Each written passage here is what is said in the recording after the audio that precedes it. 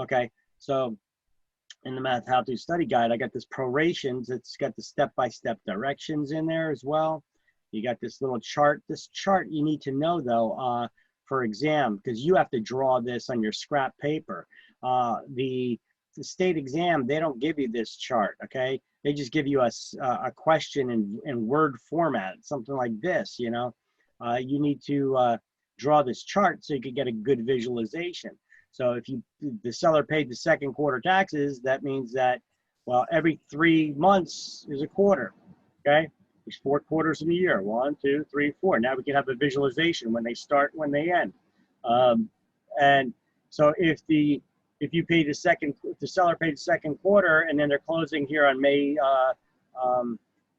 17th or what have you, a little bit past the halfway point of the month, we could visually see, well, 1 full month of taxes you got to get back and the remainder of this month, right? So it's easy. You get a visualization that you could right away tell who gets the refund, who's due the rebate, the money back, and then you got to calculate how much. And then I go over here with the explanation of how much, okay? And with some test taking tips, you know, here I'm telling you to slow down, you know, slow down and read the answers, okay? Because the way they word these answers is a little bit what tricks people up, not the math. This T formula is what we're going to get into today. We're going to learn a little bit about this. And when we get into chapter 16, and reverse T formula and GRM and some of this math. See, I break it down step by step how to do these math problems. All right. Figuring out your commission. Didn't we do a commission problem early on? Yeah, I believe we did. How to figure out what your commission is. And you guys were like, oh, that's more than 100%. And I got the breakdown here, how to figure out that math problem for the commission. And this is going to be chapter 17 math problem, economic lifespan of an improvement. Mortgage factors, using how to use the mortgage factor chart and all that stuff. You know, once you figure out this factor, how to figure out the monthly mortgage payment.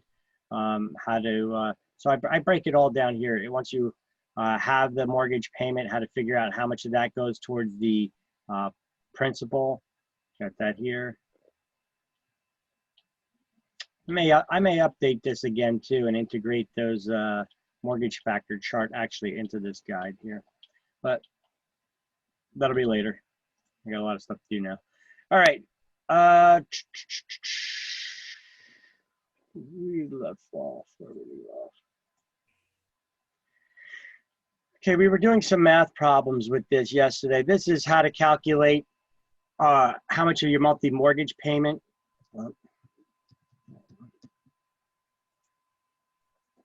This is how to calculate how much of your monthly mortgage payment actually goes towards the taxes. I'm sorry, goes towards paying off your principal, right? How to calculate the interest. Interest is calculated on an annual basis. 100,000 times 7 is, if it's 7%, is $7,000 a year. $7,000 a year, if you divide it by 12 months, that tells you how much in taxes you pay each month. And if you subtract that amount from your monthly mortgage payment, then you could, which includes principal and interest, then you're left with simply the principal. So now that's how much you actually pay down your mortgage for that first month. Now to find out the balance on the mortgage, all you do is you subtract that principal amount that you paid down from the amount you borrowed, and you're left with the balance on your mortgage loan. And now you just start at step 1 again with this number being the new balance. And if you do that once for every month throughout the term of the mortgage, we have an amortization chart.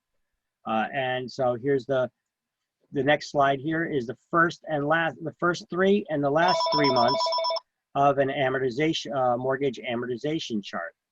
The first 3 months and the last 3 months of a mortgage amortization chart. Victor, yep. You go back to the last slide before that.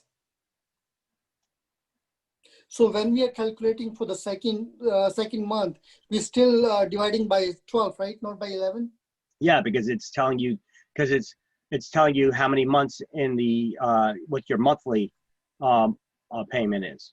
So for example, in the test, if they're going to say calculate the remaining mortgage for the month of March, like third month, so we still They're, calculate they're it. not. They're not. They're not. They're not going to do that. They're not tricking Okay. you. They just want to make sure that you know how to do this. They'll Okay. ask you the first month. They're not going to. They're not trying to trick you to figure out Not for the second on month. the 53rd month. What will your balance be? They're not going to get into it. They just want to make sure that you understand how the math is done. So they're going to ask Okay. you on the first, after your first month's mortgage payment has been made, what would the how much would of that payment would have gone towards the principal? Okay. You know, they would ask that, Okay. if they even get down to and if they ask what the debt would be, what the remaining on the loan would be, all you got to do is subtract that from there. Yeah. Thank you. You're welcome. You're welcome. Victor, Yes. the slides that you updated, did you upload on the shared drive? Um, Because I still see the old one. I updated them yesterday, but I'm not sure if I updated them again after I made these updates. So, but Yeah, they'll be updated today again. Okay. I update them every day. After class every day. I just because I usually keep a browser window open with the Google Drive, which I don't have a browser window open yet. So I usually have a browser window open with the Google Drive, and I just drag them over to it, and they get uploaded. So I usually do that right away. Okay. Thank you. You're welcome. Matter of fact, I'm opening the browser window right now, so hang tight for me for a second while that window occupies my screen. Okay, there you go. So log in again.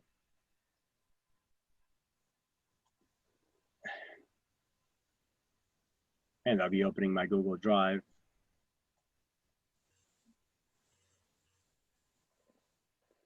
I'll drag them in there right now again. Well.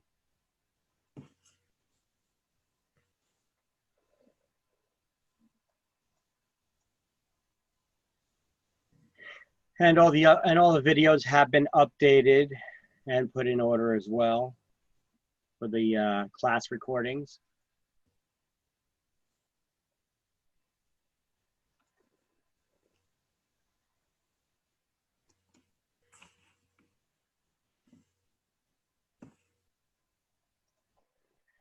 But don't just look at the slideshow shared files here. I also have note supplements. When those note supplements is where you got those math how-to study guides that I keep showing you guys and telling you about, okay?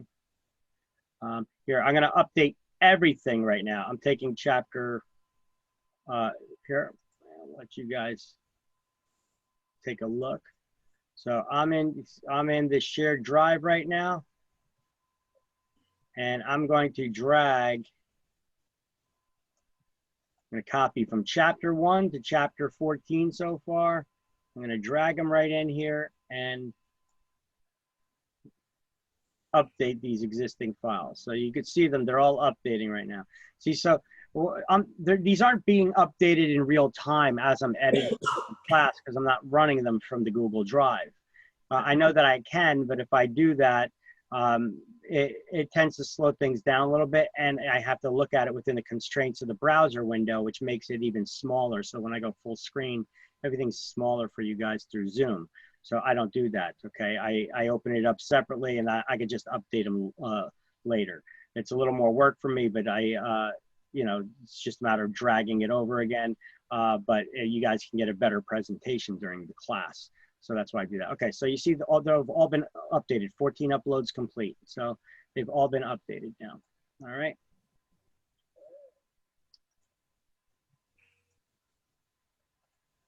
Back to the slideshow here. All right, so let me open up my book.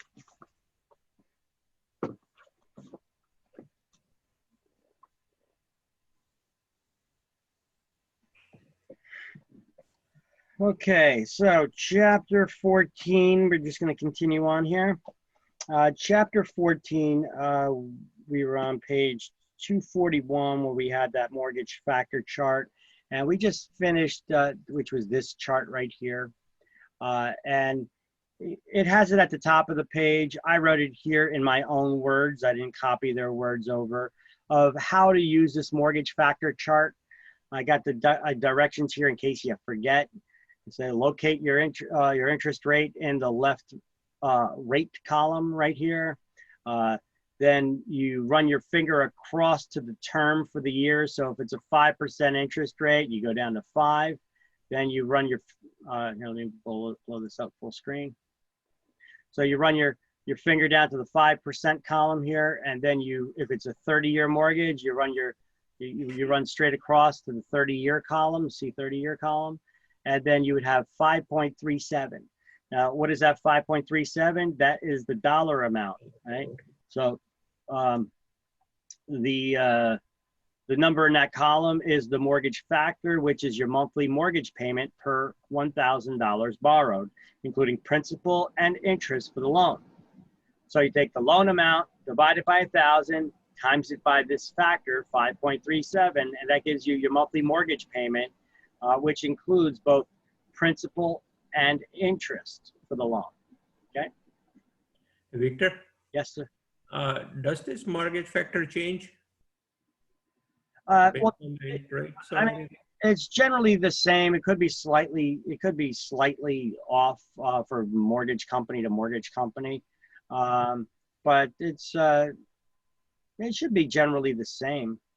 Okay, but it doesn't change like yearly or every couple of years. No, because it factors in the interest rates based off of the interest rate and the term. So building in the interest, the amount of interest that the lender is charging you by the amount of time, those two factors don't change. The number, percent and time don't change. Okay, so those numbers should be pretty universal. Okay. The factor charts really shouldn't be different. Okay. If they are, it would be slight differences, but they really shouldn't be different from mortgage company to mortgage company, you know? So here's your mortgage factor chart. They build these into, remember the real estate calculator I showed you from Qualifier Plus? They have these things programmed into it, you know? Yeah. These factors programmed into it. Thank you. You're welcome. But you don't need to memorize this chart, by the way. You know, they'll give you one on exam, all right, for the math problem. Now, so here's the math problem that we did yesterday. On a $400,000 loan amount at a 30-year loan at 5% interest rate, the factor is 5.37 as we just ran down that chart, right? Look, 5%, 30-year term, run it straight across, 5.37, right? So if this factor is 5.37, 5.37 is $5.37 is your mortgage payment for every $1,000 you borrow. That's how much you got to pay back monthly, $5.37 for the next 30 years. All right. So that includes both your principal and interest. Okay. So that's your total mortgage payment, principal and interest. Okay. So to calculate the principal and interest, the total monthly mortgage payment, all you do is you figure out, this is based on per $1,000. So how many thousands are there in 400,000? 400. 400 times 5.37, 2148 is your principal and interest. See, number of thousands borrowed by the factor. PI, the principal and interest is $2,148. Now, to calculate the monthly interest, you take the total loan amount times it by the interest rate, and that gives you the annual interest rate. Then you divide it by 12 to give you the monthly interest payment. Okay. You see what I keep doing though, next to my math problem, every step of the way, I'm writing next to the number what it is so I don't get lost just writing the numbers down, trying to remember what those numbers are. You get easily distracted. Now all of a sudden this easy math problem becomes very complicated because you can't remember what the numbers are, and you start mixing your numbers up. And even though you got the math right because it's simple math, you screw up the answer because you're not annotating your math problem, writing next to the number what it is, what that number signifies, right? So now if you want to calculate how much of that monthly mortgage payment, 2148, goes towards your paying down your principal for that month, well, you take the PI, the principal and interest, the total 2148. Then you take your interest payment for that month, 1666, and you subtract the I, and you're left with the P. Look, if you put your finger over the I here, what's that left? The P, right? So that's the formula here. PI, you got to subtract the I from the PI, and you're left with the P, the principal, which would be $482 of that month's mortgage payment of $2,148 went towards paying down your mortgage loan. Yikes. Nice to be a lender, I guess.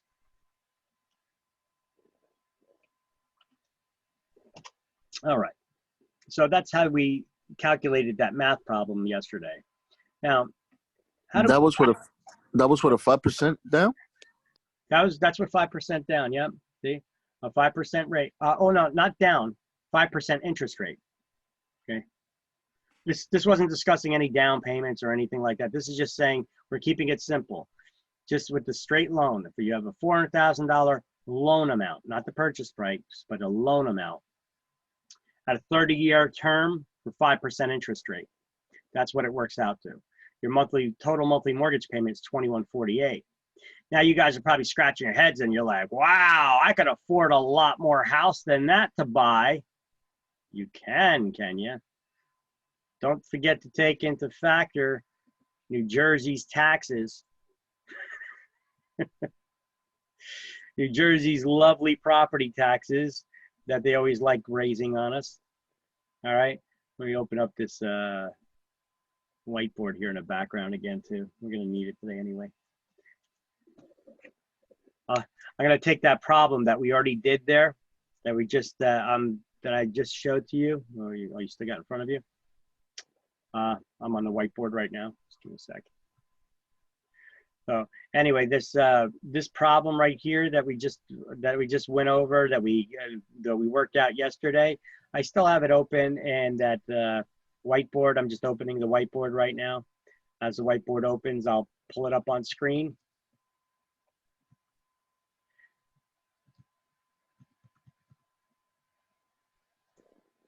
And well, we're going to factor in the property taxes and insurance into that too. So you can get a full idea how much this house is going to cost you. Even though we're still not factoring in any down payments or anything like that, we're just going to factor in based on the loan with your monthly payment. Okay. When the whiteboard eventually opens someday.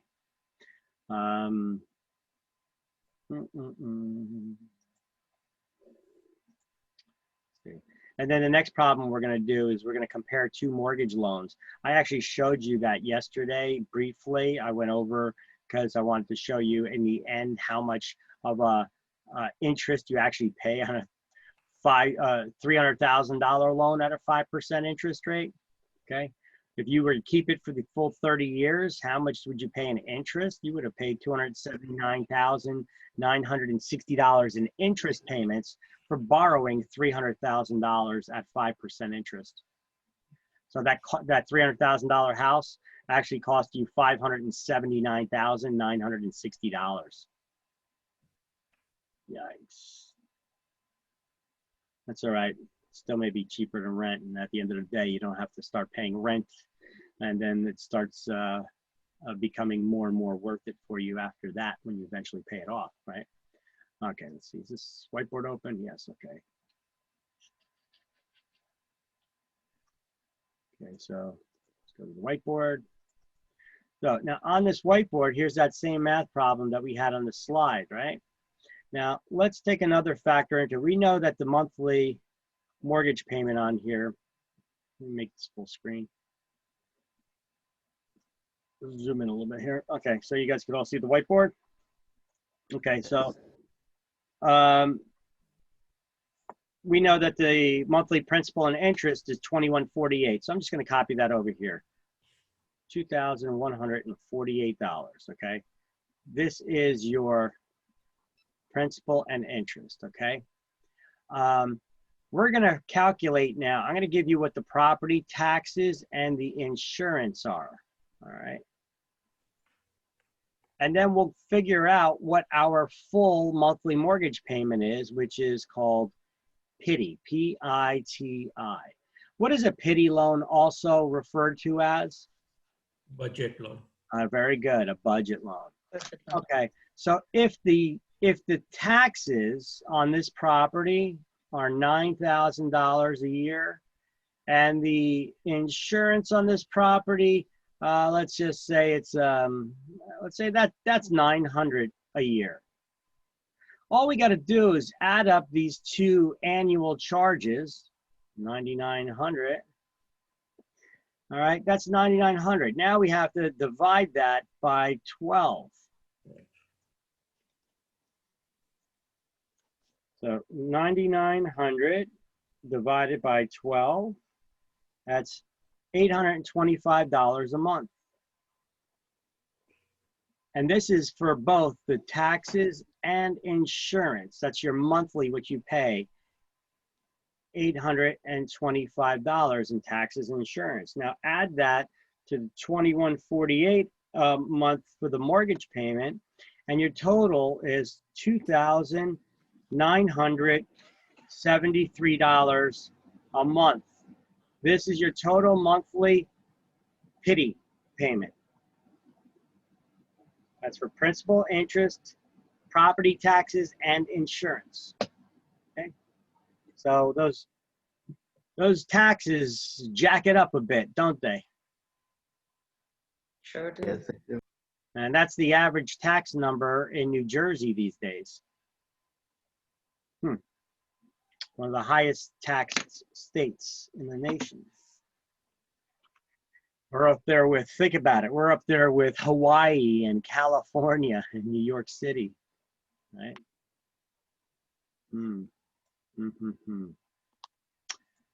Wonder who's raising those taxes all the time. All right, so anyway, the comparing two mortgage loans. Okay, so we're going to get into that now. For this problem, because sometimes you get this on state exam, not on the school. I showed you already how to calculate. You guys can see the slideshow now?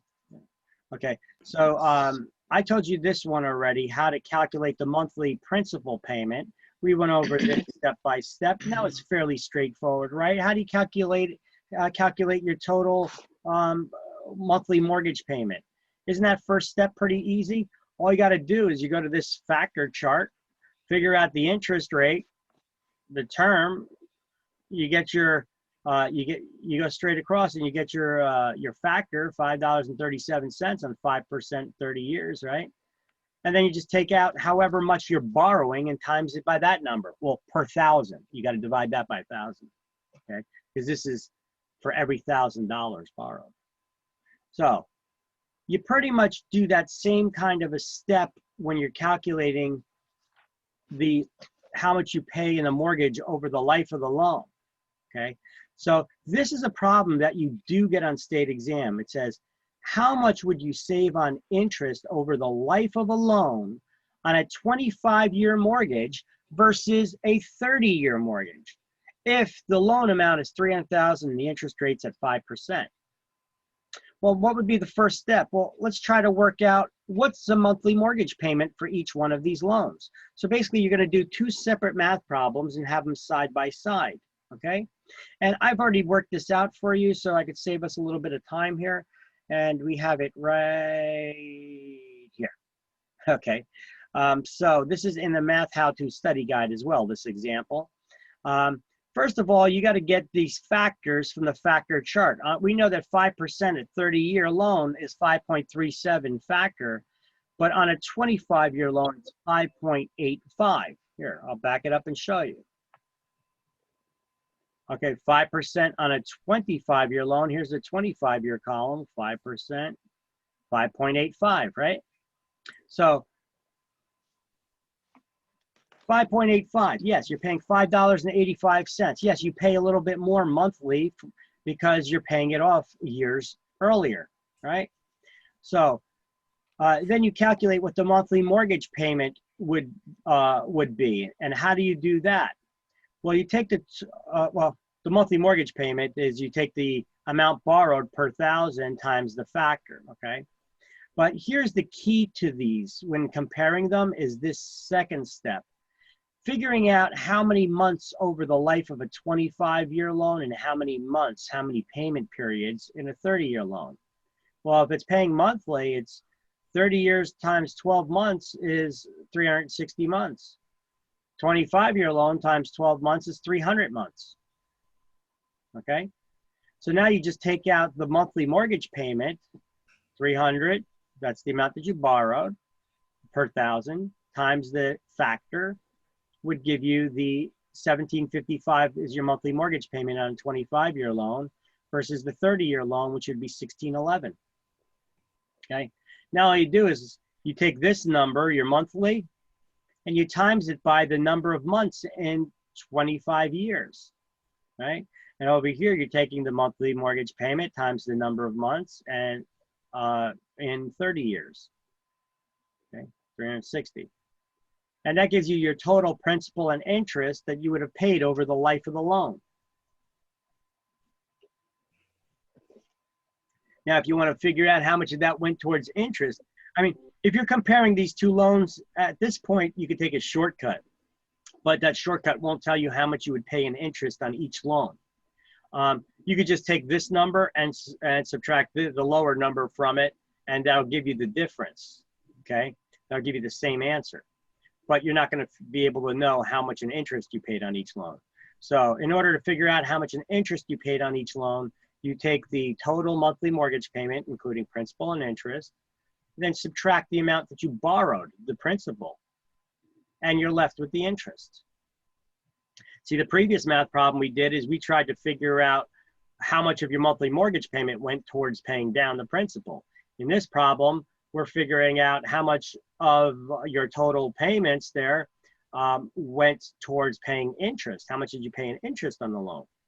Okay, so it's just the reverse. So if you want to find out how much you want to pay principal, the process is a little bit different. This is the process, right? To figure out, you got to subtract the interest from the principal and interest, and that gives you the principal. On here, if you want to know how much interest you have, well, then you subtract the P instead of the I, right? You got PI, you only want to know how much I it is, you subtract the P. If you only want to know how much P there is, then you subtract the I, right? Just know that little formula. And it's quite easy to remember then. But here's the factor, here's the important part. This is the important step where a lot of people get really screwed up and lost on this problem. You have to do it, you have to have the total number of payments over the life of the loan. If you're figuring out how much you would save on a 25-year loan versus a 30-year loan, you have to know how many months, and you use that, okay? Otherwise, people get lost in here and they don't know what step to take next. This is the key. Y'all got that? Yes.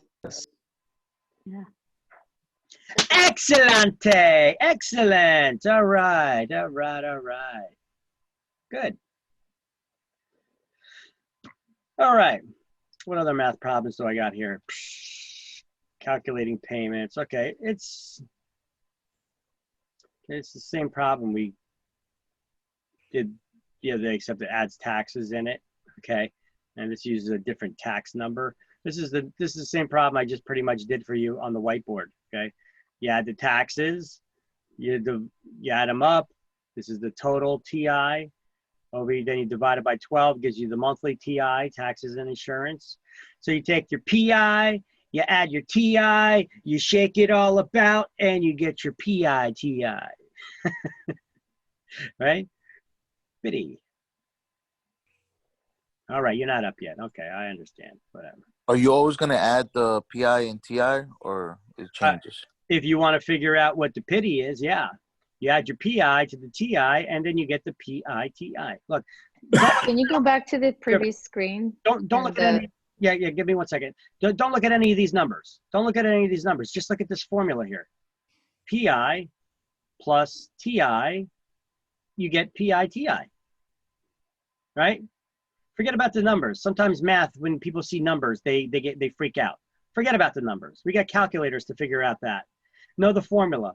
PI plus the TI equals the PITI, right? And then for figuring these steps out, I mean, we worked it out over here. I wanted you guys to know the formulas. I don't care about the math. You can use a calculator. I suck at math. I can't do math in my head.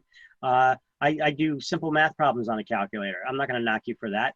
But I know the formulas and I know how to figure out the answer, so I'm just as productive, all right? You may get the answer a second quicker if you're a super math genius, but you know what? I do it through the calculator and I know the formula, so I come up with the same answer. So, meh. Right? Okay. You asked me to go here? Renata? All right, guess not. Okay, so then I just have other math problems here as well. Calculating principal payments. I break it down in this slideshow too. This is the Can same, you go back to 2? this is the same thing. Just for a brief second.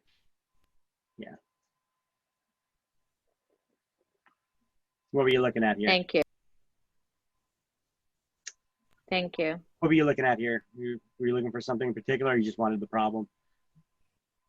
Just wanted to see the problem, the steps. Yeah.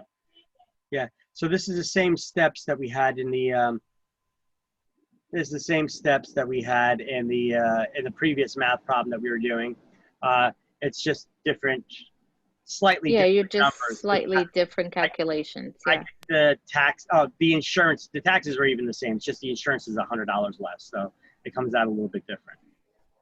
Okay. Yeah. Otherwise, Okay. it's the same exact math problem that that we used in the previous. Okay. So Got it. what I could even do is I could take this since we have this one already on the slide, and we calculated it using this one. I could even just take this and do a little screenshot of that. Hold on one second. Let me open up my screen capture program thingamajigger. And I'm going to replace that math problem that you're seeing in front of you right now. It's $100 different. Why not have the same problem? Right? Right. Come on, say right. Yes. Yeah. Yeah, right. So why have different? Keep it same. Give me 1 second as this thing opens. We're just gonna take the screenshot and I'm gonna put that on that slide. Okay. Come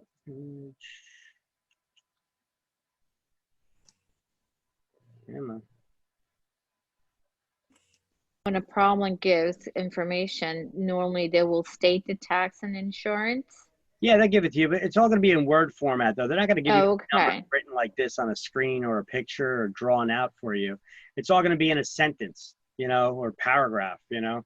And they're usually long-winded with their wording, you know. So as long as you, I'm going to take these separate so you can put them closer together.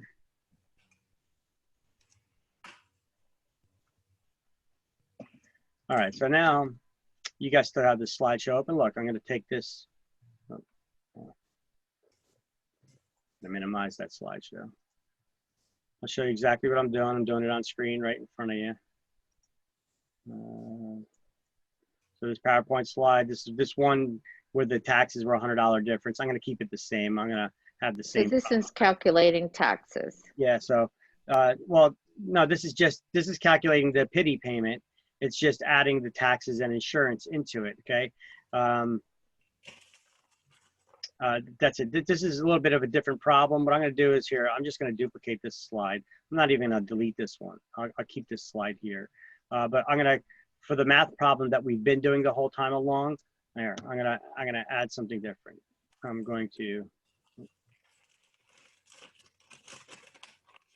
just going to take this problem. Here's part of it. We have the principal and interest here. And let me go back, take the screen print of the taxes and insurance on that.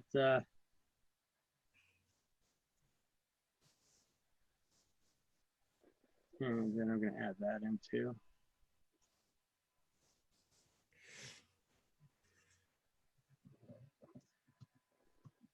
So now I can just add this right next to it. There we go. Make it a little bit bigger.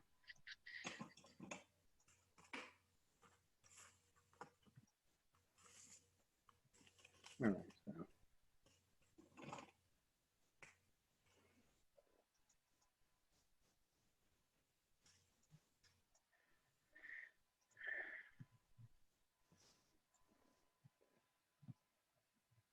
All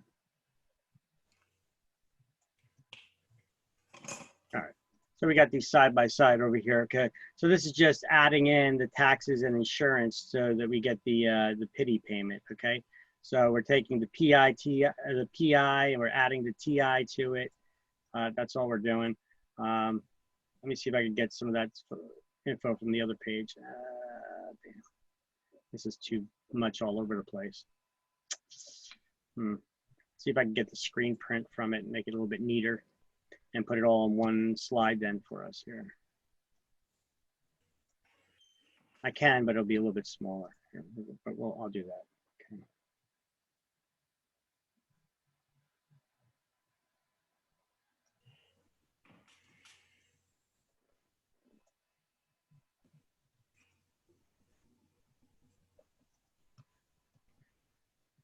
There we go. We're editing these things here in real time. Make a room and putting the problem here. All right.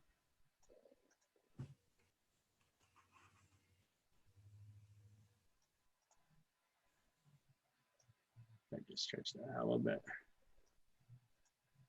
All right, so here's the actual problem. Again, I just moved it over from the other screen. And then we're adding, all we're doing is we're adding our PITI, to it. So insert text box.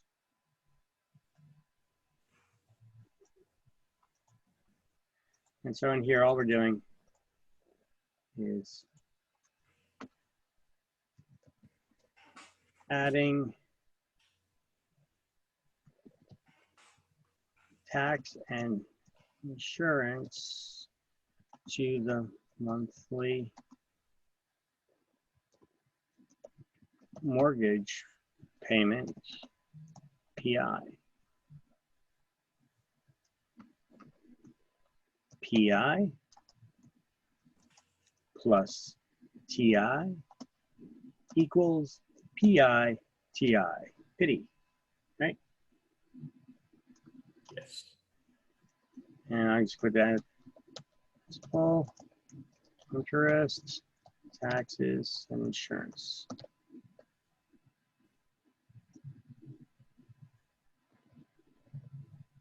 Okay. All right. Looks a little sloppy, but we got all the information here on one slide anyway. We're able to get it all up there. Okay. And this is the same thing that we had on the previous slide, that right here. That gives you the step-by-step on how we worked this out, okay? I didn't remove that, that's still here. All we did is we took it a step further. As a matter of fact, let me rearrange these slides to have them one right after the other. So now we have this slide, and then it goes to, this is calculating the monthly principal payment. This is calculating PITI, okay?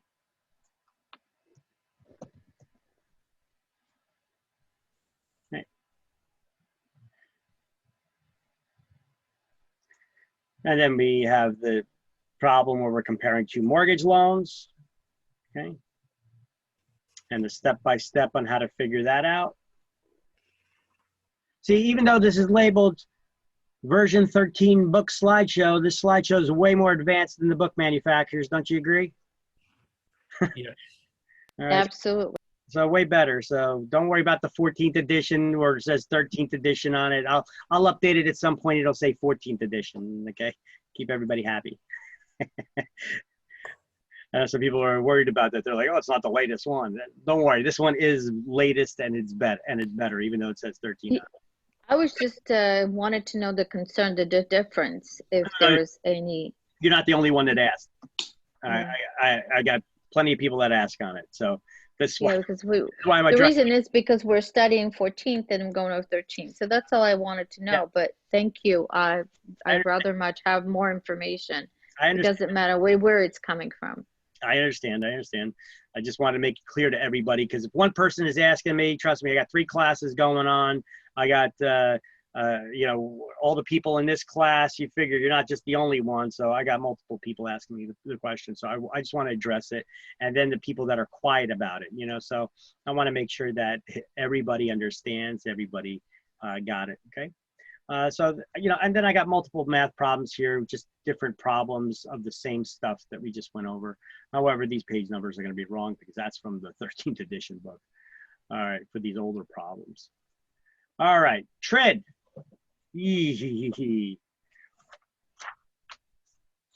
Let me apologize to you in advance. All right, so we left off page 142, right? We already talked about rate locks and buy downs, what pity is. And we left off down the bottom page 242 for the Your Home Loan Toolkit, okay? There is TRID here.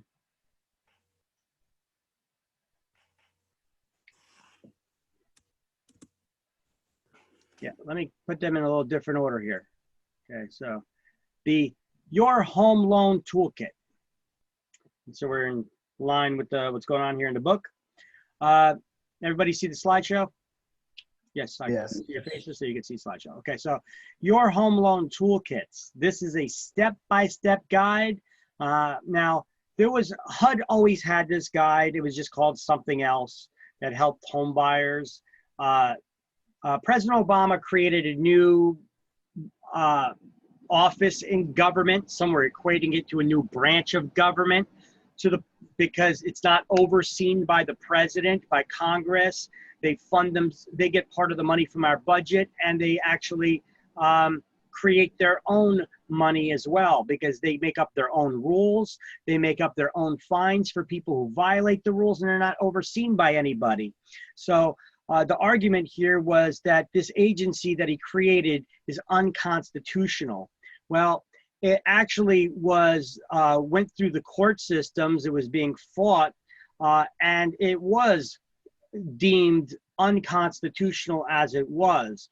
So instead of doing away with the agency, the Supreme Court decided that they were going to change the rules a little bit on it, that Congress and the president do have oversight over them and can impose rules and restrictions over this agency. That was basically, hey, if you create another agency and they're not answerable to anybody, they could come up with their own fines and fine anybody for who violates them, and they get to keep the money that they violate. What's in their best interest? Not just to create more and more restrictions so that they can get more and more money to that beast can keep feeding itself and growing, right? So it needed some oversight. But either way, they took a lot of the rules and processes that were in place already and managed by HUD and created by HUD, and they took over some of those duties. So to try to justify their existence, they took a lot of those forms that HUD already created and a lot of their rules, they combined them, they renamed them, and now we need to know what the new documents are called. We need to know what the old documents were that they replaced. We need to know it for exam as well. Even though you're not going to be using those old documents no more, you still need to know what documents they replaced, okay? And you need to know the timelines that they need to be given. All right, so the Your Home Loan Toolkit, however, is a step-by-step guide that helps a home buyer in searching for a home. Now, yesterday, we got the CFPB booklet. You know what? I'm going to add another one here. Give me 1 second. This is perfect timing. Damn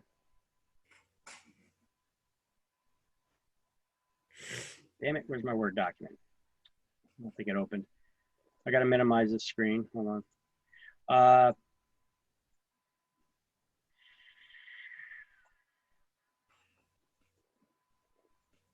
Open up that class links folder. In the class links folder yesterday, I added in the Word document, I could probably pull it up in the web browser too, but anyway, I added in the class links folder that on the Real Estate Commission's website we were on yesterday. Oh, let's take it so long. Okay, here. There was a step-by-step guide for home buyers as well, or a complete guide from the Real Estate Commission. The Real Estate Commission created a guide like this as well. Apparently that was new.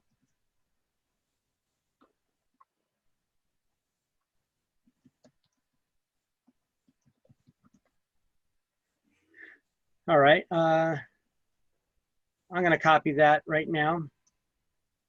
NJREC Buyer's Guide. I'm gonna put that right here in this slideshow. Here, let me share it with you so you can see what's going on. Okay, so we have the CFPB toolkit. This is the toolkit, all right? But I'm gonna add in here that we also have the NJREC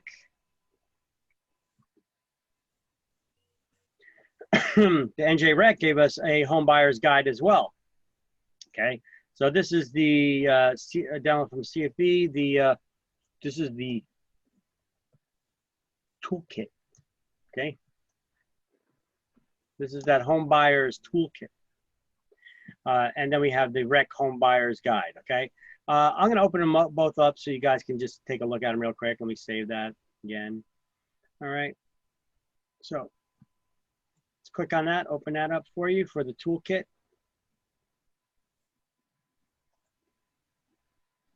Go to the browser here. Okay, so here's on the CFPB's website, Consumer Financial Protection Bureau. That's what the CFPB is. You could download the booklet, the Your Home Loan Toolkit Step-by-Step Guide. They have additional resources here for all kinds of questions, from mortgages, credit scores, all kinds of issues. It's basically the same stuff that's covered in this home guide. Now, these are things that I've always gone over with the buyers that I work with anyway, but it tells them everything about shopping, how to determine loan affordability, shopping for comparing loans, shopping for loans, all those other things, the home buying process. It's all gone over in this toolkit guide, which can be downloaded. Let's see, it looks like it's a 28-page guide here. This is the Your Home Loan Toolkit. All right. It basically goes over shopping for loan affordability. Apparently there's some pictures here that are taking a while to load, so you got to download this, I guess. How to choose the best mortgage for you, comparing what are points, basically teaching you a lot of the stuff that I'm teaching you guys right now. The importance of shopping different lenders, how to compare loans. Like this even has an interactive little thing here for principal and interest, mortgage insurance, and it'll tell you what your monthly mortgage payment is. So what is it calculating for you here? Your PITI. But it also takes into consideration your HOA fees, right? If it's a condominium complex. It's similar to that calculator you mentioned, yes. Carl, something calculator. Yeah, so it has these, it's got a calculator built into this PDF form, okay? This is a PDF document. You guys can download it, put it on your own website, or put a link to this one from the CFPB's page, okay? It tells people how they could check their credit reports because they should know what their credit is. You could go to annualcreditreport.com to get a free copy of your own credit report from all three credit reporting agencies every year. Now, that doesn't give you the score. It just gives you the credit report. This way you could see if there's any negative marks on it that should not be, and then address them right away. If you want your free credit report, I mean, you guys can sign up for like Credit Karma. You know, that's not a bad one, right? And you could get updated on it regularly. Look, I got a folder on my phone for finances. Got all my banks, my money transfer stuff, everything on here. And I got Credit Karma. You know, I open up the Credit Karma app, put my fingerprint on there. Drum roll, please. My credit score went down a little bit, but that's all right. It goes up, it goes down a little bit depending on my book bill that I get from for the school. And every time I charge a book bill, it goes down a little bit. When I pay it, it goes back up. But this ain't a bad credit score. What do you guys think? Not too shabby, huh? Yeah. 791, 795. But I'm bouncing back and forth between that and 840. So there's huge swings. When your credit score starts getting up there like that, you could see charges that you make that change the debt to income ratio a little bit, or the available credit versus the spent credit. As you spend and pay off those debts, you're going to see huge swings in the credit score. But that's a great credit score right there. Anything above 620, below 620 is considered subprime and a poor score.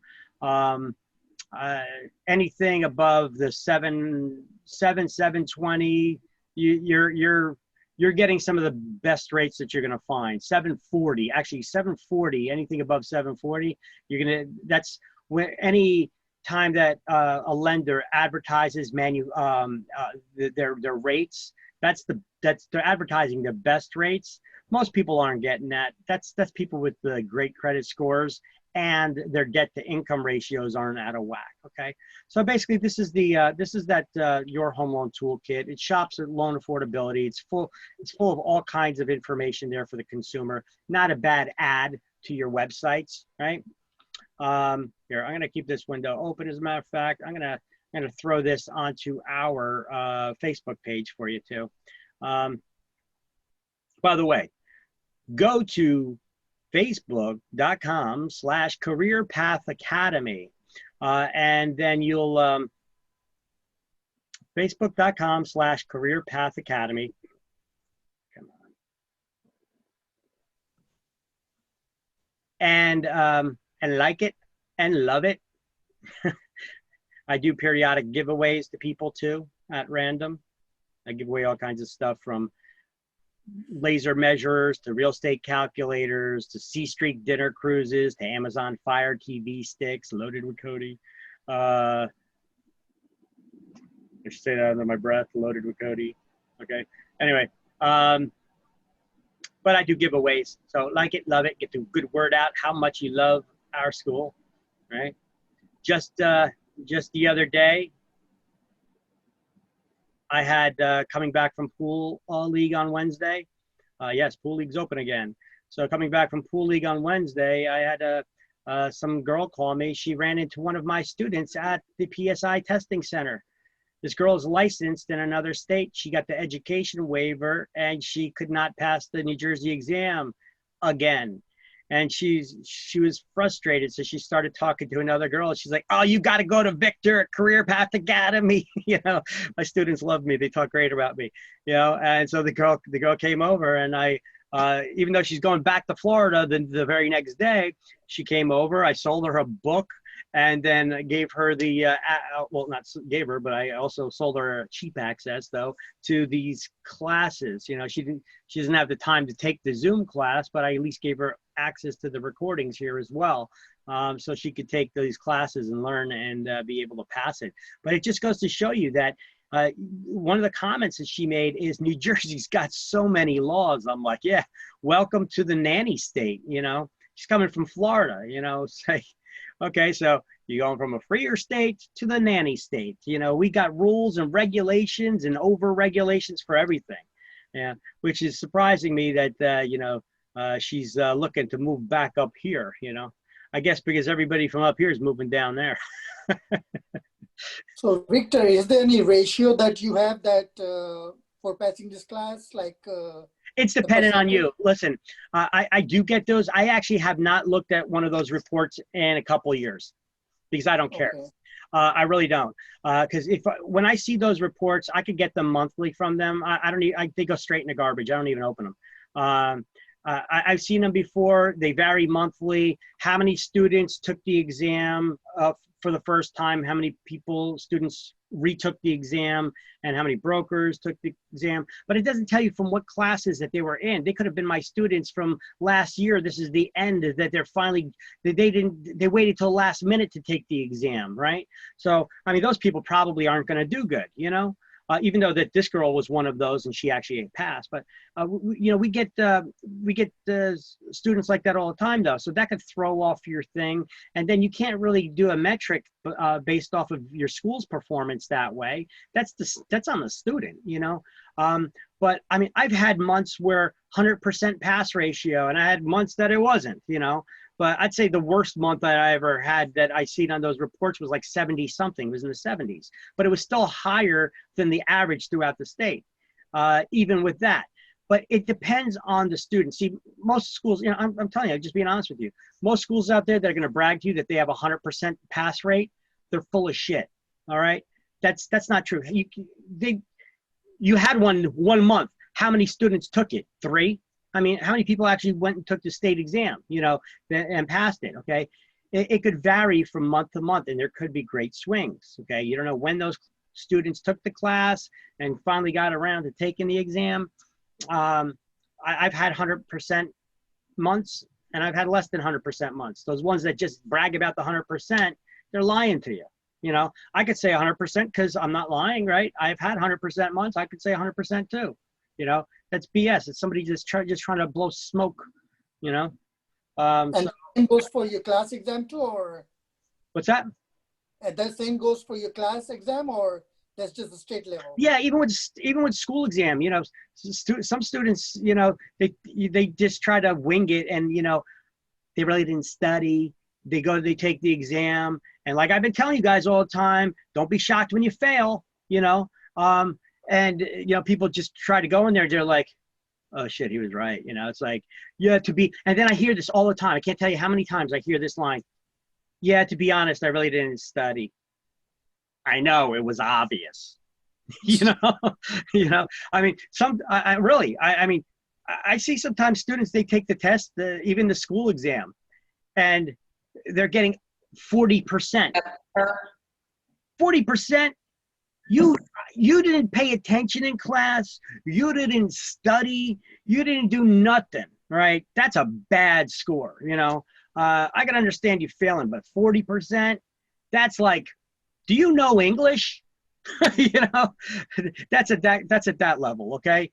I mean, if you were a zombie paying just like present here, you would have learned enough by osmosis to get better score than that, okay? But it's happened, okay? But the majority of my students pass first try, but I do get a lot of students that may need a second attempt. Sometimes people who are bad students, they have tough time studying and concentrating, and they got other issues, they may need more attempts, but usually people 2-3 attempts tops. But I've had people before 6-7 attempts, but those are people that have little learning issues, I've had a girl in one of my classes here, and she just couldn't get it. She went through schools before. She failed. She managed to get passed through the school. The instructor just let her pass. She told me straight out that he just let her go because she kept failing it, and she kept getting close, so he just let her go. She went to the state exam. Of course, she failed that. And then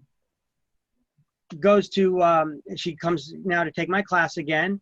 And as we're going through things, I'm noticing something as I ask these questions and I do these interactions with her. I'm catching on to some difference with her. And this was right through the Zoom classes too. Oh wait, no, I'm sorry. This was the live class still. But I caught something with her because when I ask questions or I'm doing math problems, she's getting wrong. She's getting some items wrong, but I'm noticing the number patterns. I'm good at recognizing things like that because I like paying attention to people. So yeah, passing is 70%.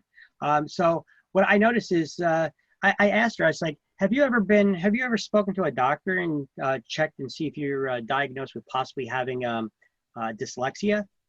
Now she was older already, but it seems like she had a problem. She kept reversing her numbers, and she had some problems with some of the words. And I started noticing this, and it turns out when she got her stuff checked out, she got dyslexia.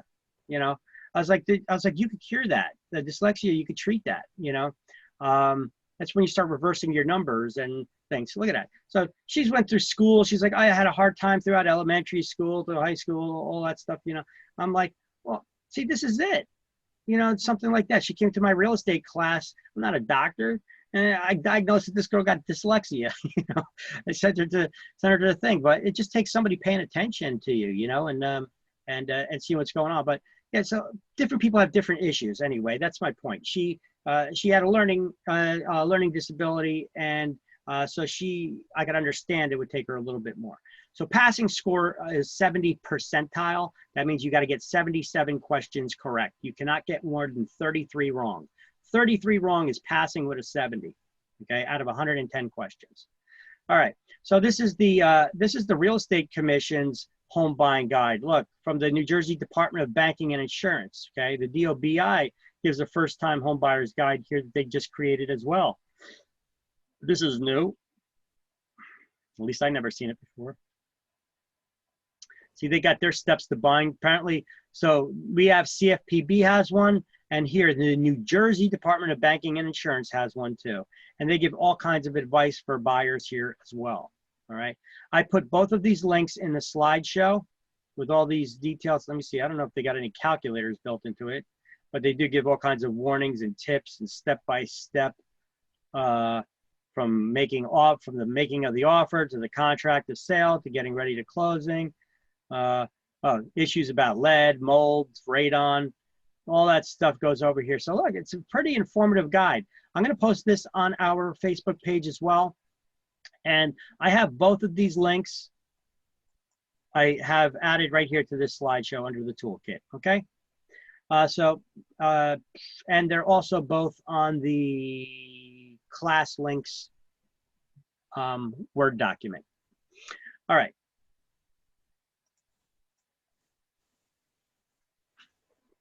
So this toolkit has to be given to buyers or borrowers by the lender within 3 business days of a completed loan application. And then I wrote here aliens, all right? Aliens, we'll learn about on the next slide, but on page 262 of the book as well, we're going to highlight something here, page 262.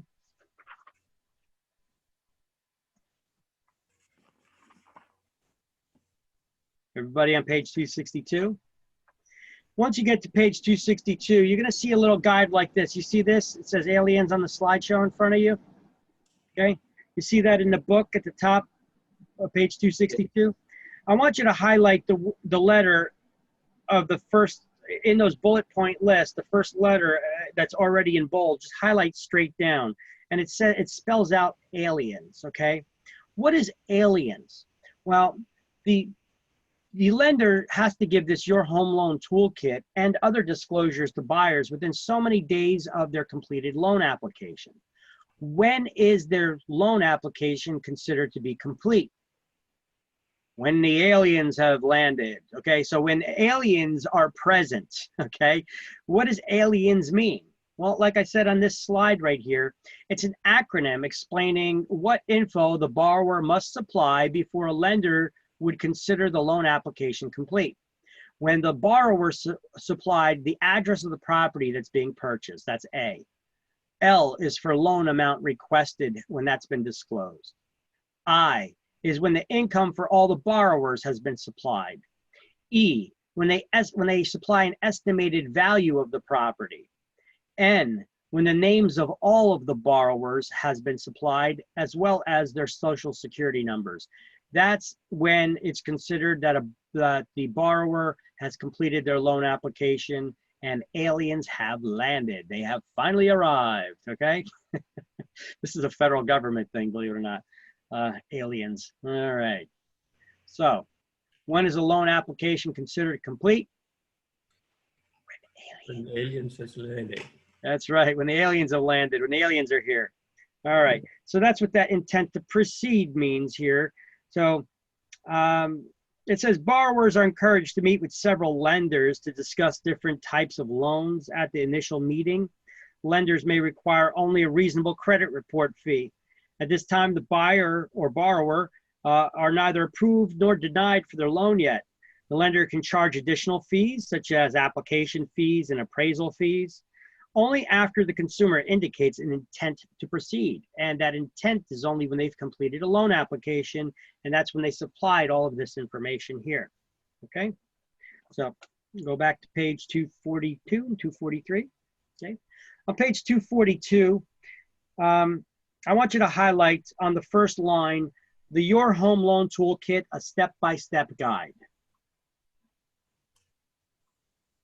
Then at the end of that line, I want you to highlight lenders are obligated to provide the booklet to borrowers within 3 business days of their completed loan application. Let's read the rest of it because it's kind of funny. No one's actually responsible for explaining the contents of this booklet. But check this out. If the lender doesn't give it to the borrower within 3 days of their completed loan application, they're subject to fines. That's that by that CFPB, the Consumer Financial Protection Bureau. See, they create rules like this. Well, you got to give the booklet, but nobody's got to explain it. But if you don't give it, you get fined. Isn't that kind of stupid? Well, that makes no sense. If it's that important for you to find somebody, then you should require them to explain it.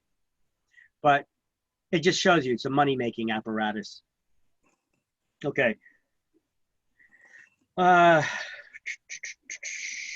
So what I want you to do is in the margin over here on the left side of the book, where it says Your Home Loan Toolkit Step-by-Step Guide, I wrote, well,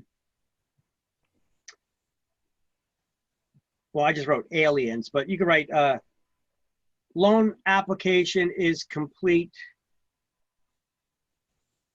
aliens, or write something else a little bit more descriptive than that.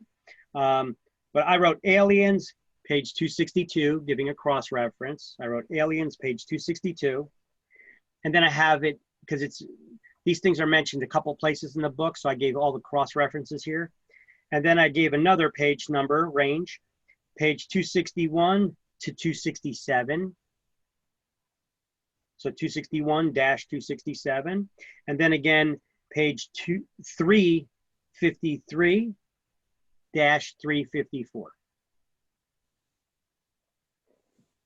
These are places that we're going to go, and so let me take a look there really quick.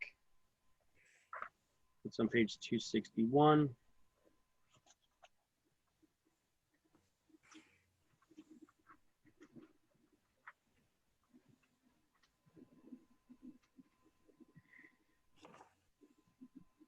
All right, we're going to be going over all this stuff that's on these pages here anyway in the upcoming.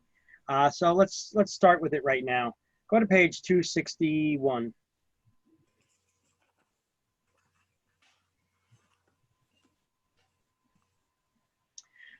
Okay, and hold that page for a second. I'm holding on to both pages here, 242 and 261, and we got the slideshow in front of us. We're gonna be bouncing around in the book a little bit because this stuff is spread throughout the book. I wanna just get this stuff out of the way so that when we get to it in various places of the book, we already went over it, okay? So TRID, at the top of the page here, TRID is the Consumer Financial Protection Bureau, the CFPB, integrated the Real Estate Settlement Disclosures Act, RESPA, and the Truth in Lending Act, TILA. And the disclosures for both of these laws have been integrated into a new disclosure called the TILA RESPA Integrated Disclosure Statement. But if you take the first initial for all of them, what does it spell? TRID. All right, so I told you that the CFPB took these documents that HUD already had and they just combined them, right? So lenders are responsible for timely delivery of documents to the consumer, and they may be liable if certain costs exceed loan tolerance limitations. In other words, they implemented a bunch of fines. So TRID established, and if their estimates of loan costs are over a certain amount, then the lender has to eat them too. If certain costs exceed the tolerance limitations under TRID, that they established between the LE and the CD. Okay, obviously we need to learn what the LE and the CD is, okay? I have here's a link here to the Realtors website, NAR's website, explaining this TILA integrated disclosure, this new document, and all the legislation and how it came about, what the arguments were, blah, blah, blah. It's too much info for us, but if it's of interest to you, you can go here and take a look at it. I made it available. Anyway, so RESPA stands for Real Estate Settlement Procedures Act. I'm going to have this in another slide. And it basically requires, RESPA law requires, Settlement Procedures Act. It requires disclosing to all the parties in the transaction all the closing costs, okay? And how did we do that? Well, we used to do it by a document called the HUD-1 RESPA statement. That's the closing disclosure. And what's its purpose? To ensure that the parties that the buyer and seller in a real estate transaction are aware of all settlement costs, okay? It's part of the name of it, Settlement Procedures Act. They're aware of the settlement costs. And the Truth in Lending Act, okay? The Truth in Lending Act means you can't lie to the borrowers, right? So it basically requires, that the lender disclose to the buyer in advance what the expected or anticipated loan costs are going to be. Okay, the new document is called the LE. It replaces a document called the GFE, the Good Faith Estimate. And the CD is the new document, the closing disclosure, that replaces the HUD-1 RESPA statement, okay? So we're gonna have another slide that goes over all of that, explaining that. We're just gonna go through the things now and highlight them in the book first, okay? So on page 261, you see where it says Real Estate Settlement Procedures Act, about halfway down the page. We're gonna highlight the whole sentence there under the Real Estate Settlement Procedures Act. The Federal Real Estate Settlement Procedures Act, RESPA, was created to ensure that the buyer and seller in residential real estate transactions involving new first mortgage loans have knowledge of all settlement costs. Okay? And then below that, they talk about TRID, like we have right here on the screen. So go down to where the bulleted list is, and just above it, highlight that TRID rules do not apply to the following transactions, and then put a highlighted box around the bulleted list. They don't apply to home equity loans, mortgages for movable dwellings like mobile homes, reverse mortgages, cash transactions, or loans for commercial purchases, okay? They only apply to new first mortgage loans. In other words, not for refinancing, okay? And then turn the page. We already highlighted the alien straight down there. Then they talk about the loan estimate here. If anything, highlight the title Loan Estimate on page 262. And then go down to just above the bulleted lists and highlight the sentence above it that says, these are the changes that would trigger a new LE. So this loan estimate is an estimate of what the loan costs are going to be that the lender gives to the borrower at the beginning of the transaction when they first are inquiring about getting the loan. But there's waiting periods that the LE has to be given to the borrower within 3 days of their completed loan application. When is it considered completed? When the aliens have landed. So with that, so what are the two things so far that we learned that lenders have to give the borrower within 3 days of their completed loan application? Aliens. LE LE? and CD. Yeah. The Yeah. LE Toolkit, Pam. and the toolkit. Okay. Don't worry, I'm going to have a slide that has all that stuff on it. All right. So the LE there also has to be at least 7 days between the issuance of the LE and the closing. Now we know that real estate transactions, this is given at the beginning of when they're just inquiring about the loan, when they're putting in the application, right? So we know that it takes what, 45, 60 days to close? So why do they have that requirement that there has to be at least 7 days between the issuance of the LE and the closing, when you got to give it at least 3 days after they apply for the loan? Well, under certain circumstances, the LE has to be reissued if certain things happen. And among those things would be the consumer requests a change in the loan program or the amount of their down payment. The appraisal came in higher or lower than expected. There's a change in circumstances that affected the applicant's eligibility, such as the applicant took out a new loan or they missed a payment that changed their credit score. Your job as a real estate agent in the coaching of buyers at the beginning is tell them, up until you find that house and we close on the purchase and you have the keys in your hand, do not make any large purchases. Don't buy stuff and put it on layaway. Don't put stuff on the credit card. Don't go buying or leasing any new cars or furniture for that house that you're anticipating to buy. Because if you do, it may throw off your debt to income ratio to the point that you no longer qualify for the loan. And the lender doesn't just check your credit score at the beginning of the transaction. They check it various periods during the transaction, and often at the moment of closing, before they give the final approval for the release of the funds, they check your credit one more time. Yep. And if they see that there was some kind of a large purchase that throws off the debt to income, they're going to tell that closing agent, do not release the funds, and you're not going to be able to buy that house. You know the whole deal, yeah. I've had it happen. After I've told people too. So imagine if I don't tell people. Now, so your job is to tell people, okay? So I've had this. I told people this before. I had this couple. I told them, and then the lender calls me. We're like a couple days away from the closing, and the lender tells me, "Hey, your clients they can't get the loan anymore. They no longer qualify." I'm like, oh shit. I'm like, well, what happened? And they're like, well, they went and they bought a new car. Oh my God.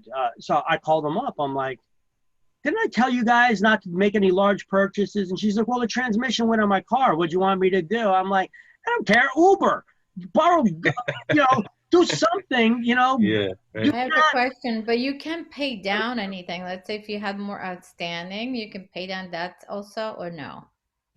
Well, the thing is, they bought this new car. When people buy new cars, do they generally dish out all the cash for it, or are they buying it to make payments on it?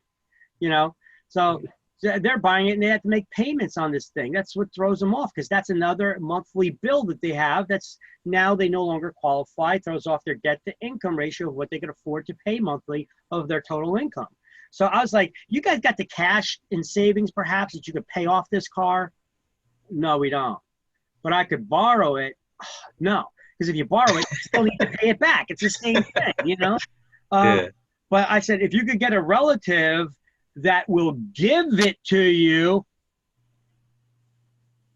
they're going to need to sign paperwork that says this is a gift and not a loan, and they do not have to pay it back. That's going to be one trusting relative. If it is really a loan, but you're just saying that it's not, Right. Because the bank's not just going to fall for that BS. They're going to want them to sign legal documents that say this does not need to be paid back. So that better be one damn trusting relative, right? So they actually went to one of their parents and they got the money from their parents, and their parents actually paid off that car so that they were able to do this. Whether it was a loan or not to them, whether it was a loan or not, or they gave it to them or not, they had to sign paperwork that said it's a gift and not a loan, and it does not need to be paid back. And then the lender was okay. Then they went through a closing. But under most circumstances, that would have blown the deal, right? Yeah. I got lucky on that. I got lucky on that. But transactions dial time, so it's very, very important. I can't stress how important it is for you guys to stress to buyers.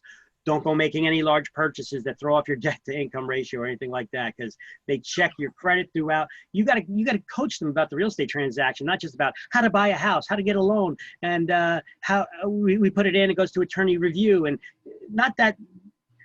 Also, what's your obligations? Do not screw up your debt to income ratio. Don't go changing your jobs if at all possible until after the closing. You know, not unless you're staying in the same line of business. Otherwise, it screws you up with qualification as well. All right. What about opening up a credit card? Opening up a credit card, it depends on how much credit you already have. Okay. But generally that wouldn't. Okay. But try not doing anything until the closing. Okay. I mean, 60 days. You can't wait 60 days. Not recommended. Yeah. Yeah. Put it off for now. You know, why take the chance? Okay. I don't think it would, but let's not take that chance. All right. So here's an example of the TILA RESPA integrated disclosure. Turn the pages through that. On page 267, highlight at the top of the page, these are changes that would not trigger delays in reissuing of the loan. That would be the unexpected discoveries during the walkthrough and necessary changes at closing, such as, you know, they do prorations, maybe measuring the oil. That's if it's oil heat, they measure the oil that's remaining oil in the tank, and then the buyer would have to pay for that because they have to reimburse the seller for the oil they paid the fuel to put in that tank, etc. Final meter readings, proration of taxes, all that. Those things would not trigger an additional waiting period. By the way, we didn't finish going over all the things that would trigger an additional waiting period, did we? Kind of skip through that real quick. All right, so let me finish going down. I went back 2 pages. This is 262 again. Okay, the lender could not document the applicant's overtime, bonuses, or other income. All right. Sometimes that's an issue for people who are self-employed or people who work majorly on tips, you know, whether it's people that work at car washes or people that work at waiters and waitresses, strippers, you know, things like that, people who work heavily on tips, okay, that could affect them as well, all right? The costs change for the services that the borrower cannot shop for.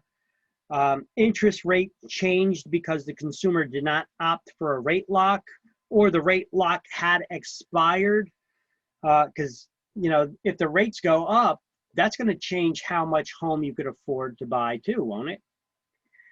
Prepayment penalty was added. Well, okay, we know no prepayment penalties allowed in New Jersey for exam purposes, but remember, I told you that's only for institutional lenders, okay? The loan product was changed, or the interest rate went up more than allowable tolerances. So for an adjustable rate mortgage, that would be more than 1/8%. Oh wait, it's more than, if it goes up more than 1/8% for a fixed rate loan, or more than 1/4% for adjustable loans. Okay. All right, so back to page 267 again. We already went over the things that would not trigger a new reissuance of another LE and another 7-day waiting period. First of all, when does the lender have to give the LE, the loan estimate, and the toolkit? Within the 3 first days. 3 days. Within 3 days or within 3 business days? 3 business days. Business Business days. days. What's a business day? Monday through All Friday. right, hold on. They've got 2 definitions for it now. So let's take a look. You don't got to highlight this or anything. I just put a little bracket around it just so that you know. There's 2 definitions that exist for a business day now. One definition is a business of a business day is any day that the lender is open for business, and the other definition is any calendar day except for Sunday and federal legal holidays. Thus, depending on the lender, the creditor, Saturdays might or might not be considered. So there you go, clear as mud. All right, loan estimate. I want you to write next to the loan estimate, well, right above it, LE in capital letters. And then to the right of loan estimate, I want you to write next to the title there, I want you to write replaces the GFE.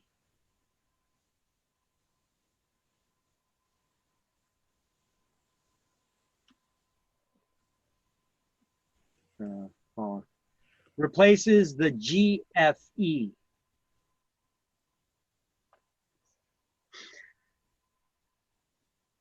And that stands for good faith estimate.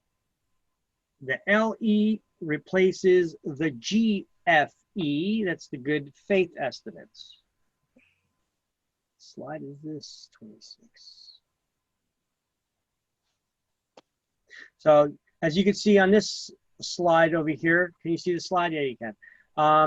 The LE replaces the GFE, good faith estimate. I want you to write that there next to loan estimate.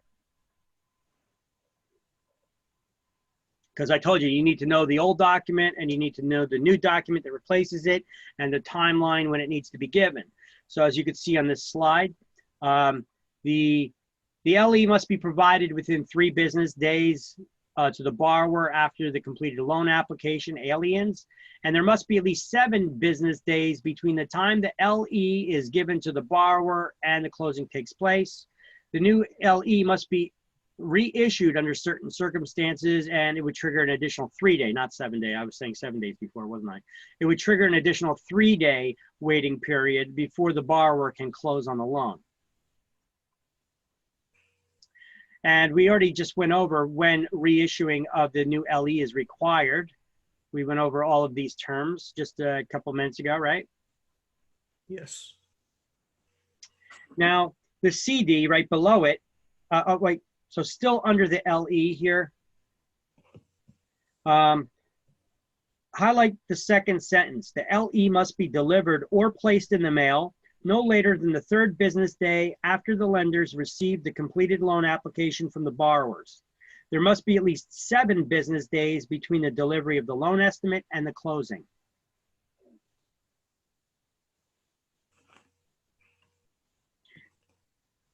So it's all the stuff I have here on this slide. Once again, you'd be bouncing around between the book or you could study my slides. Now, the slides are not the only thing to study though, because you know, we should go by the book as well. The book has some stuff that the slides don't as well, right? This is a supplement to your notes, right? Okay, now where it says closing disclosure, write CD above that, because that's the abbreviation for closing disclosure is CD. And to the right of it, write replaces the HUD 1. And HUD 1 is written like this, like you see on the slide, HUD-1, okay?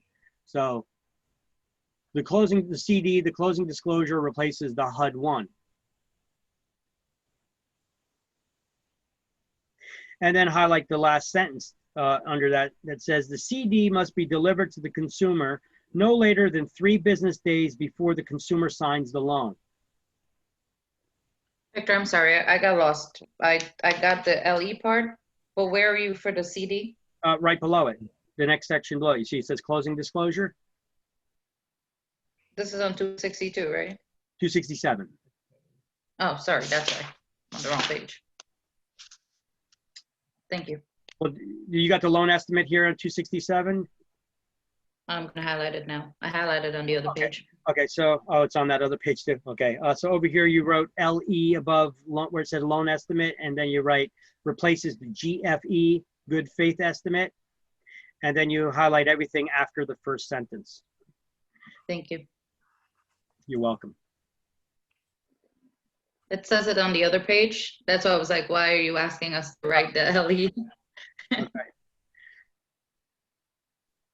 It says it in a lot of pages here. It's just that this is the area where it's got everything together. So I just want to have it here.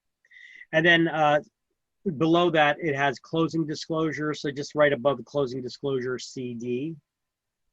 And then right after it replaces the HUD-1. And highlight the second sentence. The CD must be delivered to the consumer no later than 3 business days before the consumer signs the loan. So before closing.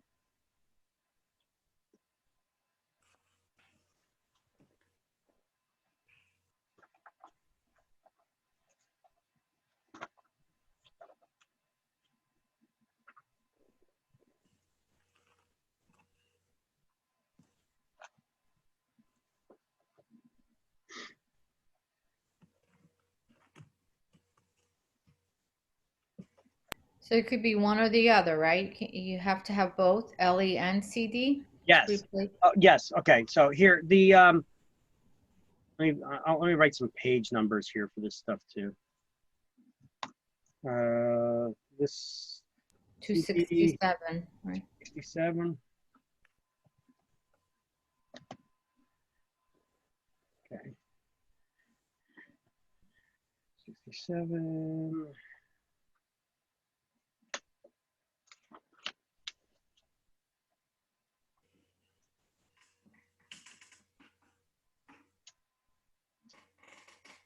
And 354. 354.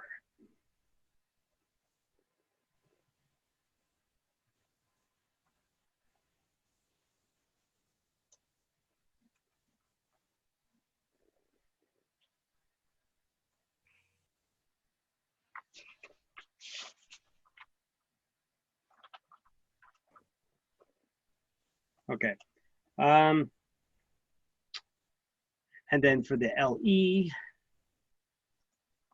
I got all the page numbers here ready for that. Okay, so for the LE, we already finished it here, but go to page 353 and 354. Go to page 353 now.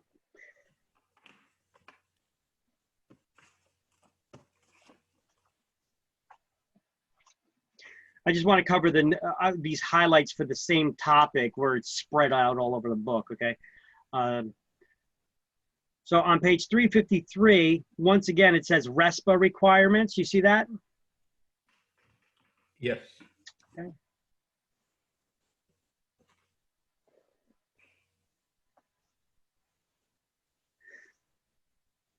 All right, so page 353, where it says RESPA requirements, highlight the Federal Real Estate Settlement Procedures Act, RESPA, formerly administered by HUD, is now administered by the Consumer Financial Protection Bureau, the CFPB. It was created to ensure that the buyer and seller in residential real estate transactions have knowledge of all settlement costs. So what is the purpose of the RESPA settlement statement, which is now called the CD?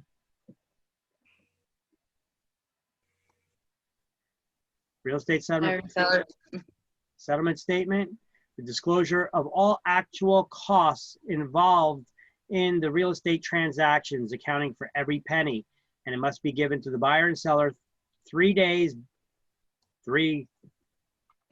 business days before closing. Okay. So the consumer is aware of all settlement costs. There we go. A little more descriptive, right? Now, basically it says RESPA requirements apply when the purchase is financed by any federally related mortgage. So federally related loans include those where the depositor's money is insured by the FDIC or FSLIC, insured by the FHA or guaranteed by the VA, made by the REC-D, the former Farmer Home Loan Association, administered by HUD, or intended to be sold by the lender to Fannie Mae, Ginnie Mae, or Freddie Mac, We didn't go over those yet. Highlight, RESPA regulations apply only to transactions involving new first mortgage loans, meaning not for loans to refinance, just loans to purchase. But not for commercial, not for cash out, home equity lines of credit, not for reverse mortgages. Those are considered first loans too, but they're not for them, and not for movable dwellings.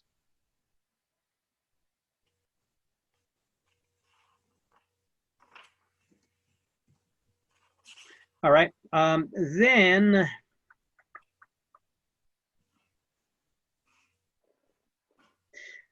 in the bulleted list here on the bottom of the page, 353, the first bullet, I want you to write the word RESPA above where it says Section 8. I want you to write RESPA above where it says Section 8.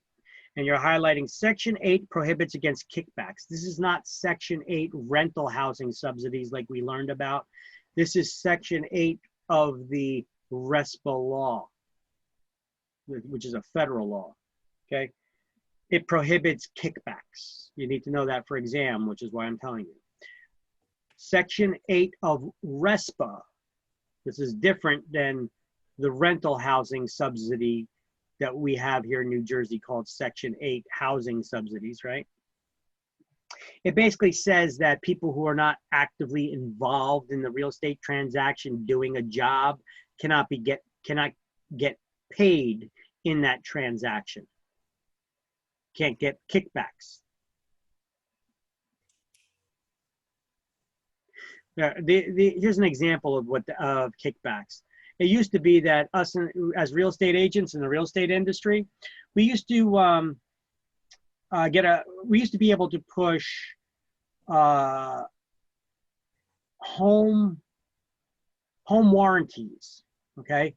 And a lot of times what we did is we put a sign rider on our signs, home warranty available with this property. And then whenever the buyer or the seller, whoever purchased the home warranty, we would earn a commission on that, a fee. Well, we couldn't call it a commission though, because we're not licensed insurance salespeople. So what they called it, they had the insurance companies, they got real slick about it. They put contracts together and everything, and they called it a co-marketing fee. Because they gave us sign riders and we put it in advertisements that a home warranty is available, we called it a co-marketing fee. But in reality, the federal government, as well as the New Jersey Real Estate Commission, said, no. I see what you're trying to do. That's not a co-marketing fee. If it was a co-marketing fee, they would pay you regardless of whether you sold a warranty. This is a kickback. They're giving you money for every time you sell a warranty. And you don't have a license as an insurance person to be selling insurance, so you cannot earn a referral fee or a commission. This is a kickback. All right? So there's an example of where we used to, okay? And we can't do that, okay? Now, we still do sell warranties and we push those warranties. We just don't earn any money on it now. Okay, it's not a bad idea to do that. I like to do that with sellers. When you get a seller, have them, you sign them up for a home warranty, okay? Usually these home warranty companies will give a seller coverage for free during the listing term. So basically, say that you got a listing and then in hopes that the seller will want to purchase that warranty for the buyer. Or the buyer purchases it, but it's actually not a bad idea for the seller to purchase a home warranty for the buyer, especially in older homes. You know, maybe the old water heater, it's still working, there's nothing wrong with it. But when the buyer gets their home inspection, they're like, well, it's technically past its life expectancy, so we're gonna want you to fix stuff that ain't broken or give us money because how much longer is it gonna last, okay? So we can say, hey, listen, we're including a 1-year home warranty. So if that thing fails within a year, it'll be replaced. I'm not warranting it for life. What do you want? You don't get guarantees like that, you know? So it also, having a home warranty would prevent that home buyer from trying to renegotiate this purchase because you're including the warranty in it. They're covered still for another year after the sale. So it makes sense for that homeowner to spend that extra $400 to $600 on it. It'll save them more money in the long run. And from negotiations and renegotiations and all that crap. So home warranties are not a bad idea to have them include either way. And it's good for us when we get a listing, these warranty companies offer these home warranties for free during the listing term. That's not a bad idea because now our listing is covered. So if the water heater breaks during our listing, the homeowner gets it replaced for free. All they got to do is pay the service charge, which is like 75 bucks or whatever the warranty company charges for the service charge. Right? And then the warranty company pays for getting the permits, they pay for replacing the unit with another high quality unit, you know, or exceeding, so was it SEER 13 or whatever their current energy saving appliance ratings are. Okay. Anyway, go down to, in section 9, we don't have to highlight, but the next bullet point, section 9 prohibits the sellers from requiring the buyer to use a particular title or insurance provider. In the past, they tried that. They tried doing that before. Section 10, highlight section 10. And on the last line, highlight at least once a year, lenders must return overages of $50 or more. So let me read what this is in between. Lenders are not required to maintain escrow accounts to fund property taxes or insurance because you're not required to include it in your mortgage, right? However, if the lender does require an escrow account, RESPA law, the Real Estate Settlement Procedures Act, limits the amount of escrow deposits required by a lender to pay property taxes and hazard insurance and other charges. At least once a year, lenders must return overages of $50 or more. Okay? And I've spoken to you about that before. Turn to page 354. Once again, it's talking about TRID, TILA-RESPA Integrated Disclosure. We're going to just skip over it this time. And after the bullet points, skip that first paragraph, go to the second. And highlight under TRID rules, the lender is required to provide the 5-page closing disclosure, the CD, at least 3 business days before closing, with a minimum of 7 business days between the issuance of the loan estimate and the closing.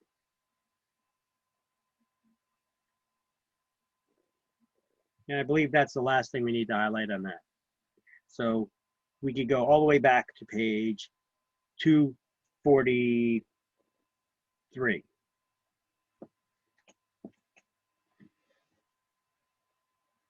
So on page 243,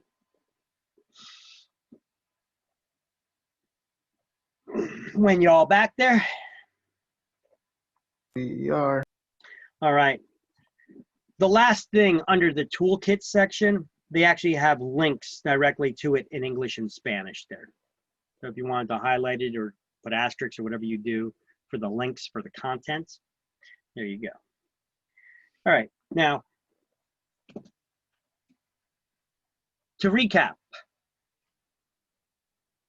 the LE replaces what document? Well, what does LE stand for? Loan estimate. And what does it do? Replaces G. It's an estimate of the loan costs at closing, what those loan costs at closing are going to be. It is given in advance when they first apply for the loan. It must be given to the borrower when? 3 days. 3 days. Within 3 days of their completed loan application. When is it considered completed, that loan application? When Once the aliens arrive. When the aliens have landed, right? When the aliens are present, right? Alien stands for address, loan, you know, income, you know, estimate of value, their names, and social security numbers, okay? So And there must be at least 7 days between the issuance of the loan estimate and the closing. The reason being is because we know sometimes a new loan estimate may have to be reissued later on if certain loan costs have changed in certain circumstances, which we went over. Right here, we went over it on the very next slide. Now, the CD is the closing disclosure. Oh, wait. With the LE, what form did the LE replace? The good estimate. The GFE, the good faith estimate, right? It did the same thing, it just had a different name. So we need to know the name of the old form, and we need to know the name of the new form, and we need to know the timeline that it's issued. And then what it does, of course, it's just an estimate of the loan costs. And the CD is the actual loan costs. And this is given at closing, but a sample of that one that's given at closing must be given to the consumer at least 3 days. 3 days before the closing takes place.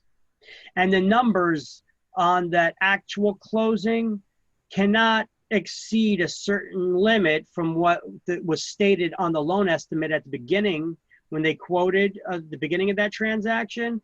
The actual loan cost, there's loan tolerances that they cannot be off by a certain amount. I think it's like 10%. They can't exceed 10% difference. I believe that that's what it is. But anyway, there are tolerances. That's all we need to know. If they exceed those tolerances, then the lender's got to eat it. All right, your home loan toolkit, that needs to be given within 3 days of the completed loan application. Aliens again, right? And this is just explaining what was in that toolkit, how to determine affordability, how credit scores affect the mortgage money, how to choose the best mortgage and down payment, well, as big a down payment as you can make, and understanding trade-off between points and interest rates. Kit also goes over value of home shopping for several lenders, how to avoid pitfalls, what the loan estimate is. They give examples of it, as well as the CD, and they give advice to buyers. Don't change your job, especially different careers. Don't make any large purchases, leasing, buying cars or new furniture, charging or on credit cards. By the way, this is not in the manufacturer's slideshow. This is all stuff I added in. And try not to change your credit availability either, okay? Applying for a new credit card, okay? You know what? I should put these two slides next. I'm going to change the order of them and put them where we first discussed that toolkit. There we go. Put it right off. Put them in order. So this is where we got that toolkit, and then the explanation of the toolkit immediate. Nothing in between. All right.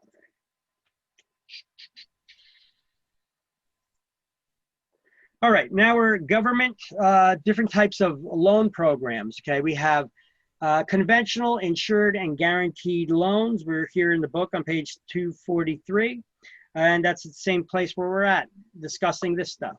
Conventional loans are loans that are directly between the lender and the borrower with no third-party influence, with no influence from outside sources, okay? There we go. That's a pretty good definition for the understanding of what a conventional loan is. Now, conventional loans should not be confused with conforming loans. I think on the next slide, I'll explain that. That's something that'll be in the following chapter. So conventional loans are what? They're loans directly from the lender and they're loans directly between the lender and the borrower with no third-party influence, okay? Government-backed loans include those that are from the FHA and the VA.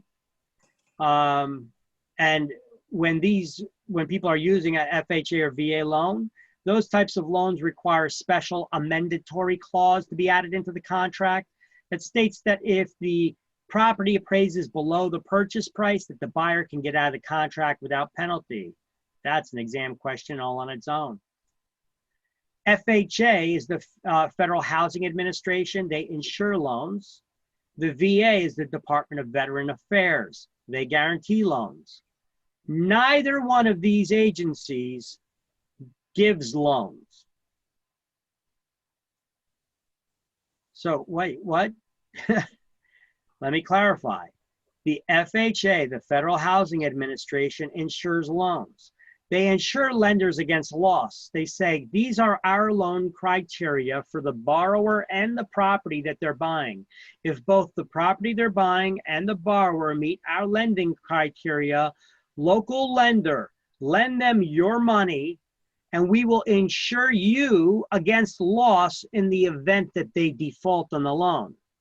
And then we'll foreclose on them to regain the property. So they're insuring the lender against loss. So there is the local lender, the bank or whoever the lender is that's giving the loan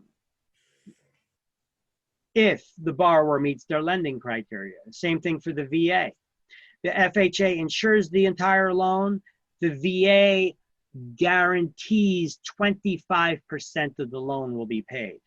And because of that 25% loan guarantee, it's as if the borrower put down 20% themselves.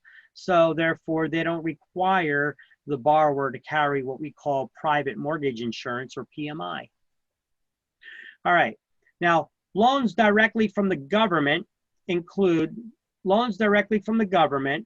It also include those from New Jersey. New Jersey has something called the NJHMFA.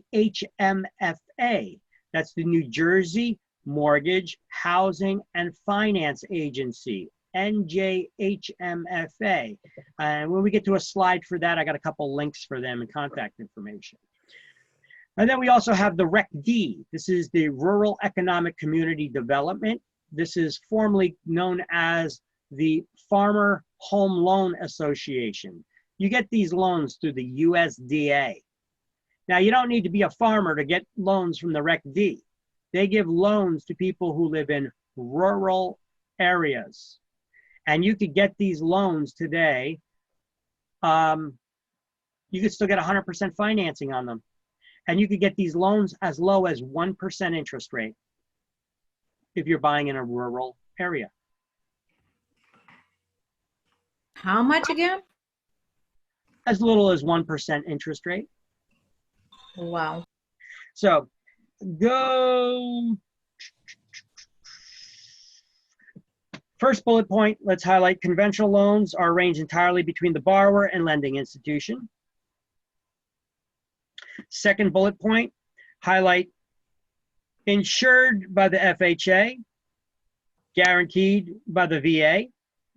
And then at the end of that line, write neither lends money.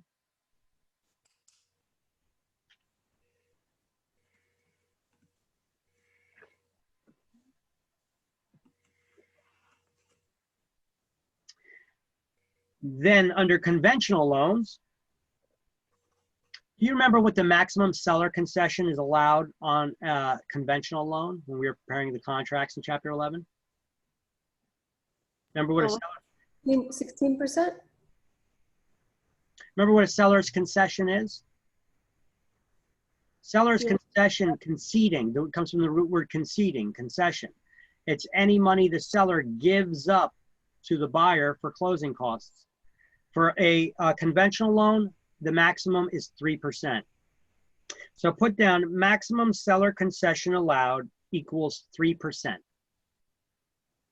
underneath the section here for conventional loans, or above it, wherever you like to write it. Max seller concession, CONCESSION.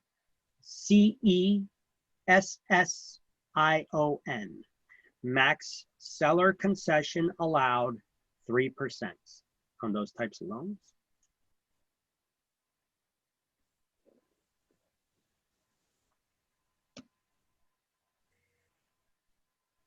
I got it here on this slide too. Okay, so this next slide, conventional loans are loans directly between the borrower and the lender with no third party involvement or influence. Yes, I give better definitions and more complete on all the terms for it here for conventional loans.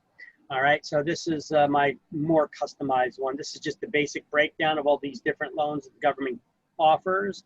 And then here's everything about the conventional loan. So since it's only about conventional, I'm gonna write conventional loans.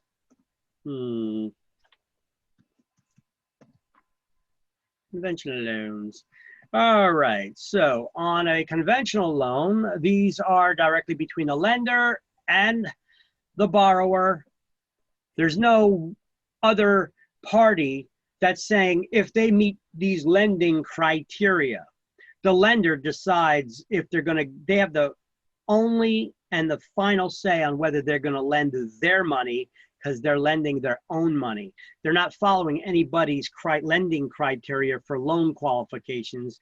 It's their money. They decide if they want to lend it or not. It's not like the FHA where you go to your local bank and your local bank is going to lend the money, but only if you meet some other third party's lending guidelines.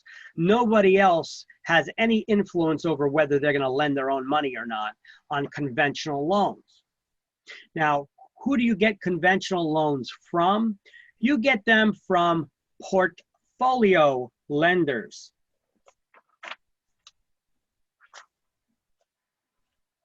You get them from portfolio lenders.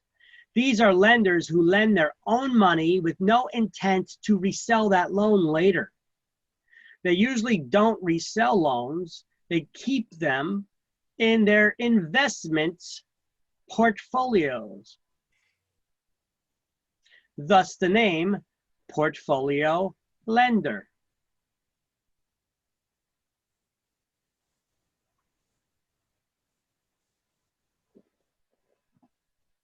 You know what? We should have a slide here in between that explains how lending works. I'm going to make one right now. How lending works in a nutshell.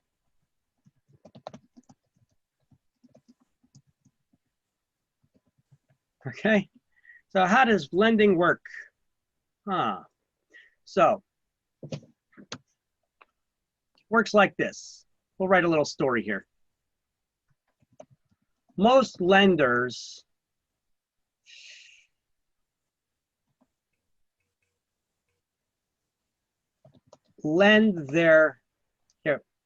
most lenders don't lend their own money.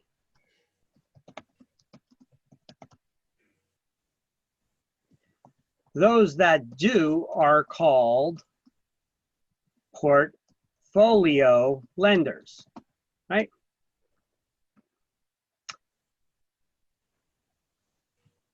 Banks, credit unions, investors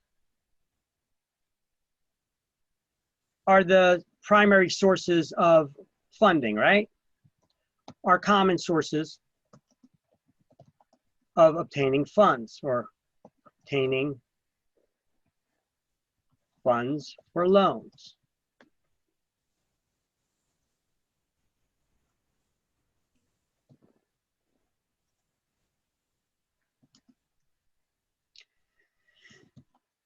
They lend their depositors money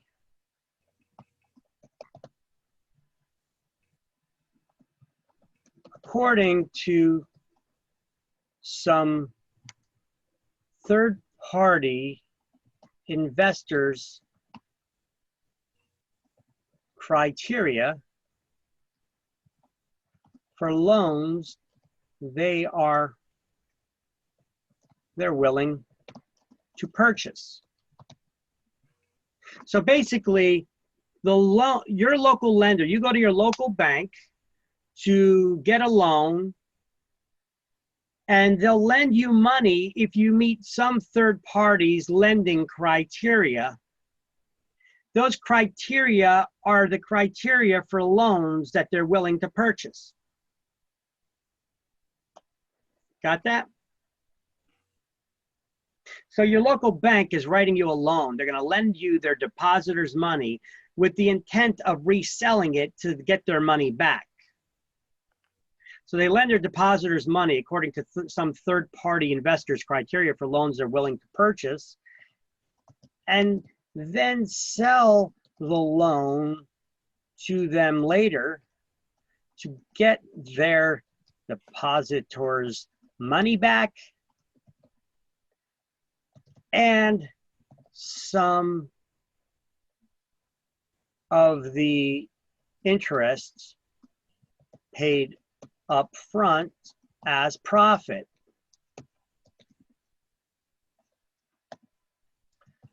Sometimes these investors will also let the bank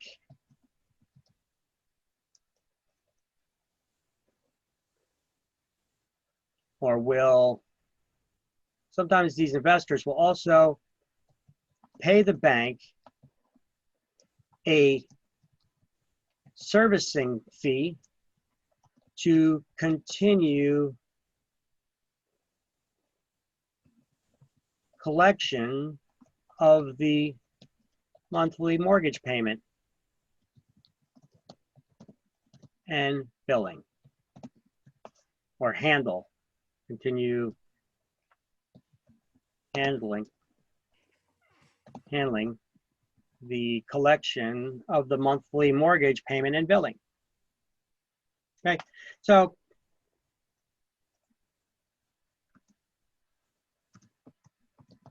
when loans are originated by the local lender, or originated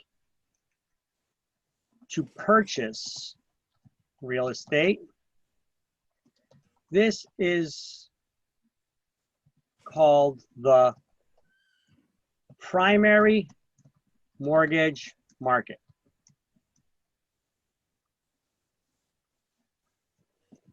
Those loans are later resold to investors in what is called, can you guess?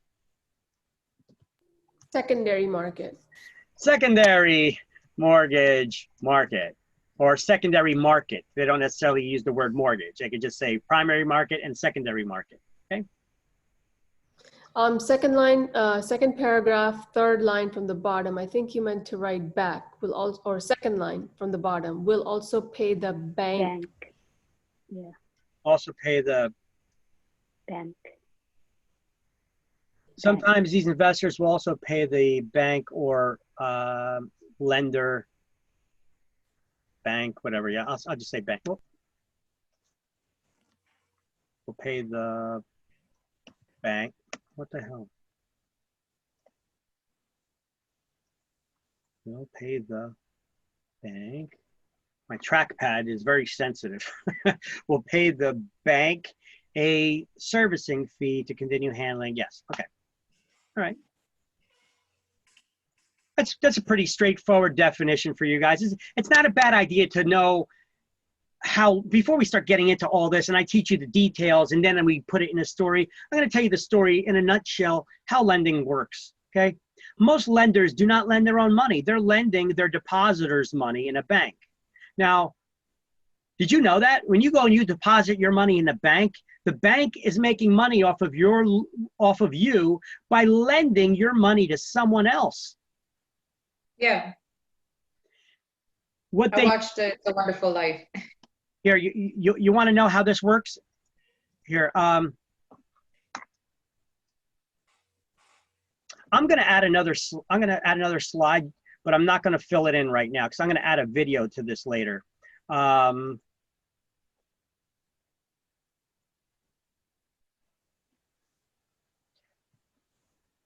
There's a video called Money as Debt.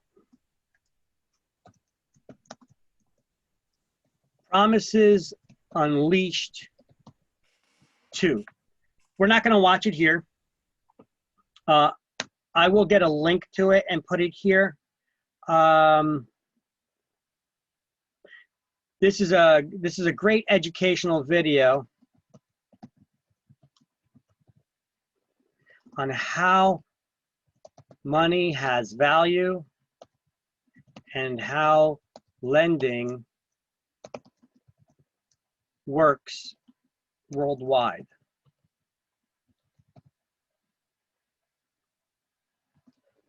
But focusing on the USA. All right.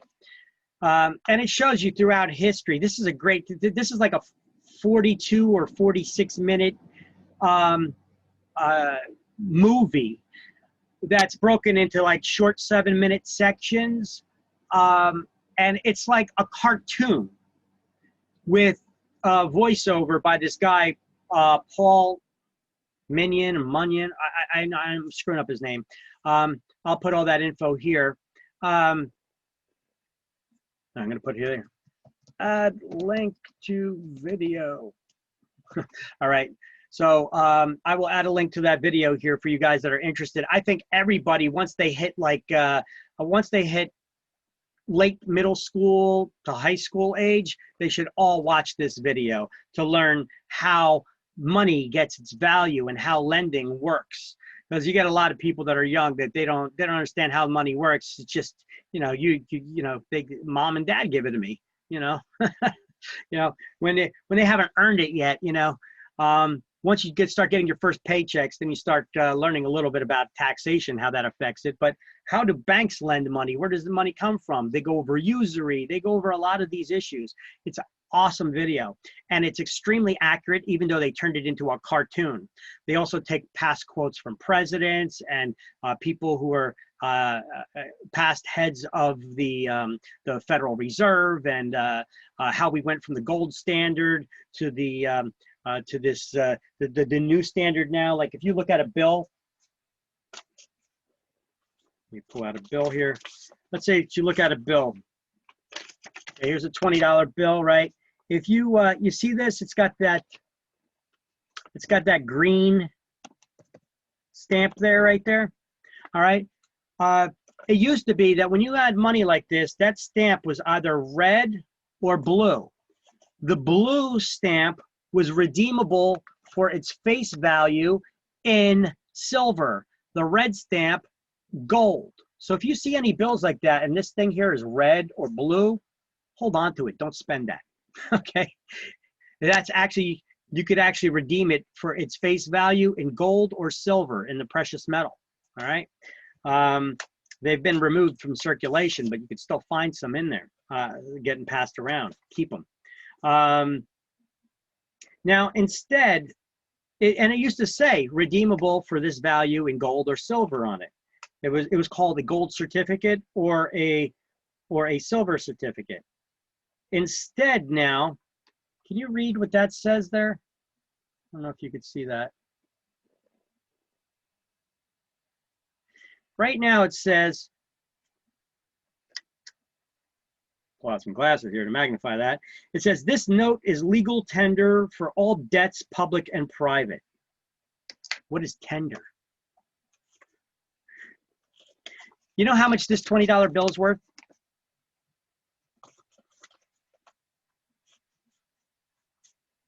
Anybody? Not much.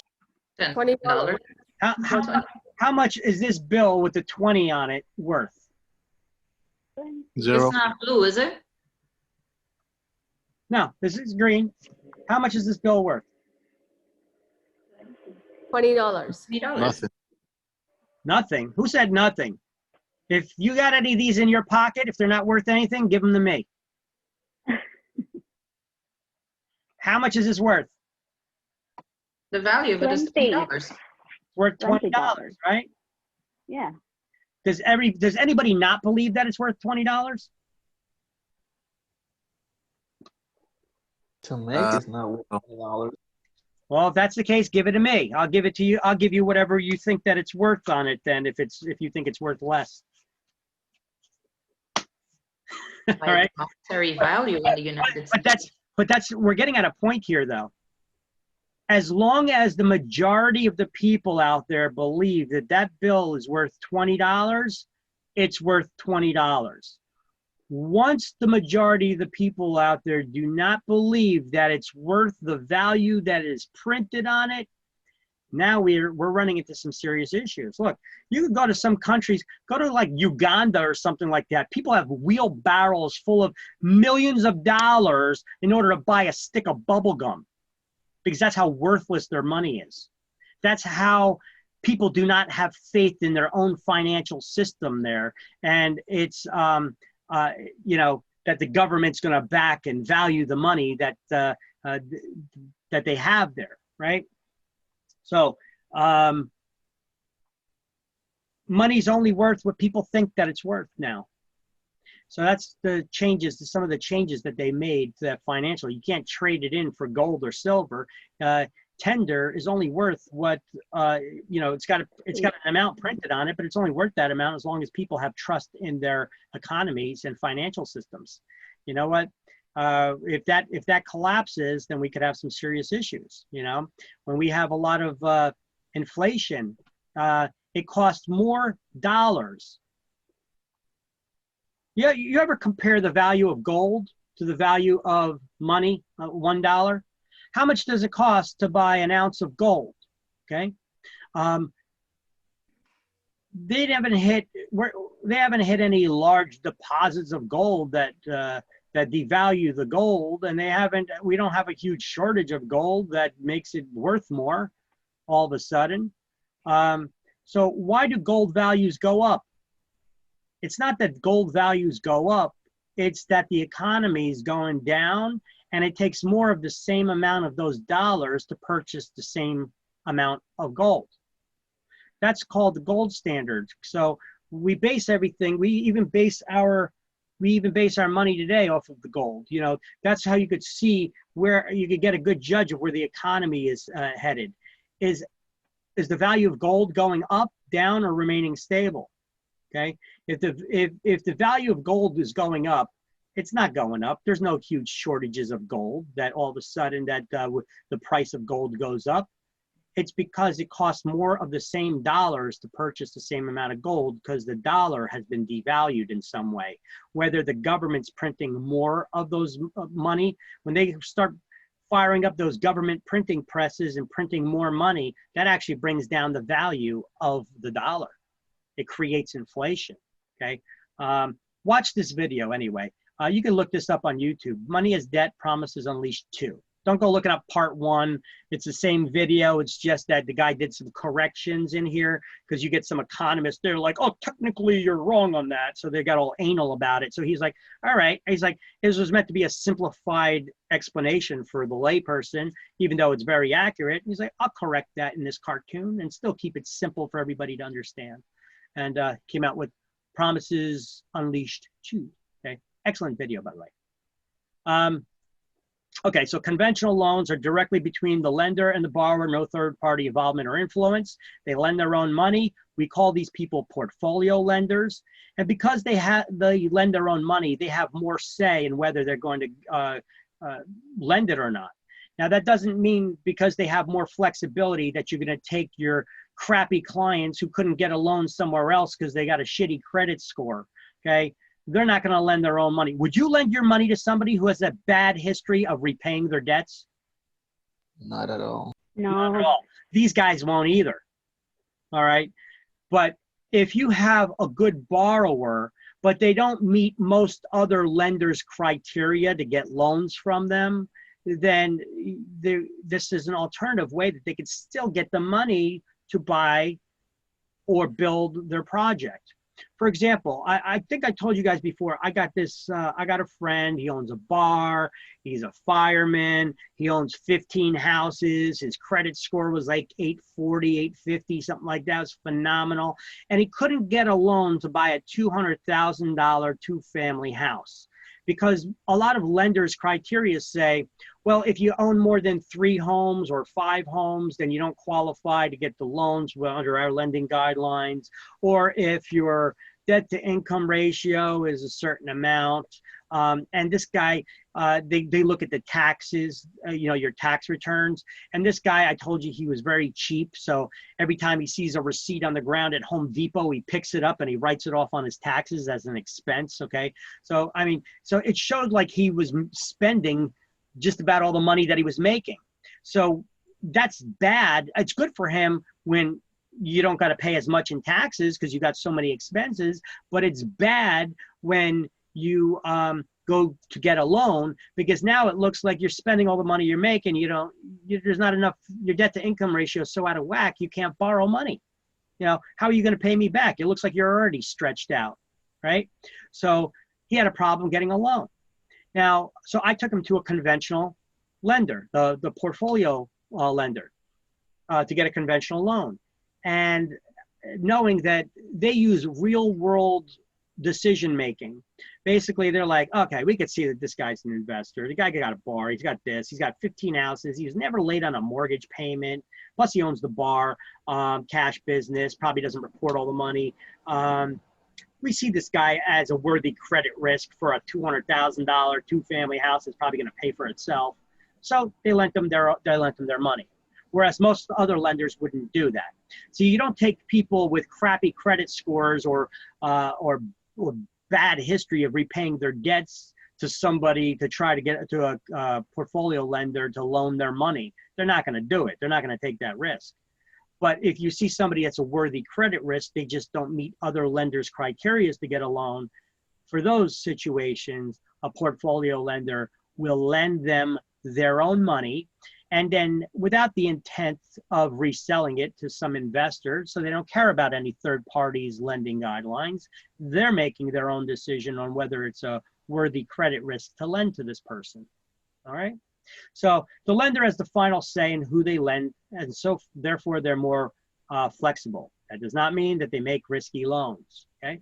The maximum seller concession allowed is 3%, like I had you write in a book. And typically they require a larger down payment, like 20%. But I have seen them with as low as 3%, depending on the level of risk involved to the lender. If the LTV, what's LTV? Loan to value. Loan to value ratio. If the LTV is higher than 80%, what does that mean? That means you got to put down 20%. No, what does it mean though if the LTV is higher than 80%? What does that mean? That your loan is more than the value, 80% of the value of the house. Okay, so if they're lending 90% LTV, that means that they're lending you 90% of the value of the house. Okay, so with It means they have good equity into the home. no, it means that you don't have the equity yet. You're looking to buy it. So if your LTV stands for how much money. If the LTV is 80%, that means the lender is going to loan you 80% of the value of the property. That means that the borrower has to have 20% cash to put down. So with traditional banking, anytime the LTV is greater than 80%, meaning the borrower is not putting down at least 20%, they're required to carry PMI, private mortgage insurance. That borrower is required to pay for private mortgage insurance. This is not insurance for the whole loan. PMI, private mortgage insurance, only insures, there we go. Private mortgage insurance, I changed the slide here for you guys to see. I think that's additional cost, right? It is an additional cost. And it doesn't insure the whole loan, and it's not life insurance. It insures the amount less than 20% that the borrower put down. So if the borrower put 5% down when purchasing the property, PMI insurance covers the remaining 15% of that less than 20% that they put down. So PMI insurance, for example, if you got 100% financing, PMI insurance insures 20% of the loan. If you put down 5%, PMI insurance insures 15% of the loan, and so forth. Once the equity reaches 20% in the property, PMI insurance can be dropped because all PMI insurance covers is that amount less than 20% that you put down. So once you have 20% equity in a house, the borrower can request that PMI coverage be dropped. Now, the law requires that lenders drop PMI insurance when equity is greater than 22%. So what is equity again? I got the definition down here. Equity is the difference between the current value and the amount owed. So equity can be built in different ways, paying down the principal, increasing property values, etc. Okay. So when can PMI insurance be dropped? 22%. When it reaches 20%. It must be dropped when it reaches 22. It's not life insurance, and it does not insure the entire loan, just the down payment amount that was less than 20%. Okay? Got it. Great. So, highlight it. When on a third sentence under private mortgage insurance, with any down payment less than 20%, a conventional loan must be accompanied by PMI, private mortgage insurance. Then in the following paragraph, at the end of that first line, we're going to highlight lenders drop PMI coverage. What page is this on? This is on, we're still on page 243.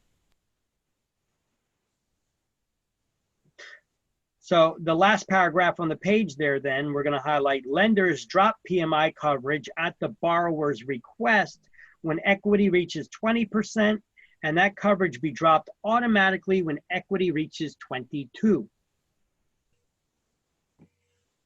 And then it's followed by the definition of equity. If you want to underline it, just so that you have that available. Equity is the difference between the market value of the property and the amount that's still owed on it. Now they go on to say a new appraisal may be required. In some cases, the lender may instead accept a BPO. Highlight, a BPO is a broker's price opinion. This is an estimate of value which resembles a CMA, comparative market analysis. Now, just like a CMA, it should contain in type that it is not an appraisal, in larger type, that it is not an appraisal and should not be construed as such, because appraising is a profession that requires licensing and we're not licensed appraisers. Now, for your convenience, I made a list of some local portfolio lenders here for you. All right, just to start off your Rolodex. Anybody know what that is? your contact manager. Okay, so how to? Yeah. So anybody know what a phone book is? Okay. Yeah, still send them out. Yeah, it works as a great doorstop. Here's a list of some starting out portfolio lenders for you. Okay. Now, what is a portfolio lender? It's a lender that lends their own money, right? They don't follow any third party's guidelines. Now, how can you discover on your own if they're a portfolio lender or not? Anytime you drive by a construction site, when you see those large banners saying that this project is funded by, well, that large construction project probably doesn't fall into a specific lending criteria, firm criteria. So that project has to be evaluated on a case-by-case basis. And then that lender is probably investing their own money in there. So they're probably a portfolio lender. Got to use the noodle here sometimes. That's not just a wet noodle, you know. Sometimes you could come to deduce that these are portfolio lenders just by doing a little investigation, a little investigative work like that, you know. So FHA loans. I told you FHA does not lend money. We're gonna hit these topics, these highlights, and then we'll highlight them here in the book. Or you guys can be highlighting them as I go over them on the slideshow. That would be even better. But FHA does not lend money. FHA insures loans. They insure the lender for the entire loan amount against loss. They tell the lender, If this borrower meets our lending criteria and the property that they're purchasing meets our lending criteria, loan them your money, and in the event of default, we will fully insure the loan and repay you so you don't lose a penny. And we'll foreclose on them to regain the property and sell it at auction and get its funds back. Now, these are loans for the purchase of owner-occupied 1 to 4 family homes. These are not loans for investors. They're only for intended owner occupants for 1 to 4 family homes. The most common FHA loan being the FHA 203B.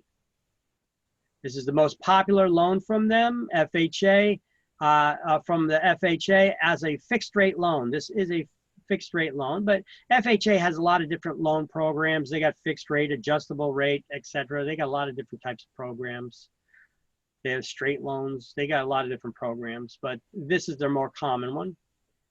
It's a low minimum down payment requirement of only 3.5%, whereas most conventional loans require 20. So basically the LTV on an FHA loan is 96.5%. The lender will loan you 96.5% of the appraised value. That means the borrower got to put down 3.5. It does have a repair requirement that the house has to be in a livable condition, not requiring a lot of repairs. The maximum seller concession of up to 6% for the loan is permitted. It requires an upfront mortgage insurance premium called MIP, not PMI, but MIP, when the borrower puts down less than 20% or not. This is not just for the PMI that ensures that down payment amount for that 20%, being less than 20%. MIP is insurance for the entire loan. So it is charged at closing, this one-time upfront fee. However, you don't have to pay it at closing. It can be wrapped into the loan itself and financed as well. Lovely government programs. All right, so this basically ensures the lender against defaults by charging the borrower insurance that they should pay up front. And check this out. Can MIP be dropped ever? Well, MIP mortgage insurance premium can be dropped when equity reaches 78%. That means when you've paid down 22%, but only if you've had the loan for at least 11 years. I know the book probably still says 5. Let me take a look. They updated it. Oh, they did do some updates here.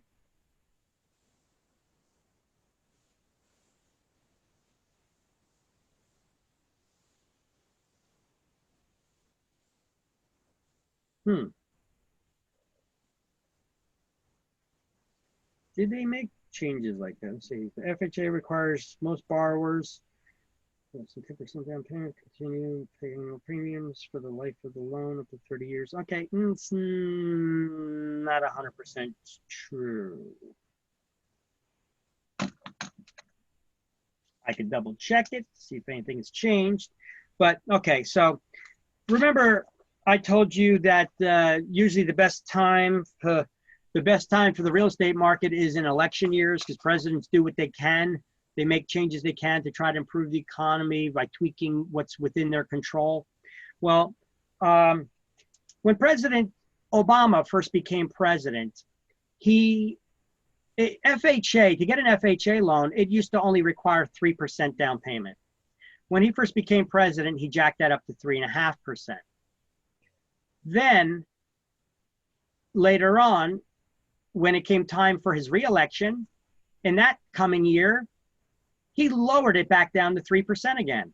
Why do you suppose he did that? To try to improve that economy. He can be elected again.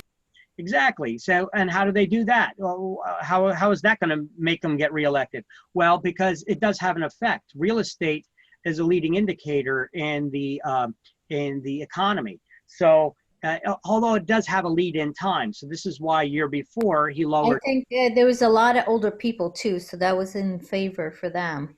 Well, this is for anybody that purchases real estate. I mean, more people can afford to buy if the down payment requirement is less. So he lowered the down payment requirement to 3% to try to improve the housing market. You improve the housing market where more people can afford, then more people are going to want to buy. More people want to buy, then that means more jobs for the construction people. More the builders are going to buy land when there's a demand. The electricians are going to have jobs. Painters are going to have jobs. The people who put the sheetrock on will have jobs. The plumbers will have jobs. The people who drive the trucks shipping the materials will have jobs. The people in the stores who sell the materials have jobs. You know, jobs are all linked to real estate, right? But it takes time. There's a lead in time for that to be noticeable, all right? But then once he got reelected, what did he do right away? He raised it back up to 3.5%. Okay. You see, a lot of people, they don't pay attention to this stuff, so they don't even notice it.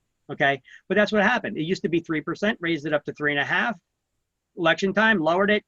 After election, back up to 3.5%. Okay. So it's little tricks like that they do.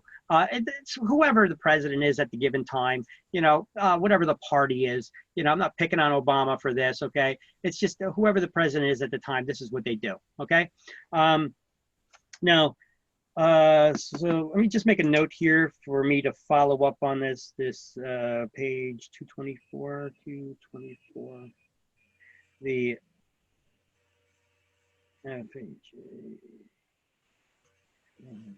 P can be dropped. Now, President Obama also made some other changes just before he left office at the end. He made a change where for the FHA loan program, he raised the insurance rates that the buyers have to pay. The reason being is because after all those bailouts were done, that insurance fund that would reimburse lenders against the loss, that insured them against loss, was completely depleted. That's why they needed to do those bailouts, to bail out those to pay back the banks for the loans that they insured. So, well, that's part of it anyway, a major part, but either way, it's a part. So he raised the insurance premium on there so that we could try to, anybody getting loans now, the payments that they're making, that insurance premium is going to be higher, that they pay more money back into that fund that would reimburse lenders in case of default. And then when President Trump got elected, he raised it a little bit more, saying that it's still lacking, so it needed to be raised a little bit more. Now, when President Obama left office, though, in addition to raising that insurance premium, he also said that any borrower who purchased a home using the FHA loan program that put down less than 10% at the time that they purchased the property can never drop the insurance premium. Doesn't matter, even when equity reaches past 78%, it can never be dropped. But that's only if they didn't put down at least 10% at the time the loan was originated when they got it. Now, I got this here. I see what the book did. I don't have to follow up on this. The book is just not totally clear with it. If we look under FHA 203B, look at the last paragraph under that section. It says FHA requires that most borrowers, those who make less than 10% down payment, continue to pay annual insurance premiums for the life of the loan for the full 30-year term if they got a 30-year loan. That is true. The only way to cancel the annual MIP is to pay off the loan or refinance. That is not true. He put a rule in there that if they put down at least 10% at the time they got the loan, when equity reaches 78% and after they've had the loan for at least 11 years, they could drop it. But in the case, of if they didn't put down at least 10% at the time they got the loan, then MIP coverage can never be dropped unless you refinance or pay off the loan. Okay, so they're not that clear on it because they don't talk about it. Okay, so there is a way that MIP can be dropped, but you probably shouldn't. You should probably refinance. Once you get at least 20% equity in your house, you should probably refinance into a conventional loan. All right, you don't have to pay that PMI coverage anymore or MIP coverage either, and you could probably get a better rate. All right. Why do most people get FHA loans?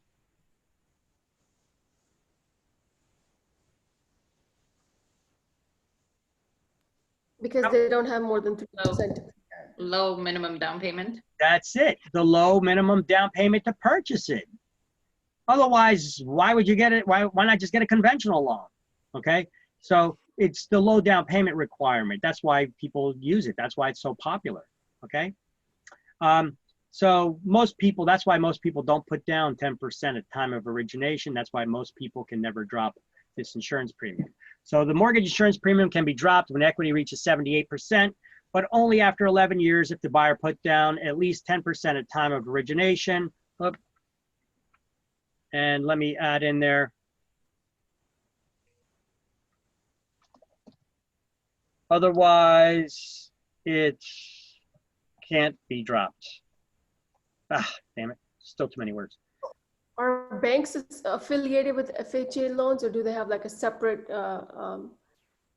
department that handles FHA loans, or where do you get an FHA loan from? All right. So where do we get an FHA loan from? Does the FHA lend money? No, it No. doesn't. No. So let's go back to the beginning here. See where I said how lending works in a nutshell?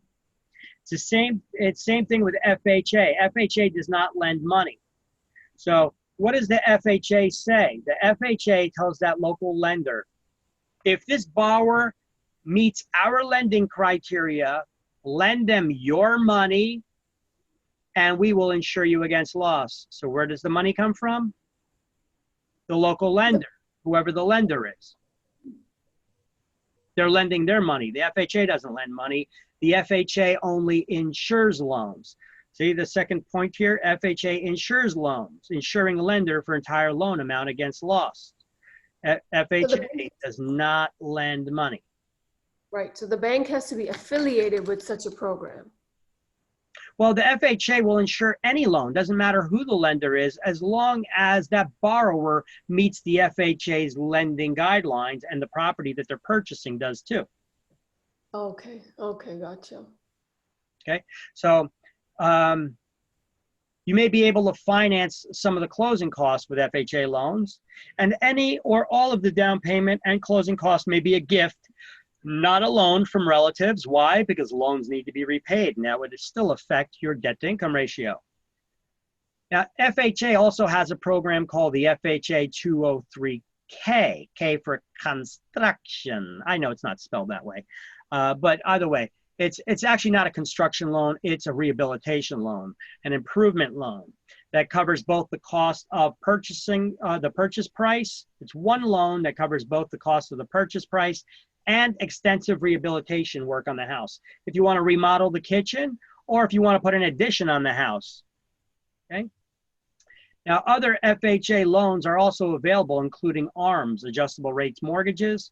It's also possible to assume if the new borrower qualifies for the loan, the FHA loans could possibly be assumed, okay? However, the newer FHA loans, the borrower has to qualify in order to assume. Older loans, I'm not going to get to them because those loans should have probably been paid off by now.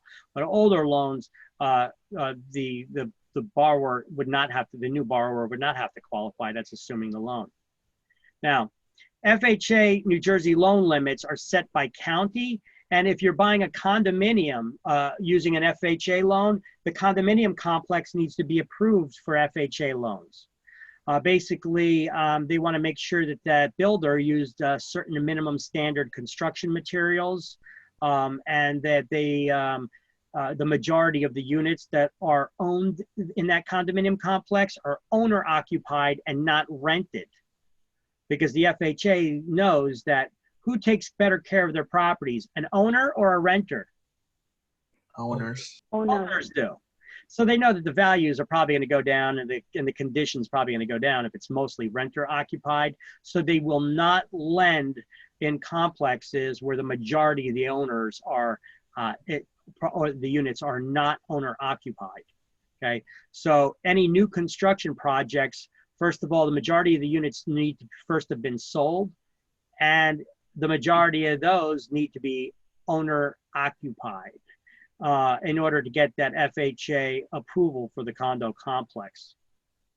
And the builder had to use a minimum standard of construction materials. And so the lender will take an application from the borrower, and they have to have the complex management as well as the property owner fill out an application, but the property management has to fill out the condo association has to fill out an application about the budgets. They need to fill out an application that talks about the construction materials being up to FHA's minimum standards, and then that gets submitted to the FHA, and then they will approve that condo complex or not. These condo complexes, you could have somebody that in the past they bought in a condo using an FHA loan in the past, but now that FHA condo complex is not FHA approved because those expire like every 20 years and they need to be renewed. I think like every 20 years. But if, every time somebody gets a new FHA loan, they go over those requirements, but the condo's approval has to be reapproved like once every 20 years. So here's a link to the database on the FHA's website or HUD's website to see if a condo is FHA approved or not. I'm going to show you something interesting.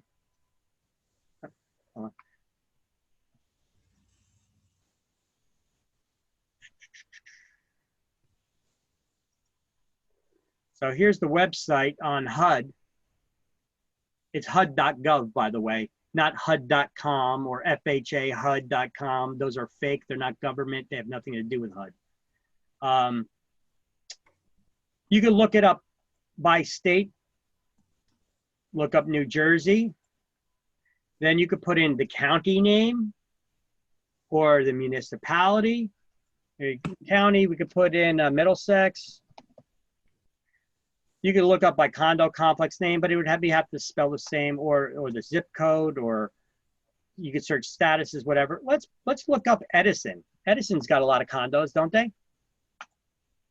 Let's see if any of those complexes in Edison are FHA approved. I know that I have sold many condos in Edison using FHA loans in the past. I'm looking up all statuses though. Check this out. Aspen, well, most recently, 2018, they were actually rejected because somebody submitted an application, but they didn't complete the package and they never followed up with it. Brookview, approved, but it expired. Somebody would need to have to send it in again. Approved, expired, withdrawn with comments, rejected, approved, expired, rejected, approved, expired, withdrawn, rejected, approved, expired, rejected, rejected. There is not a single condominium complex in Edison that'll accept an FHA loan right now. But you could still get an FHA loan to buy any of these complexes. All you need to do is put in an offer and you submit you have their condo complex, fill out the application, and then you submit it to the FHA and follow it through to make sure that it gets approved. And then it can get reapproved again. Okay.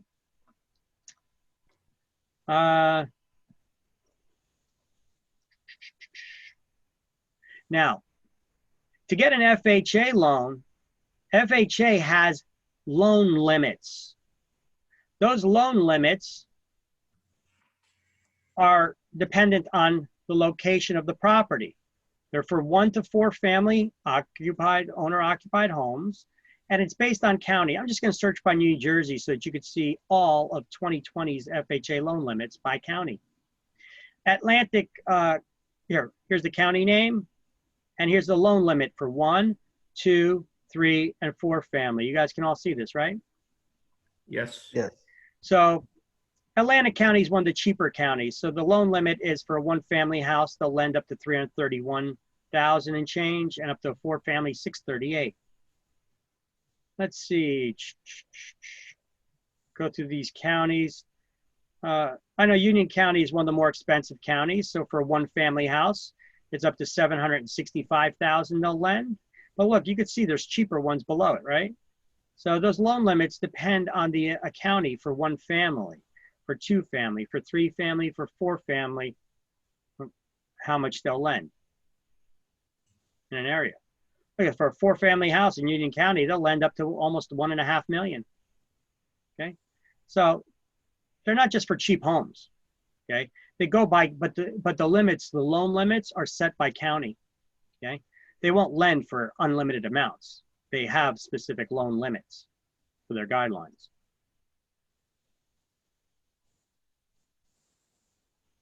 VA loans, we're going to get into them. Resume recording. All right, so it's important to understand the difference between the different types of areas. We have urban, suburban, and rural areas. But what are the differences between them? Well, an urban area is a densely populated area. That means that there's people living very close to each other, all right? Suburban or suburbia, it's a little less densely populated. People live further apart from each other. And then we have rural area, which is here in green. People live further apart. So if we were to draw a circle around their area, you know, urban, a lot of people within a small area. Suburban, in a larger area, and then rural, all right? You may have heard some of these terms lately, sometimes with the news and, you know, a lot of times you hear political debates and stuff that are going on. Well, we have been hearing that with the suburban, this is an issue, and we're hearing about it on the news because this was a rule during the Obama era. He put a rule in place that he tried to implement, but he wasn't able to. And then that's an issue right now. It's an argument. You know, Trump is saying that this is not good. Biden is saying that, well, he's not saying anything on it. But it is a real issue here that is trying to be pushed forward, is that this suburban area is in danger because there is a rule that Obama did put into place that he's trying to make it so that we could do away with zoning regulations for single family homes, meaning that there will be no more single family zone. But zoning is a local issue. That's not something president should be engaged in. Zoning's up to it's a local issue. The local people know what's best for their areas. But he was pushing this as, I guess, one of the social justice issues, okay? But it really isn't. This has nothing to deal with anybody's race or color. Wanted to do away with suburban areas, single family areas, by saying that we need to put apartment complexes and low-income housing developments and multifamilies in these single family home areas, which are usually in suburban areas. Now, in suburbia, you could still get multifamily homes, but really, if the local municipality decides that this is zoned a one family area, this area is where the two families or whatever, it's a local issue. So this is something that I would recommend fighting against as well, because people who have single family houses, imagine they put an apartment building next to it. That will devalue your house. All right. Starting to put in these giant apartment complexes, the multifamily buildings, it changes the neighborhood, that it's no longer uniform. Uniformity is something that is good for the value. Anytime you see residential next to commercial, single families next to multifamilies, look, this is why condominium complexes try to keep even the look of the exterior uniform. They may alternate patterns, but they try to keep things uniform, not just all out of whack. You know, you could have your front door orange, you could have yours green, you could have yours white and yours blue. You know, that looks horrible. It's bad for the values, for maintaining the values as well. And that's one part of uniformity. Another part of uniformity is single family homes, multifamily homes. But once you get them, they're all mixed up like that. Those areas you see, they tend not to maintain their values very well. So this is actually a debate that's going on right now. It's not at the peak of the issues, but it is an issue that is going on right now, and it is a real issue for how it's going to affect us in the housing market. This is the only reason why I'm bringing it up. Whatever your view is on it, that is a current issue and debate right now. But I could tell you that's definitely going to affect values on anybody who's got a single family home right now. All right, if something like that were to manage to get passed. I don't see how it could, but then again, you know, stranger things have happened. All right, so let's go back to where we were before. Okay, VA loans. Okay, VA. Before we get into VA loans, let's go do all the highlights now for the FHA stuff. Okay. So on page 244, FHA insured loans. Everybody here? Yeah. We're going to highlight Federal Housing Administration, FHA, and then on the next line, neither builds homes nor lends money itself. Rather, it insures loans on real property made by approved lending institutions. The next line below it, highlight, it does insure the lender against loss. And the line again below that, highlight, a loan that is not made by the agency, but insured by it.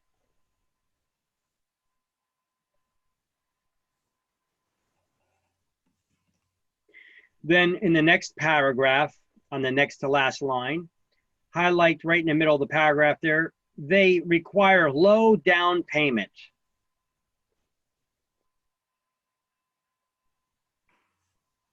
Does it say what it is? Yes. Oh, that down at the bottom of the page it does. Okay. They require low down payment, 3.5%, right? And FHA 203B highlights the first sentence. The most widely used FHA mortgage is the FHA 203B, which may be placed on 1 to 4 family residences.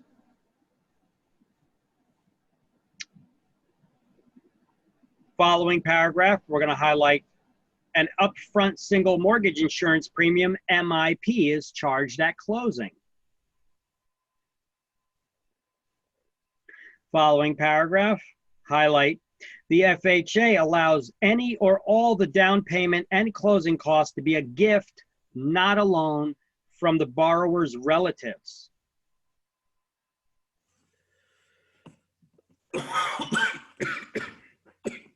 And the last sentence in that same paragraph, or the last line, we're going to highlight seller's concession may not exceed 6% of the loan.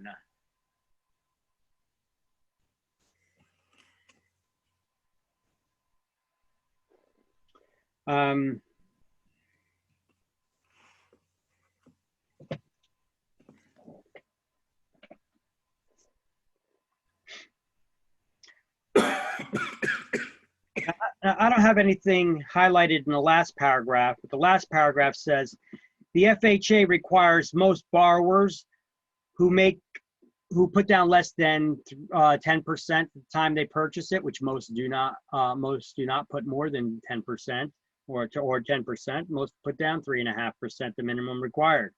That MIP coverage can never be dropped if you didn't put down at least 10% at the time that you purchase it. Now, why did President Obama put that rule in place?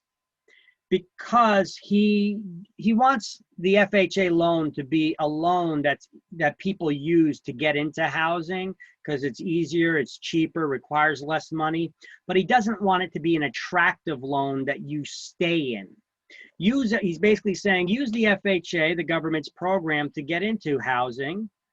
However, don't stay on the program.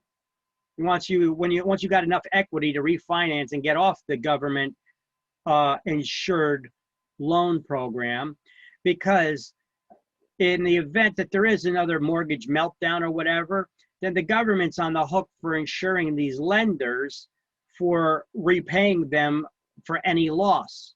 So he said, use this program to get into housing, but don't stay on it. So that's why he tried to make it unattractive loan to stay in for the long term.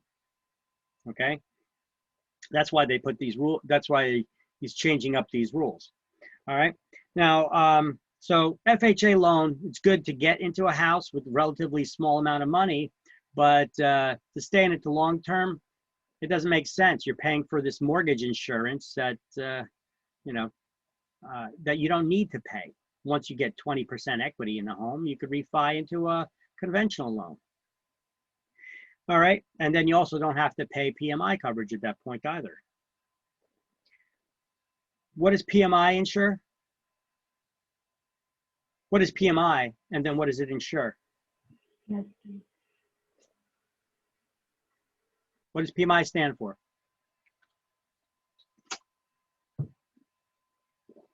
Hello? Anybody home? It insures the mortgage. PMI, what does it stand for? Private mortgage insurance. Private mortgage insurance. PMI insures the down payment amount less than 20%, not the whole loan. All right. MIP, the one that you pay for with the FHA loan, the mortgage insurance premium, that insures the whole loan. So we have PMI and then there's MIP. PMI, private mortgage insurance, isn't mortgage insurance. It's just the insurance on that down payment amount, less than 20%. MIP, mortgage insurance premium, that insures the whole loan. Okay. Now, an estimate of, we're under estimate of value in the second paragraph. Highlight FHA allows down payments as low as 3.5%. And that's why it's attractive to people, right? You could get into a home with a lot less money with the 3.5% down payment requirement. Like, here, let me do the math really quick. If we have a $300,000 loan times 3.5%, that's $10,500 down payment you need, versus a $300,000 loan times 20%, that's $60,000 that you need. You know, significantly less amount of money that's needed in order to that you could buy a home, needed to buy a home, right? So the next paragraph we're going to highlight, FHA borrowers are allowed to finance a portion of their closing costs. And then the last sentence in that paragraph, highlight FHA sets top limits on its loans depending on the price in different areas of the country. It's by county. Remember, I went to the website and I showed you the FHA maximum loan limits by county on the HUD website? Yeah. Yes. Okay. So they do have maximum loan limits for 1 to 4 family homes, right? So repair requirements, they do have a minimum repair requirement on page 245. The house has to be in good repair. If the house has paint peeling on the external or internal of the house, if the steps are loose or cracked. There's certain types of things that the appraiser, not the home inspector, the appraiser looks for. And you may be denied an FHA loan for a house if the house is in disrepair. And certain things, like the only thing that can be wrong with it is that it has peeling paint. In other words, it's lead paint. You're not going to be able to buy that house. So I've had instances before where I had to get the homeowner out there. The house had a vinyl siding, but the concrete block below the siding, there's like 2 feet of concrete block between the siding and the ground. It was painted. Somebody painted it, but the paint was peeling on it. The appraiser said, you're not going to get a loan for this. He said, before I submit the pictures, I'll let you get the owner out there, scrape all that paint and repaint it, to snap a picture and give it to me, and I'll submit it with those pictures. But he's like, otherwise, you're not going to get the loan on this. They're going to deny it. And I was like, all right, it's crazy. Or something like that. Now, why does FHA not allow certain simple things like that, simple repairs? See, this isn't a loan for people that need to do work on a house. Sometimes people think, hey, you don't need that much money to get into the house. Hey, I'm a handy guy. I could do the work myself and fix up this house. I could get a little fixer-upper, right? Not with an FHA loan. FHA loan, the house has to be livable, all right? And they figure that if it needs certain repairs, well, why are you getting an FHA loan? Why do people get FHA loans? Low down payment. Low down payment requirements. So you don't have a lot of money, so you may not be able to do those repairs. So they want that house to be basically a move-in livable condition for the buyer. So FHA figures they're looking out for the home buyer in that by having these strict requirements like that. This is why FHA loans are not as preferable to sellers.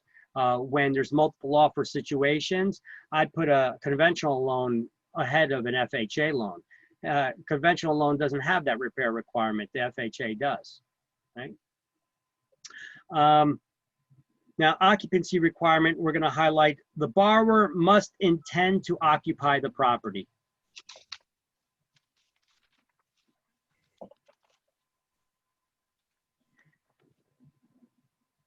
And then under assumability, older FHA loans may be assumed. Actually, all FHA loans can be assumed.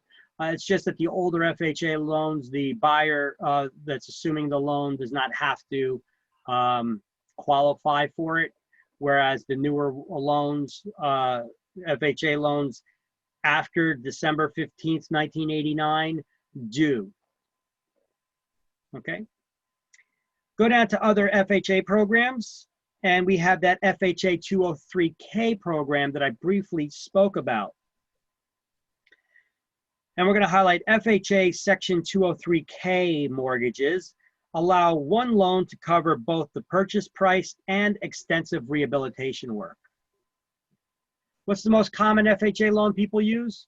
The FHA 203B. And which one is the one that's for a loan for purchasing the house as well as doing extensive rehabilitation work? 203K. 203K, K for construction. That's the way I try to remember it. Okay.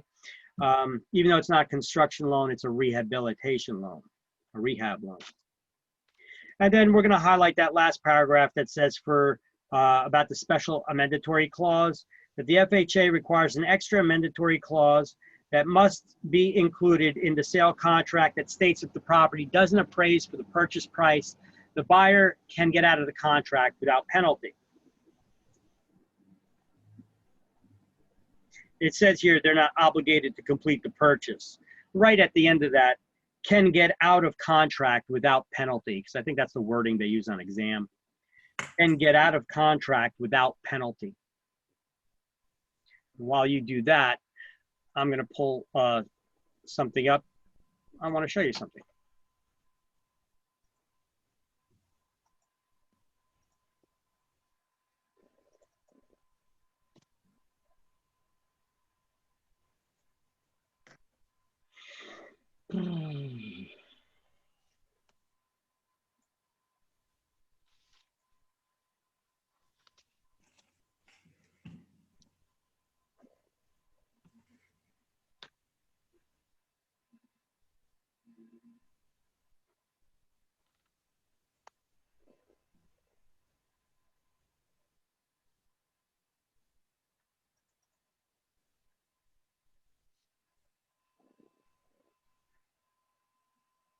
All right.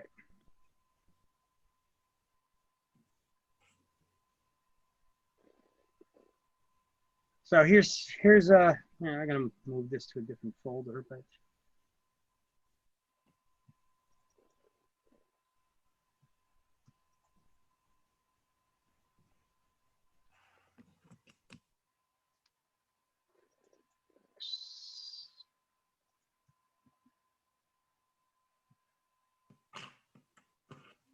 Give me 1 second. All right, I'm going to show you an old builder's trick.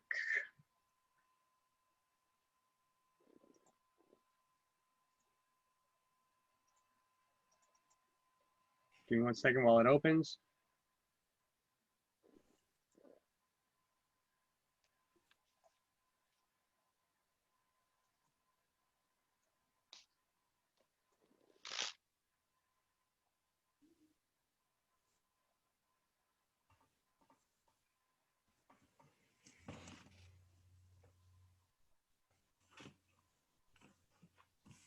Here's an old builder's trick. This person around the corner from me, they tore down that entire house, leaving only the garage and the chimney. They're using an FHA 203K construction loan here. Who says what's considered extensive rehabilitation work? They actually tore down the whole house. They dug out the foundation into the backyard, doubling the foundation size and doubling the total square, the total foundational footprint of the house, basically making this house more than 3 times the size of the house. Here, just show you a couple images from different angles. Okay, you can see they got, at this point, this wall wasn't taken down yet that the chimney's attached to, and then there was the garage still there.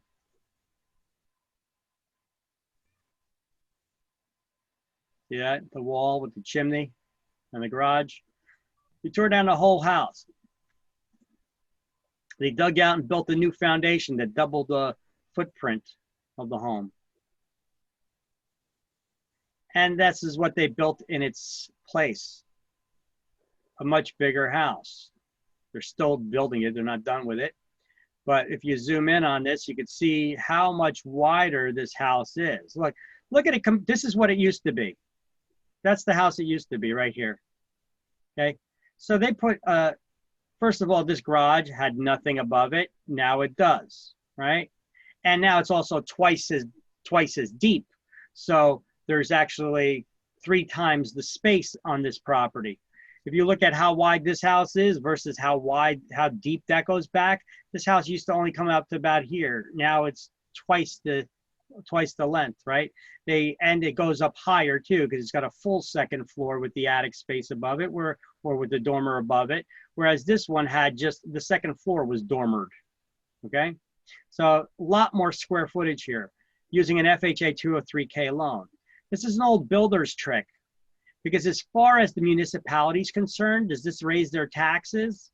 Well, as far as the tax man is concerned, this house, since it had a part of the original foundation still, and it had the one wall standing, in this case, they left the whole garage standing. That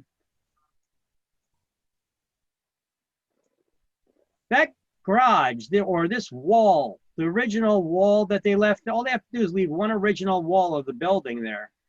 And they built the whole new house around this. So if this house was built in 1950, guess what? Tax records, the house still shows this house is built in 1950. Remodeled in 2020.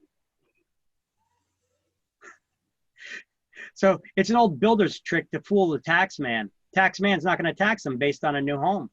This house is built in 1950, remodeled in 2020.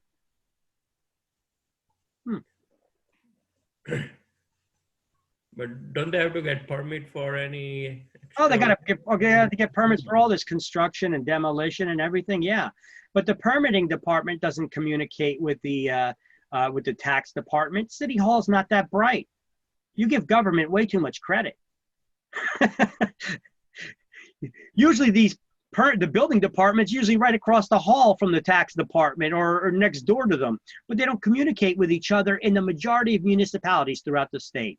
You could probably count on one hand how many municipalities the building department actually talks to the tax department. They're not too bright. All right? So this is an old builder's trick that you can take advantage of using that FHA 203K loan. So even though FHA has those strict limitations on, buying a house, that it has to be in a move-in condition. If the paint is peeling, you can't get the loan. If the sidewalk is cracked or loose or the railing is loose, you're not getting the loan. But you could get a 203K to do rehab. A lot of people see it as just remodeling the kitchen or putting an additional bath or an addition with a bedroom on it or something. This guy built a whole brand new house basically around a wall, right? Yeah. Who says it's still a rehab, right? Yes. It's extensive remodeling. I would say that would definitely fall in the class of extensive, right? Okay, so the VA, pertaining to VA loans, these are for veterans, the VA loans, okay? On the second line, we're going to highlight under VA guaranteed GI loans. The VA guarantees the top 25% of the loan, so no down payment is required because it's as if they put down 25%.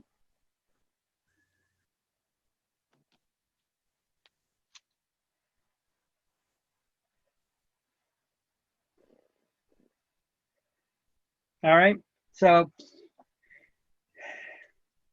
now the VA has lending limits as well. Let me see what they got here in the book. In the lower, I'm going to add what they have here in the book. Okay, so the VA does have lending limits as well. Lower cost counties. It is $424,350 to $726,525 for a single family house.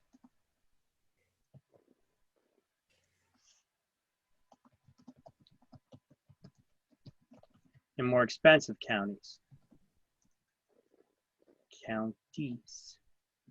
Okay. So there you go. Now, in the peak of the real estate market, this was over $1 million. Okay. Now, appraisals for VA, you guys can see this still, right? An appraisal for a VA loan is called a CRV. This will be on exams, okay? An appraisal statement for a VA loan is called a CRV, stands for Certificate of Reasonable Value, okay? I tell people a lot of way to remember this is just remember the car, Honda CRV, and for some reason it clicks with people that they just remember that. What's that called? That car, the Honda CRV. So what do you call that appraisal statement for a VA loan? CRV, the Honda CRV. I don't know, it's not related, but yet it clicks for some people that it helps them remember, so that's why I'm bringing it up, okay? So CRV, that's what you call the appraisal statement for a VA loan, and you will get that on exam. All right. Discount points may be paid by the seller, buyer, or they can be shared by them. Funding application fee, there is a funding application fee for a VA loan, and it can be paid by the borrower, the seller.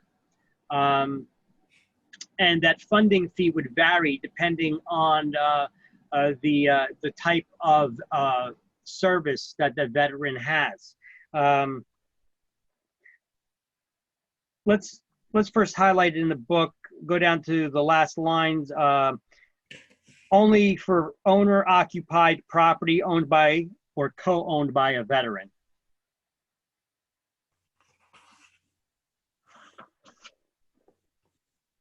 So it's veteran owner occupied or co-owned by.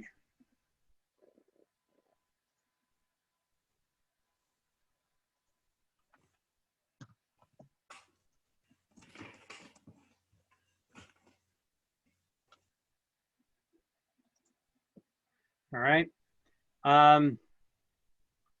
So we turn the page. And we're going to highlight in that second paragraph, a VA appraisal is called the Certificate of Reasonable Value, CRV, just like we had here. We're going to highlight that in the book, page 246. So that funding fee, application fee, is paid directly to the Department of Veterans Affairs. Any veteran with a service-connected disability is exempt from paying funding fees, but National Guardsmen and reservists pay higher funding fees. The seller can pay the funding fee for the veteran, or the veteran can finance that funding fee by adding it into the mortgage as well. Now, the way the eligibility works, the eligibility requirement is that veteran had to have served 90 consecutive days of active duty during wartime to qualify for the VA, the veterans benefits, or 181 days of active service during peacetime, or 6 years in the reserves or the National Guard. But if you're in the reserves or National Guard and you actually serve during wartime, it's 90 days still, all right? Loans can be assumed, but they're not required to be a veteran. So do you have to be a veteran to get a VA loan? Yes. Do you have to be a veteran to assume a VA loan? No. Important thing, that sometimes is an exam question. And I have a bunch of links here about information about VA loans. I've got one for the VA.gov, militaryrates.com. For New Jersey, you can get a bunch of information if you're in the military. Here's a benefits, va.gov, to find out about home loan programs they have. And also, if you're a veteran or not, here's I don't know why I brought this up, but and I put it in here at some point, but I did. There's a funny military comedy. It had Bill Murray in it. It's called Stripes. Apparently, I'm old because this is old comedy now. I think it's from the 80s, early 90s. But it's funny as hell. If you guys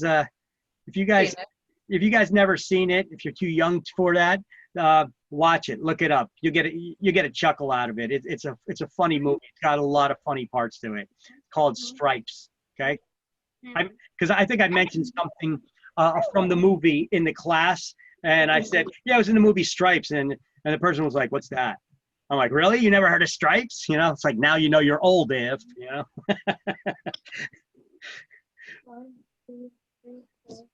All right, so assumability at the bottom of the page, we're going to highlight any VA mortgage loan and skip the date there and just highlight may be assumed by the next owner of the property who need not be a veteran.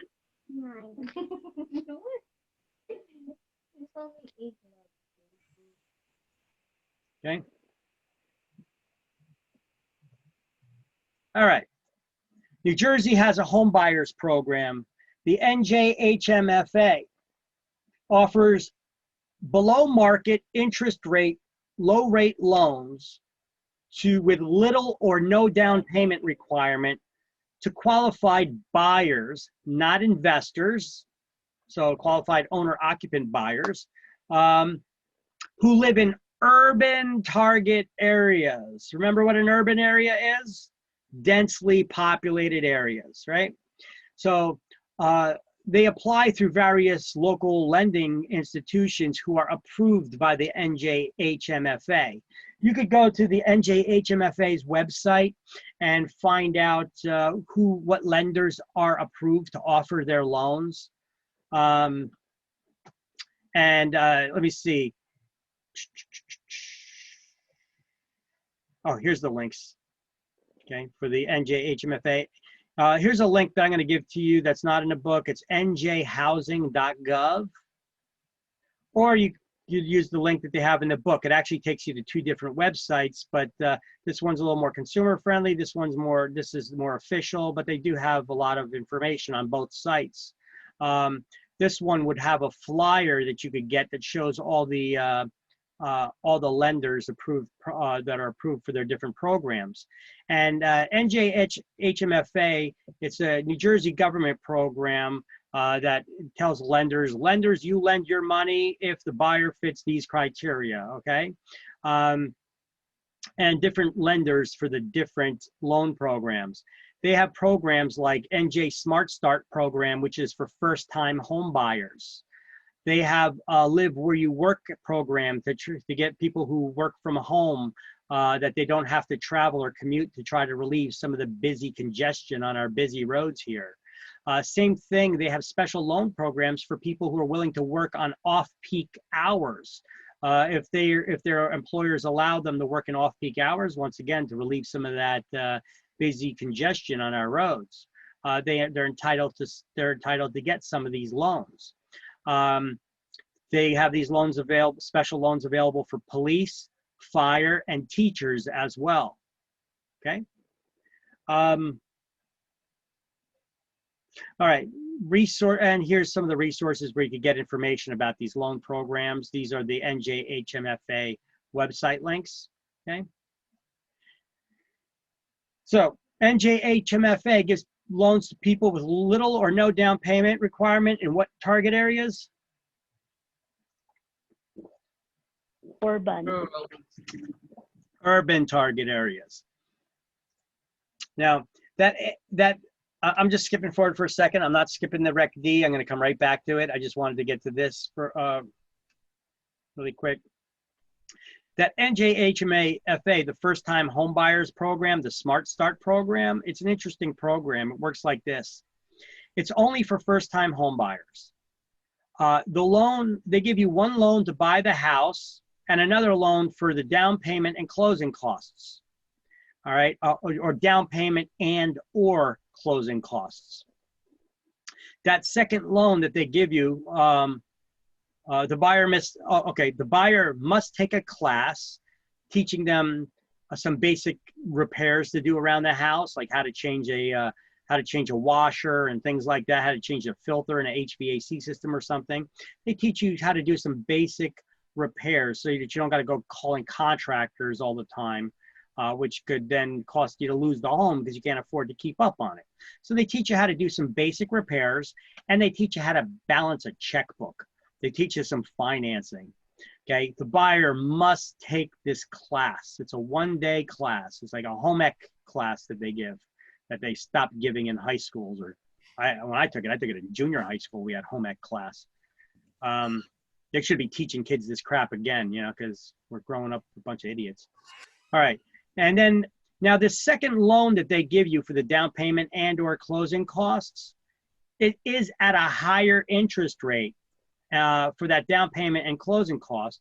However, it's self-liquidating, meaning that it does not need to be repaid, provided that the buyer lives in the house for a certain period of time. So now that's only for the second loan. The repayment of the second loan is self-liquidating. The primary loan to purchase the house isn't. That still needs to be paid back, but the money that they give you for the down payment and or closing costs, that doesn't need to be repaid if the homeowner lives in the house for 5 years. But if they sell that house in less than 5 years, in 4 years, then they have to pay 25% of it back, and it's at a higher interest rate, I told you. If they sell it after 3 years, they got to pay 50%. 2 years, they got to pay 75%. They sell it in a year or less after they buy it, they got to pay 100% of that second loan back. That's how that program works. So it's an interesting program, okay? All right, let's go back here to the Rec D. That's the Rural Economic Community Development, the former Farmer Home Loan Administration. They give loans to people in what areas? Rural areas, okay? So it's low income and first time buyers, but not necessarily just for first time buyers. Subsidized interest rates as low as 1%, but they're for modest homes, not for mansions in rural areas. And the loans are directly from the Department of Agriculture, the USDA, okay? And here's some links where you can get information about those. And you'd be surprised what is considered what is considered a rural area. If you're not sure, I do have a map here. I think this is the map, what is considered rural. Right, in this mode, I can't pull it up. Hold on.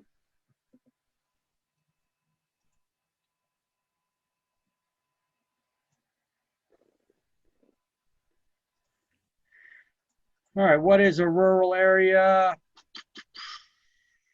Well, they got their areas here, but you can look it up, download larger maps. I know they have a search that you could do by address.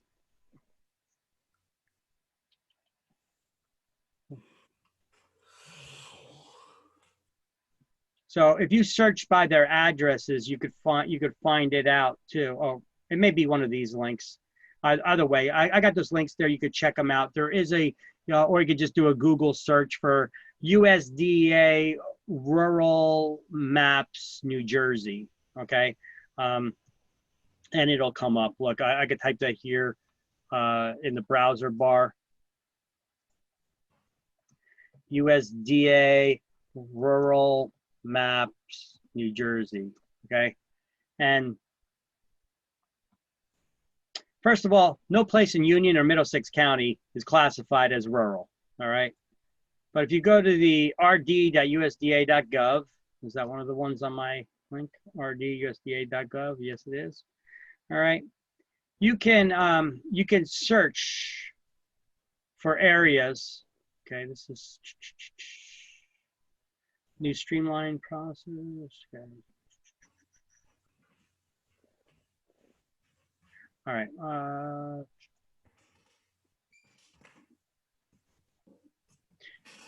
I don't know. In here, you could go over all the information and guidelines. I know I do have this one link here for New Jersey specifically. I can put it up. And now you can look at New Jersey. Tells you specifically about New Jersey programs. You got to search around. Apparently, they're making it a little bit harder. It used to be able just to be able to search and to pull up that map. But anyway, I got the links to it, and you can find those links in that slideshow, which we'll go back to right here. Okay.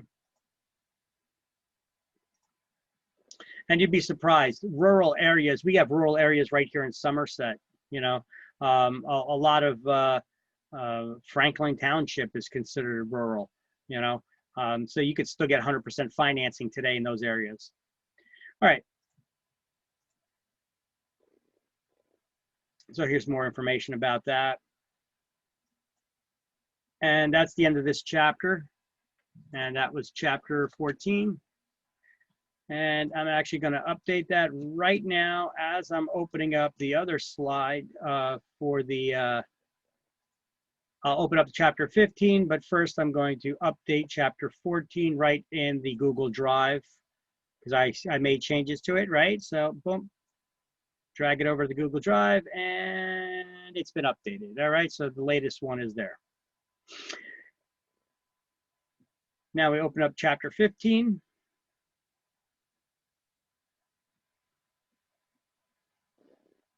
We should get through this one a little bit quicker, because we went over some of the content already and as we were going over chapter 13 and 14.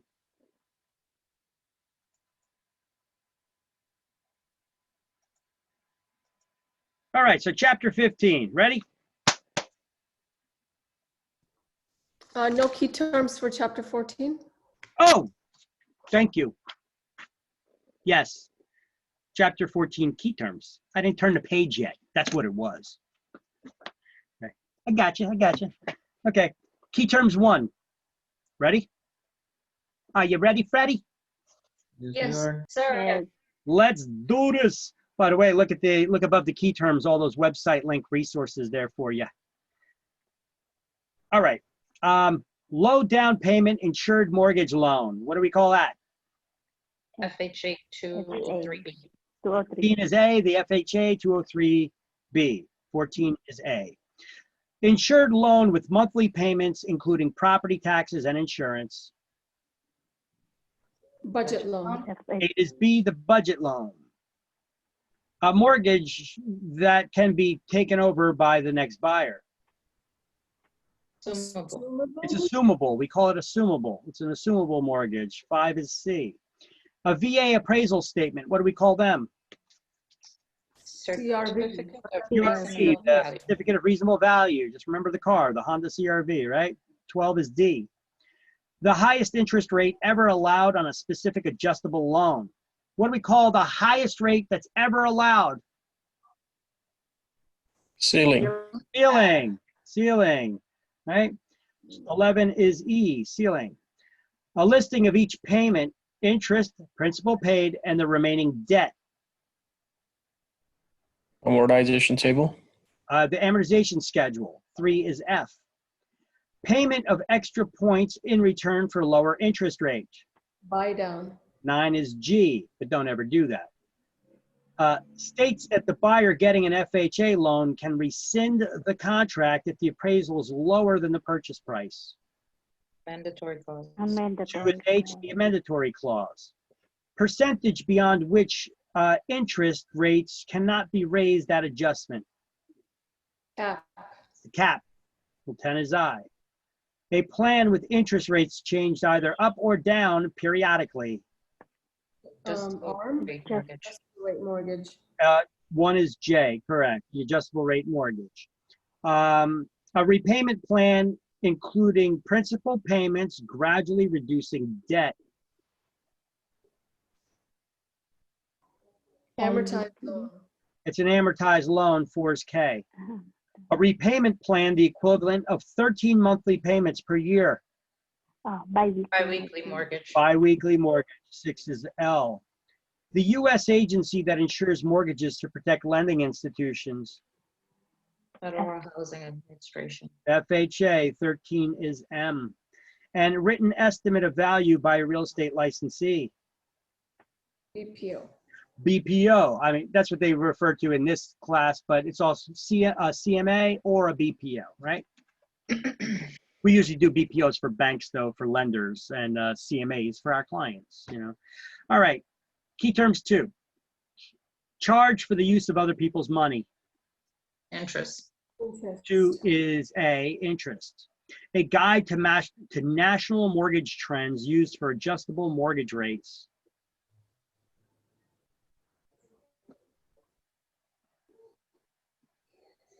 Index. Yeah, they'll tie it to some sort of an index. That index, usually the 1-year U.S. Treasury bill. 1 is B. Lender of low interest money in certain areas. New Jersey Housing and Mortgage Finance Agency. NJHMFA for short. 5 is C. Mortgage payment, including interest, amortization, and certain expenses. Pity. Pity, 6 is D. What's a pity loan also known as? Budget loan. Budget loan. Budget loan. Correct. See, they're asking the same questions as they did on the other side. They're just asking them in a different way now. Mortgage with payments of interest only. Straight loan. Straight loan, 9 is E.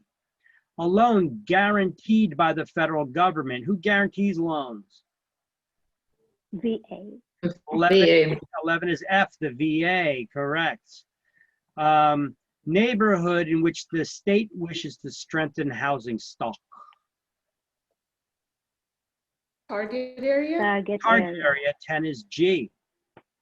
1% of the loan amount charged as an extra upfront interest when the loan is made. Point. Yes, Point. 7 is H, the point.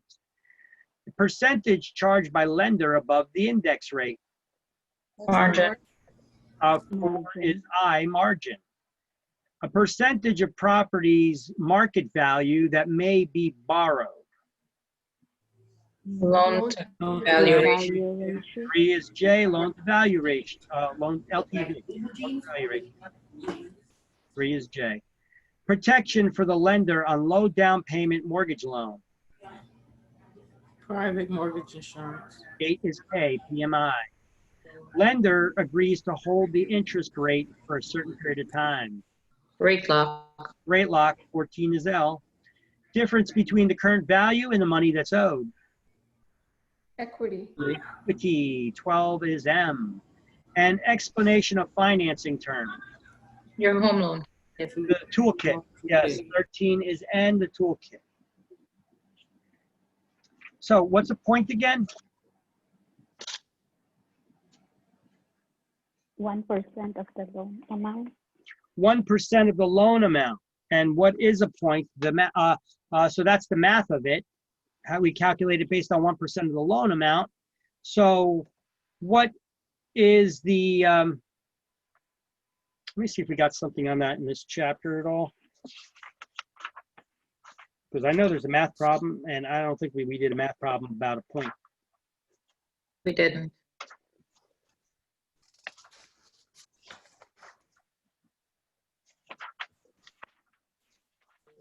All right, I'm gonna open up chapter 14 again for a second. So I'm gonna wanna add a slide in there about a point, and we're gonna have the, while that opens.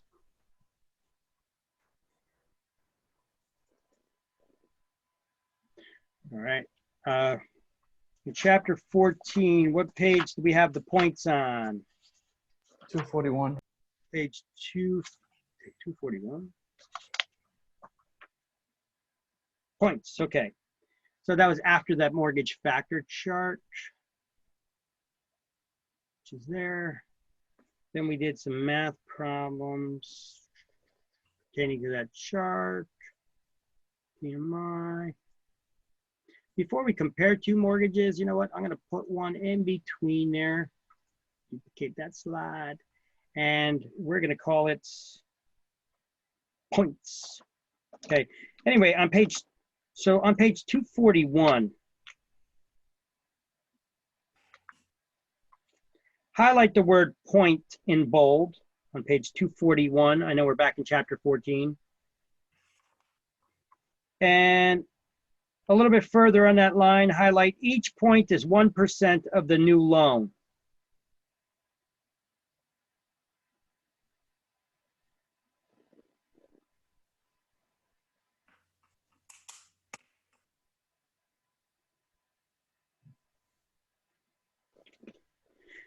And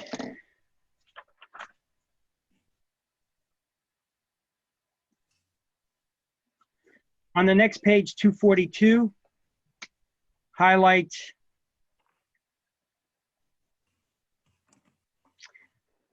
points are interest payments, income tax deductible. Points are interest payments, income tax deductible. Who can deduct them on their taxes? The buyer. All right, so now we could turn our books to chapter 15, that's fine, but I'm going to do a math problem here, and I'm going to add it about calculating points.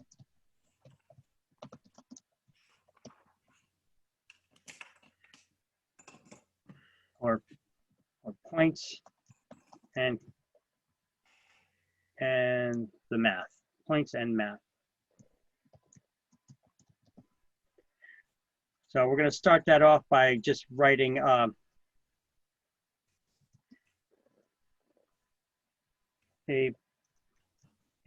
point is prepaid interest on the loan, tax deductible by the buyer in the year it is paid, no matter who paid them.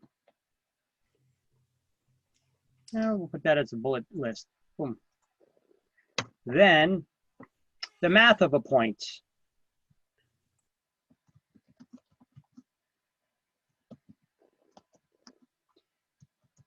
Each point is equal to 1% of the loan amount,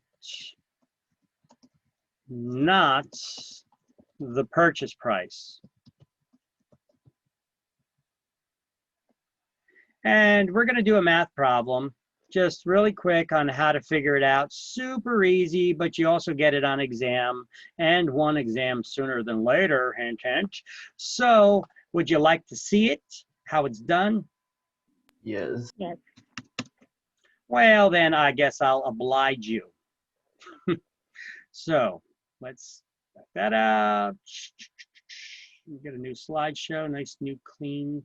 Hello. Can't see the whiteboard yet. Yeah, I backed out. I'm going to a new, new. I'm opening a new one. Just give me 1 second.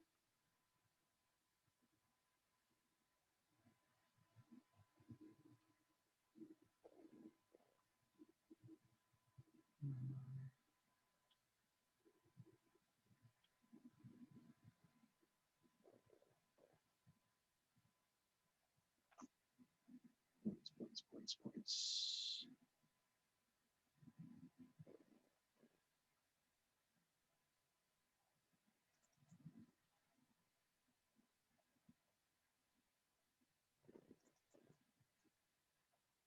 Bear with me 1 sec.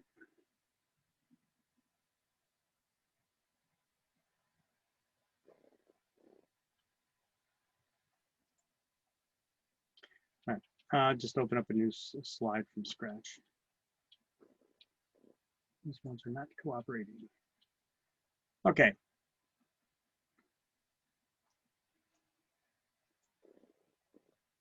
Here's the whiteboard. Let's think of a problem for you, shall we?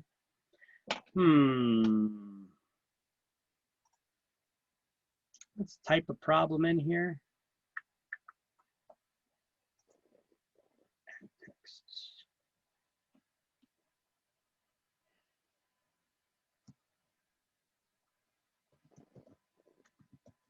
If the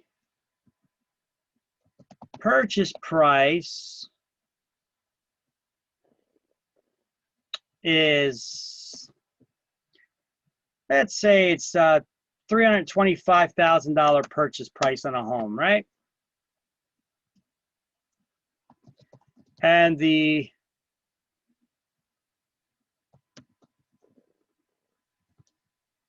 buyer has to put 20% down and pay 2 points.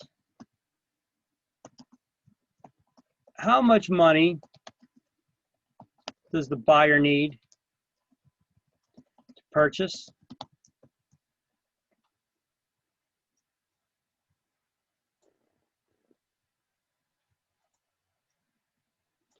The purchase price is $325,000, and the buyer has to put 20% down and pay 2 points. How much money does the buyer need to purchase? Okay, you're going to get a question exactly like this on your school exam. I know that, possibly the state. Okay, let's just walk through this really quick. I'll show you so we don't waste a whole lot of time on it. All right, let me open up my calculator. Come on, open. All right, so first step here. $325,000, okay?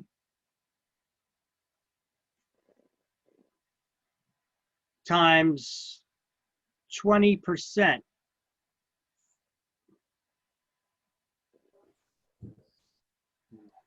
$65,000. 6,500. 65,000. Okay, 65,000, 325,000 times 20%. Yeah, $65,000. $65,000. And so this is what?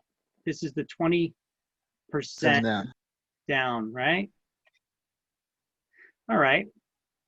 So now if the purchase price is $325,000, we have to subtract the $60,000 to figure out 5,000. 25,000 minus 65,000. I'm sorry. 260,000. And that's 260,000, right?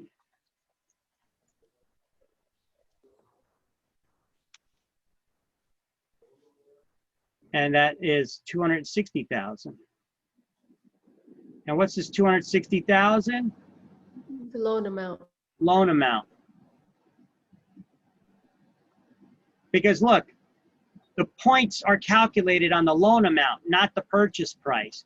If you try to calculate the points off the loan amount, you're going to be paying interest on your own money. You got to subtract your down payment and then calculate the interest, because what is a point? It's prepaid interest. Don't calculate the interest on the purchase price because you're putting down 20%. You're putting down 65 grand. You don't want to pay points on your own money, do you? No.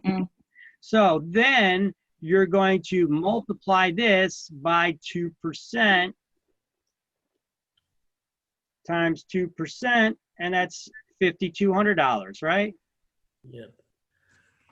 Divide by 1,000. Oh, wait, I missed an element to this question. Hold on one second. There's something else I want to add to this question here. So 2% means 2 points. Yep, 2 points. And because each point is a percent of the loan amount, right? And the buyer has to pay, let's say, $5,000 in closing cost. Okay. So anytime that they refer as point, that's like percent then. Yeah, well, what is a point? See, that's the thing you need to know. They're not going to tell you that on exam. A point is prepaid interest on a loan, and each point is equal to 1% of the purchase price, right? So 65,000 is their 20% down. You got the 5,200 over here. So now we got to add it all up, right? So they need $65,000. That's their 20% down. They have to pay $5,000 in closing costs and $5,200 in points. So you got to add that all up. 6,500 or 1,000 plus the 5,000 plus the 5,200, and that's $75,200.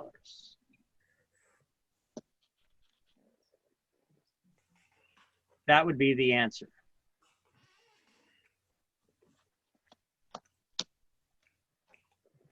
That's not hard, right?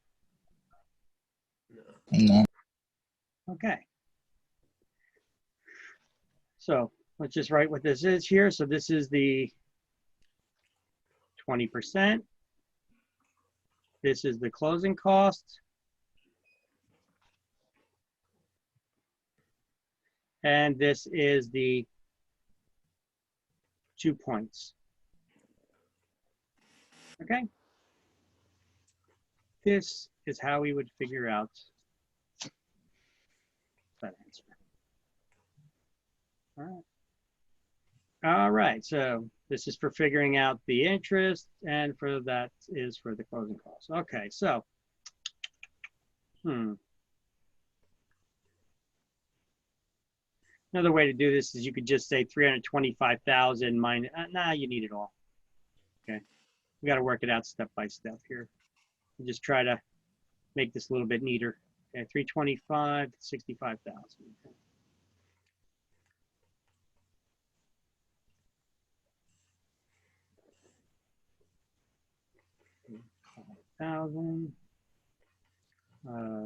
Times the 20%. That's 65,000. And that's the 20% down. Right? Okay, so that's good. Now I could just put this stuff all on one of the slides for you guys so that you guys can have this math problem, because you will get a math problem just like this on exam. All right, let me take a screenshot and we'll put it on the slide and then we're good to go.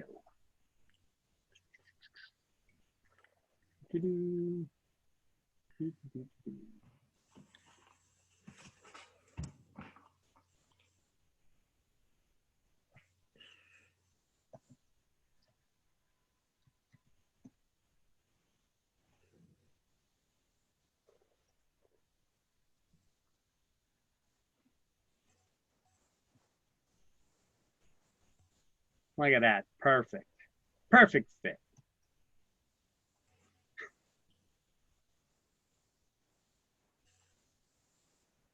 He's good, he's good.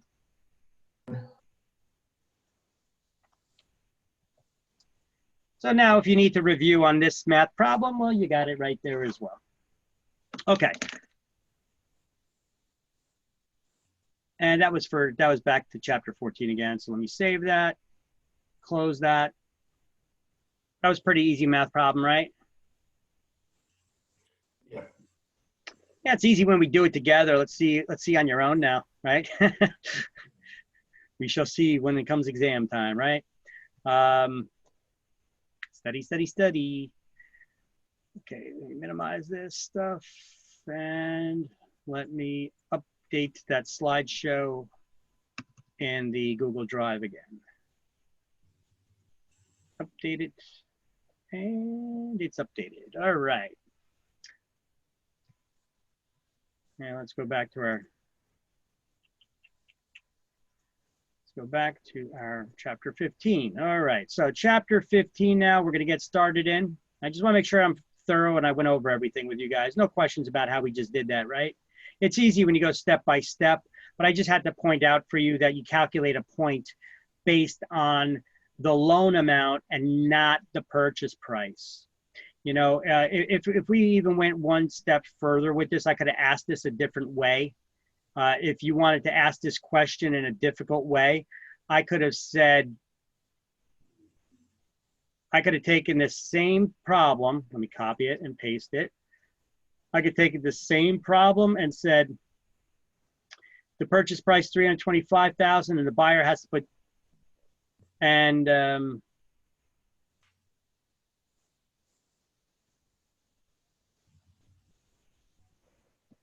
with an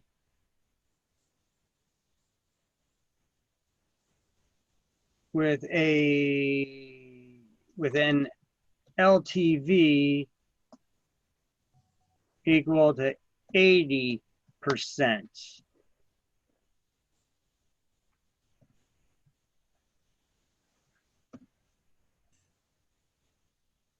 And buyer pays 2 points and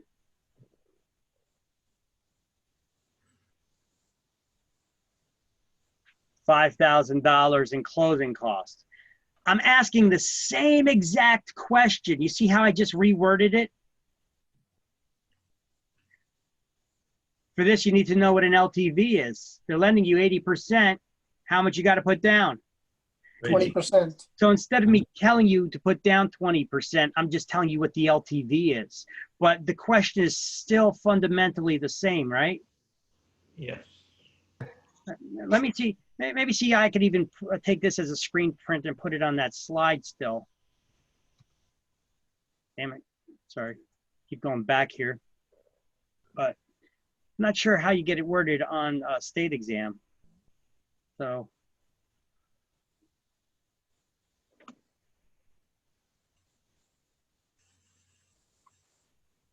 Okay, so this one we fit here.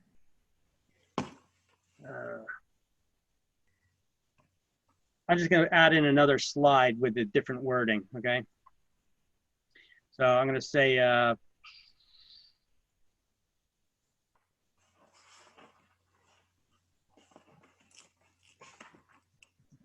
this is the same exact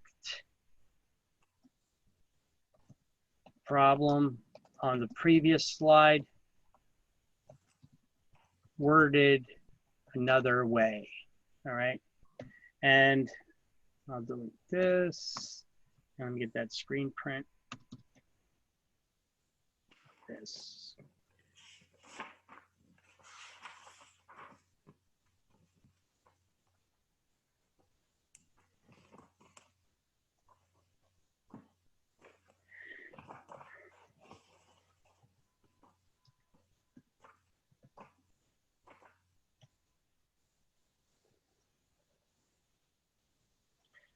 All right, so there we go. Get that on the slide, save it again, close it again.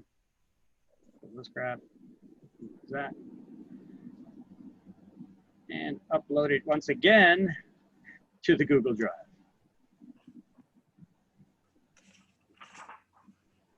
All better. So we got the okay, there we go. So you got the latest slides there up there in the Google Drive. All right, so let's get back to the slide, chapter 15. Primary and secondary mortgage markets. What's a primary market? What's a secondary market? Did I already tell you that? Yes. I did. So what's a primary mortgage market? It's where loans are originated to purchase real estate, and secondary market is where those loans are then resold to investors, right? Just say right like you know it. All right. Because you are going to know it. Right? Yeah. Yes. Okay. So at the end of this chapter, we're going to go through some more financing stuff, okay, terminology, all right? Some of this stuff we already talked about, how lending works in a nutshell. Hey, look at that. I had a slide over here too. But this one uses the lingo built into it a little bit more and some additional information. The bank lend, that's some poor, how about this? Banks lend, there we go. Banks lend their depositors money with the intent of reselling it to get the money back, plus interest paid up front, plus a servicing fee sometimes. So most lenders are not portfolio lenders who lend lenders who don't resell their loans. They basically lend their own money. So lenders are loans are originated in what's termed the primary market for purchasing real estate, and then those loans. Loans are originated in primary market for purchasing real estate, and then those loans. This doesn't make sense. Sorry, this is bad. All right, so most lenders are not portfolio lenders who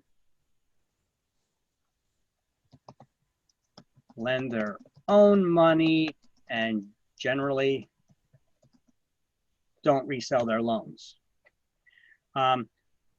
Loans are originated in the primary market for purchasing real estate, and then those loans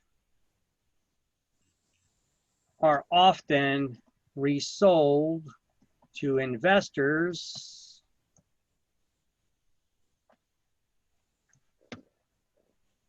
on what has been called the secondary market, or what is termed the secondary market, okay? So primary market lenders, sources to borrow money to purchase real estate, are mortgage bankers, mortgage brokers, and credit unions. Mortgage bankers, those are the banks. Mortgage brokers work with many banks and private investors. Credit unions are non-for-profit banks, basically, okay? They're non-profit banks. Fannie Mae is the largest purchaser of loans in the secondary market. They buy 1 out of every 10 loans that's out there, that's originated. Ginnie Mae is Fannie Mae's ugly stepsister. What do I mean by that? She purchases the risky loans, the ugly loans. Okay? but they pay back at a higher return. You know, with greater risk comes greater reward. However, these are ones with people that have less than perfect credit, shall we say, or maybe didn't put as much money down when purchasing. They're riskier loans, but they're usually paid out at a higher, they usually charge higher interest rate. And the investors get a pass through on the payback. As those loans are getting paid back, they are earning some of their money back right away. So that's Ginnie Mae, okay? So Fannie and Ginnie are related, right? And then we have Freddie Mac. Freddie Mac actually purchases conventional loans from portfolio lenders, okay? I told you that portfolio lenders don't usually resell their loans. They keep them in their own investment portfolio. But from time to time, investors need to raise capital. And how do they do that? Well, they sell off some of their assets, some of their investments in their portfolio. But who would buy them? Because they never originated those loans according to any third-party lender's guidelines. Well, Freddie Mac will evaluate them and buy them, okay? On a case-by-case basis. So, financing techniques. Purchase, money, mortgage. If you were to read that backwards, mortgage, money to purchase. So any loan used to, it's any loan used to buy real estate. Seller financing is also a purchase money mortgage because it's still used to buy real estate, right? So let's highlight that in the book. In the first sentence on Chapter 15, purchase money mortgage is any mortgage placed when property is bought.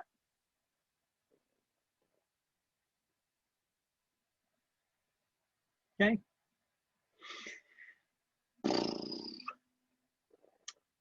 Go down to the next paragraph and highlight the first line. A mortgage, a reverse mortgage, is one which regular monthly payments are made to the borrower. Now, I want you to write above that or below it, wherever you like, loans to seniors who have a minimum 60 to 70% equity. This is a first loan, not a second. So you need to be 62 or older to qualify to get a reverse mortgage, okay? The senior has to have a lot of equity in their property, usually 60 to 70% minimum, in order to qualify for a reverse mortgage. Okay, it is considered a first mortgage and not a second. So once again, you guys, did you write what you needed to there at the bottom of the page? Loans to seniors who have a minimum 60 to 70% equity. This is a first loan, not a second. So the senior citizen, let's say they paid off most of their mortgage. They have, let's say they got 80% equity in their property. They only need to pay 20% of it off still. They could go get a reverse mortgage. That lender will pay off the balance of 20% on that loan. So there will only be one loan on the property. It would be this reverse mortgage. So why do they call it reverse mortgage? Well, instead of the borrower making monthly mortgage payments to the lender pays out the equity back in that's in the property back to the borrower. It's the opposite. So this is where the mortgagee makes small monthly mortgage payments to the mortgagor, building up a debt. So that senior has a lot of equity. The reason why they would do this is not everybody has a government pension that they could live off of, right? Or work for a company that offered these pensions, or when you retire, if you don't have a lot of money in your savings, you're not going to be able to live off your Social Security, right? In the past, when this program was created, it was created in the 80s by Ronald Reagan, the president at the time, when we were seeing a lot of commercials on TV, not commercials, they were news on TV. There was a lot of instances, I was just a kid back then, but news on TV that showed, but I remember this, you were seeing a lot of seniors that they were like, I can't live off of Social Security. It's not enough money to live off of. They're like, so I got to decide, do I buy the food to eat, or do I use my money to pay for the medication that I need to live? So the seniors, back then there wasn't also a lot of these drug programs and drug subsidy programs for discounted rates for people who couldn't afford them. That was something that people like Montel Williams, he was a talk show host back then, former military guy too. He started putting together, trying to negotiate, and he wasn't a politician. He was negotiating with a lot of between politicians and the drug companies to try to get them to subsidize affordable drug costs for seniors who they're put into a situation where if they can't afford their medication, which is often expensive, they die. Or they have to make that choice. Do I eat or do I pay for my medication? See, these days now, we got all kinds of, they send you these drug programs, discounted rate drug programs and all that. But still, even for seniors, they could still get free, if not discounted programs, depending if they can afford it or not. Back then, they didn't have that. So Ronald Reagan instituted this program. He made legal for lenders to be able to say, a senior person should be able to live out their golden years in dignity. We were seeing a lot of instances on TV where that senior was trying to decide, do I eat or do I pay for the medication I need to survive? So they would pay for the medication and then they would eat cat food, because they're like, if it's nutritious enough for the cat to live off of, it's got to be nutritious enough for me to live off of. And that's just sad. That's sad. That's not living out your golden years in dignity, having to eat cat food, right? So that, how do we come up with ways, a solution for this? I mean, the government can't just pay for everything. So he came up with this idea. He said, listen, seniors are living in their retirement plan. A lot of seniors have homes that they paid off all their lives paying into. And all that equity that they're just sitting on, it's just sitting there. Why should it be that only the next person gets it after they die and they leave the home to them, that they get that equity? Why can't that senior drain that equity out over the years? It took them 30 years to pay into it. How old are they? 62 now, 70, 80, 92. You could have that lender pay that equity back to the senior, in small monthly mortgage payments, and that they can live off of that. It gives them more comfortable living in their golden years. And now they can live them out in dignity. So this is how this program was put together. So the mortgagee makes small monthly payments to the mortgagor, that's the borrower, right? Building up debt. So the senior, though, they do not have to pay this loan back. See, most loans, when you get them, you have to start paying them back right away. When you get a reverse mortgage, the lender pays off any existing mortgage that the senior may have, and then they make payments out monthly to the senior. But the senior does not have to pay that loan back, not unless they die or sell the home. That's when the lender gets paid back the money that they shelled out and any interest. So when the senior dies or sells the home, the lender's paid back any money payments of equity that were paid out to the senior, plus interest, plus any remaining balance that they had to pay off on a previous loan. Okay? If you want more information about this, you could go to reversemortgage.org. Okay? And you see commercials on TV always about this too, where you have celebrities up there. I think currently that's Tom Selleck is doing them. You've had previous other celebrities in the past, that guy from Law and Order, the bald guy that played the district attorney or whatever, his boss, Tom something or other, I forget his name. Anyway, reversemortgage.org to get more information about this. But is this a second loan or a first loan? First loan. Considered a first loan because it'll be the only loan on the house, all right? But they may ask questions on exam like a type of loan where the mortgagor or the mortgagee makes small monthly payments to the mortgagor, building up debt. Reverse mortgage. Because usually it's the mortgagor, the borrower, who makes the monthly payments to the mortgagee, the lender, right? Yeah. All right, turn the page.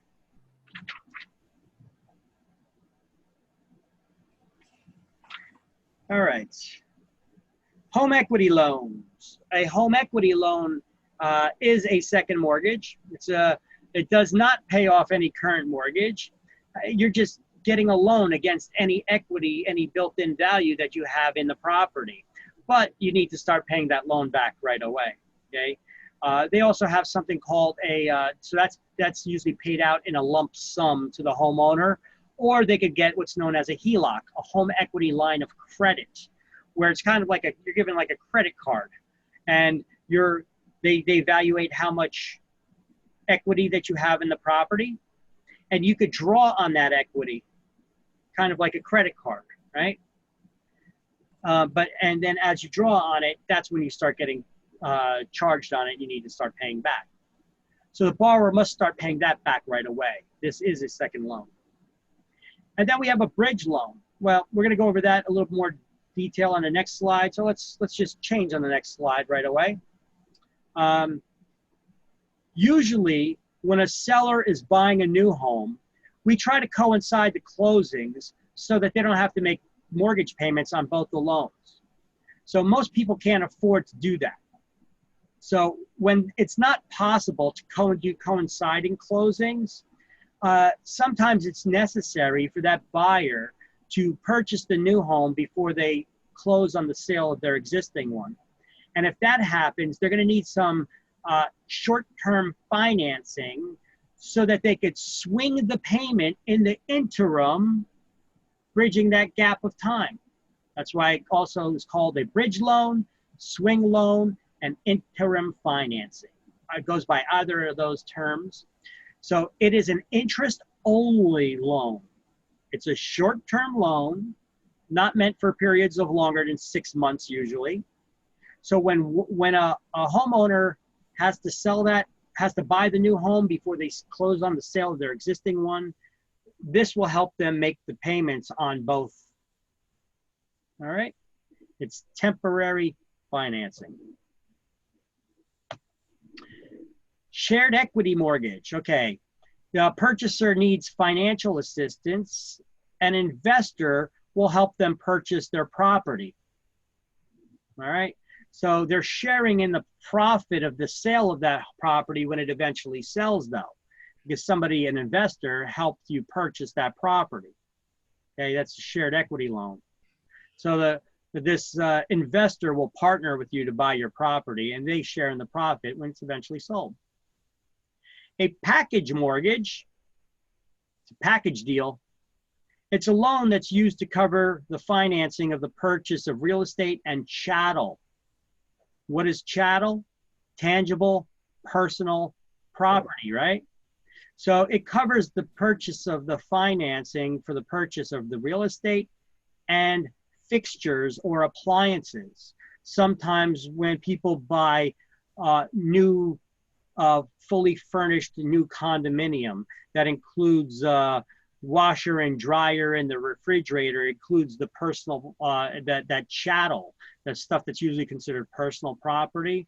The loan would come with that fully furnished with appliances, not furniture necessarily, but it could be appliances, which are also considered personal property or chattel, right?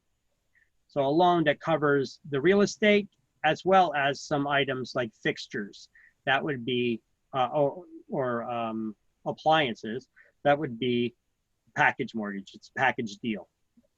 All right. So let's go and highlight these things now in the book.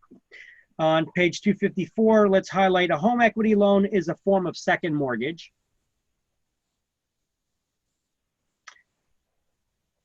The next paragraph, highlight A homeowner who's selling one residence and buying another may find it necessary to purchase the new home before the closing date on the present one.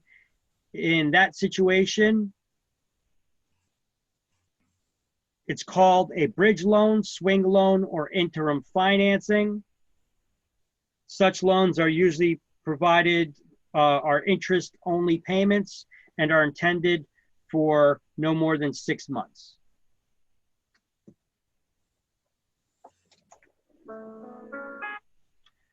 All right, then.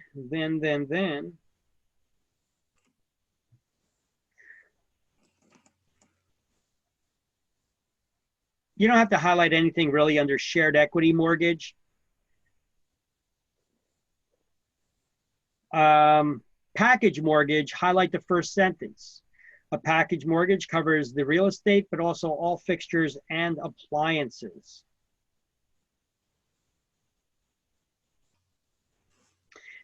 And then we have a blanket mortgage. Highlights the first 2 lines. That a blanket mortgage covers more than one lot or parcel, and it's often used to finance subdivision developments. These mortgages often include a provision known as a partial release clause.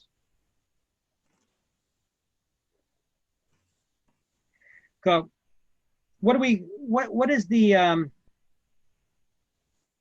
what's the clause in the note that prevents a mortgage from being assumed?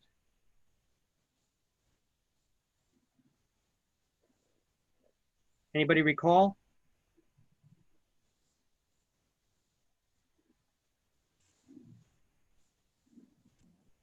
What's the clause in the mortgage that prevents the note that prevents the mortgage from being assumable? It's the alienation clause or due on sale clause in the note. You guys remember that? Sound familiar at least? Yes. Yes, it Now that you mention it, right? So this type of mortgage has it's like a modified alienation clause.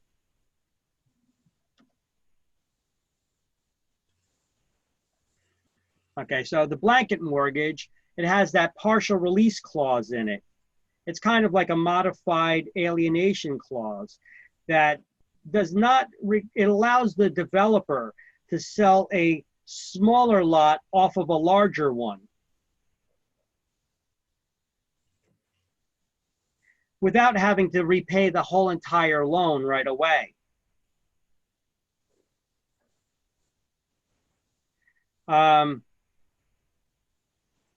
Here's an example. I got this, you see the slide on the screen here? So you got a developer that used a mortgage loan to buy this lot, this large property, and they decided that they were going to subdivide it into 6 lots. And they're selling one lot, lot number 6, off of the larger lot. If under a normal type of loan, you have that alienation clause that would prevent that from happening. It would require that that person pay off the entire loan amount. However, with the partial release clause, they would only have to pay back 1/6 of the loan when they sell that one lot off of the larger one. If they sold off another lot, they would have to pay back 2/6 of that loan, and so on and so forth, right? That is what that partial release clause does. It allows the developer to sell off one lot off of a larger one without having to pay back the whole loan. They only pay back a portion of it. And as they sell smaller lots off the larger one until it's all paid off. Good? So highlight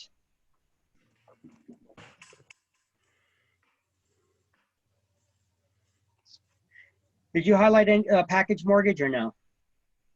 Yes. Okay, then highlight highlight the first two lines under blanket mortgage. Yeah, we did that. Okay. Now, wraparound mortgage. What is a wraparound mortgage? Well, it's when you have another loan that does not disturb the underlying financing. So it's a type of seller financing where the new loan does not disturb the underlying financing. So for example, if this, okay, I got this marker here, okay? This is, I'm the homeowner, I'm the property owner. This is the loan. I still have a mortgage on my house, and this is the mortgage loan I have on my house, okay? This is my mortgage loan on the house. Now, you want to buy my property. If this mortgage loan that I have does not have a due on sale or alienation clause in it that prevents me from selling the property without paying off the whole loan, would I be able to sell my property without paying off the whole loan?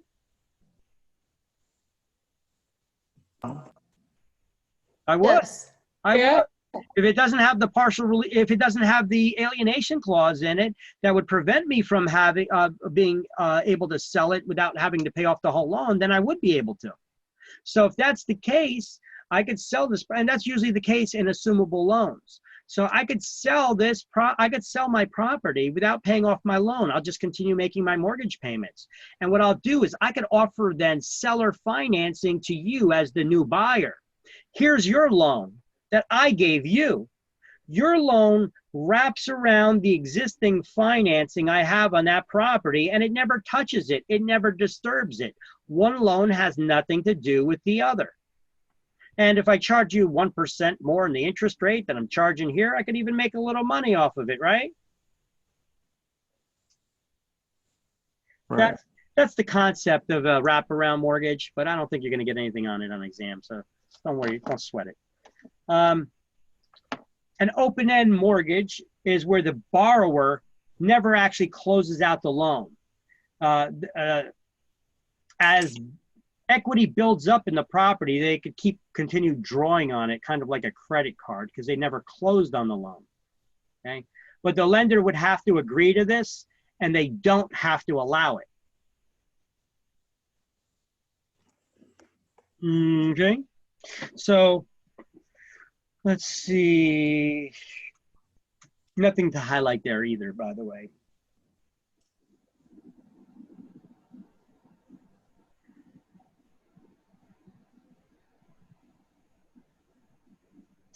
All right, let's go down to construction loan and highlight the title construction loan in the last paragraph, and right next to the title, first loan, not a second.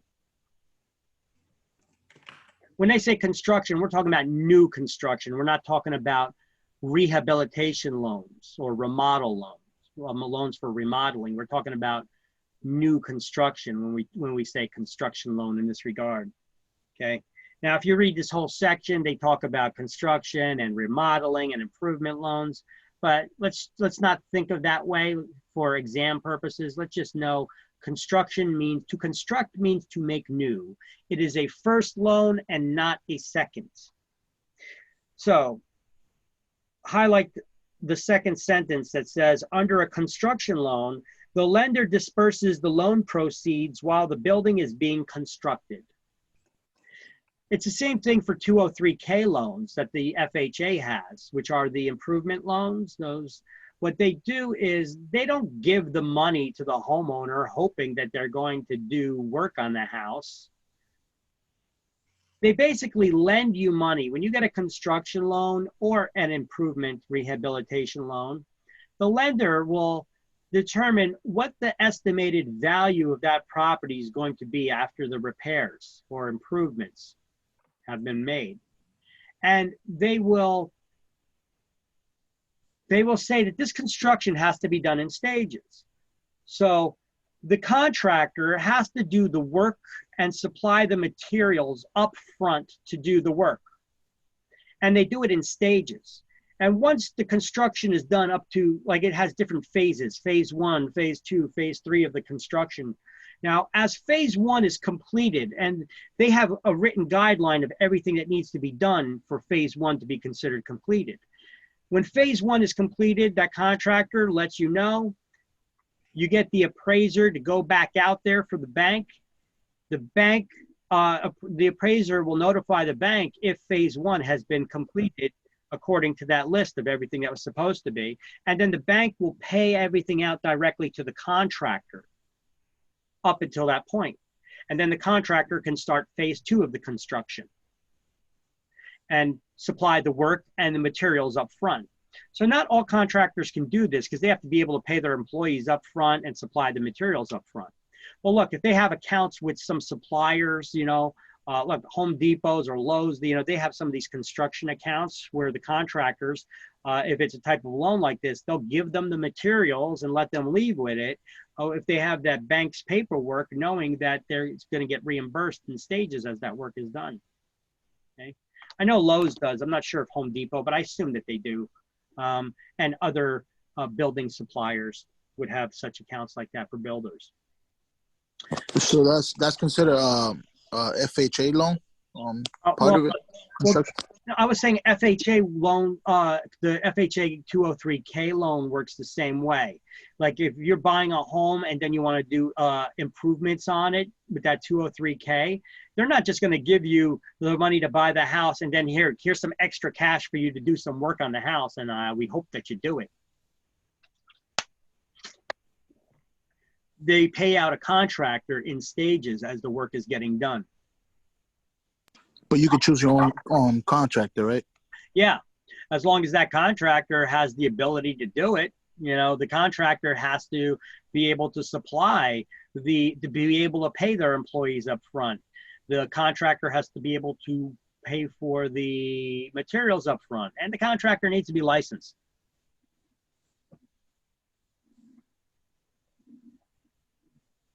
Okay.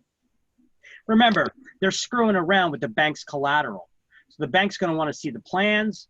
They're going to want to see the contractor's credentials, right? Want to make sure the permits are in place, yada, yada, yada. And who pays for the plans? You do. Homeowner, the buyer. It's your home. You want to do those. You want the plans. You want to do some construction. You want to get the plans to do some work on the house, some improvements. Well, you're going to need to cover those costs. Okay. Get an architectural engineer to draw up them blueprints for you. Now, would that work too if, like, I buy an old house and I just demolish the whole house and build something new in there, or? Not the whole. Yeah. You could get a construction loan for that, or like I said, you could do what my neighbor did around the corner. You could demolish the whole home except for like leave one wall standing, and you could get an FHA 203K loan. It's not a construction loan. It's a improvement loan. So as long as you got one wall standing there of the original structure, then they'll give you that loan for an improvement, an extensive improvement.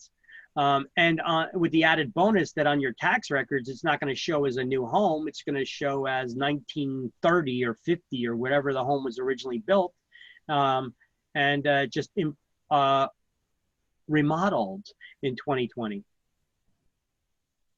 And you could do that as a first-time buyer? Yeah, absolutely. Look, when you guys start working at real estate offices, go talk to some of these lenders. Ask them if they have any 203K programs, educational programs that you could watch. They may even have those resources that they for the videos online that you can look at, how they work, you know, the 203K programs. You could even look it up on YouTube now. Probably some lenders have it up there showing you how 203K programs work or how construction loans work. To get classes for realtors. Or you can watch it online. It just talks about the process, you know, how it works in stages. They'll get you they'll teach you all the details of it. All right. So then we have a sale leaseback.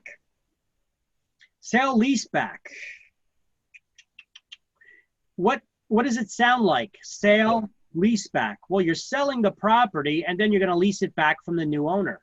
This is a type of seller-buyer arrangement. All right. So this is usually done for commercial real estate, for businesses.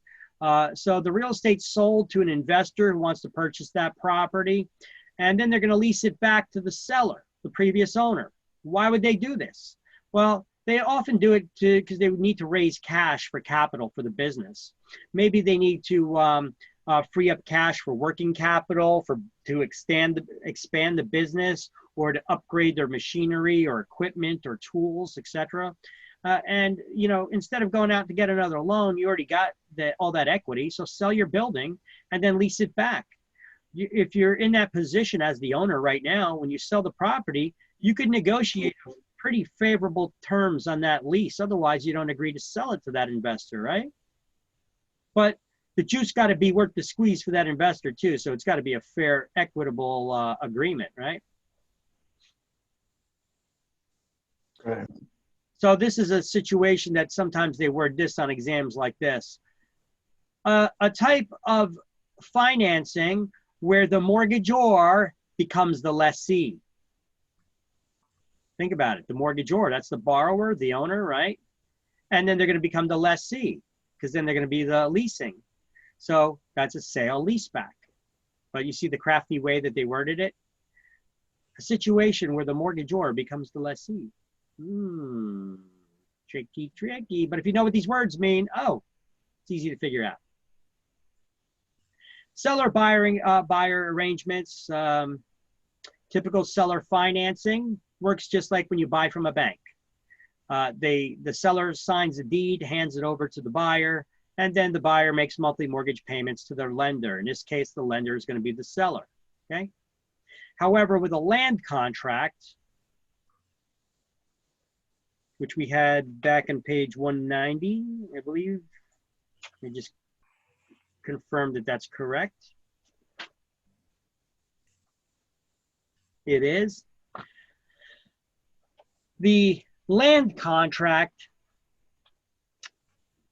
it's a type of seller financing where also sometimes referred to as an installment sales contract, where the buyer is going to make payments in installments and wait for the deed. It's kind of like a rent-to-own situation. So the buyer does not, all this stuff is written right here, I should just be reading it. The buyer does not get ownership until the full amount owed is paid. That's when the seller will hand them the deed and a satisfaction of lien will be recorded. So the buyer is not yet the owner until they pay the full amount off because the seller never gave them the deed to transfer that ownership. However, the buyer does have a financial interest in that property called equitable title. Okay, equity is the difference between the value of the property and what's owed in it. So they do have a financial interest in the ownership, title meaning ownership, right? Do not confuse this with a ground lease. What is a ground lease? Which you guys already learned about in chapter 12. What's a ground lease? What's a ground lease? Come on. What's a ground lease? It's a long-term lease to build a building for construction. Yes. So it's a long-term lease where the tenant will erect a building on the owner's property, on their grounds. Okay. So do not confuse a land contract with a ground lease. Often people do, and when they're on exams, and they screw them up because there'll be multiple choice. There'll be those answers next to each other. All right. A lease option is a lease with an option to buy. Who can prepare those contracts? Only attorneys, and it's a unilateral type contract. Whereas a lease purchase, you're going to be renting, and you're definitely going to purchase at a predetermined, agreed upon sales price by a predetermined deadline. So that is a bilateral contract, the lease purchase versus a lease option to purchase, right? Where are we here to get caught up? Oh, no, we're still on it. Okay, so sources of financing in the primary market, where do we get them from? We get them from banks, private investors, mortgage brokers, and credit unions. Insurance companies too, by the way. What do I mean by insurance company? Insurance companies lend money? You betcha they do. Insurance companies lend money. Insurance companies are rich. And you pay out to insurance companies all the time without them making payouts. They only make payouts in the event that there's a problem, right? So insurance companies do have a lot of money, cash on hand to invest. So sometimes they engage in lending. Remember when we were working out how much money the mortgage companies are making? So these insurance companies say, why are we just going to sit with all this money sitting in our bank? Let's reinvest it. And they make a hell of a load of money back. All right. So on the next page, 255, we're going to highlight sale leaseback, sometimes used as a means of seller financing.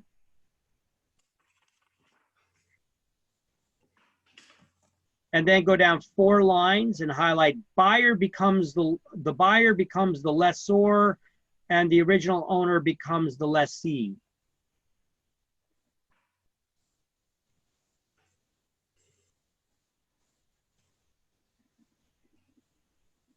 Go down 2 paragraphs and highlight a land contract is also known as an installment contract.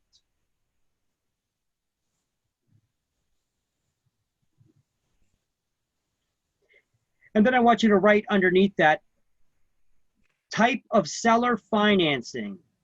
See chapter 11, page 190. Type of seller financing, page 190.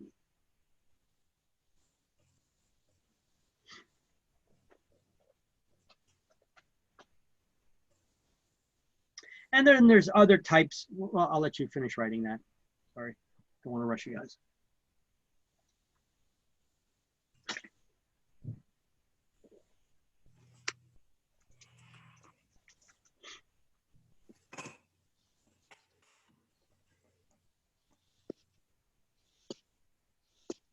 Guys done writing that? Yep. Okay. So we're going to highlight under seller-buyer arrangements, we have seller financing, land contracts, lease option, and sale leaseback. I'm just highlighting the titles on those.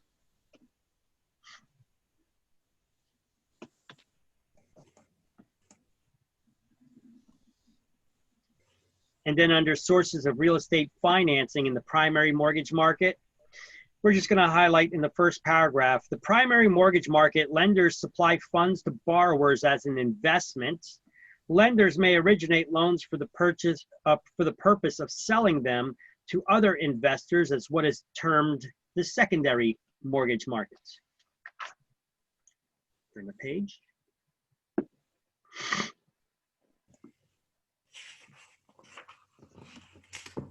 I then highlight the term mortgage bankers,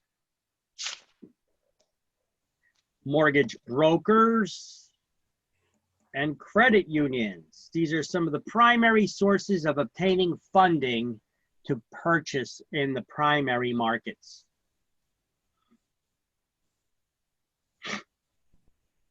And now we're to the applications of credit section.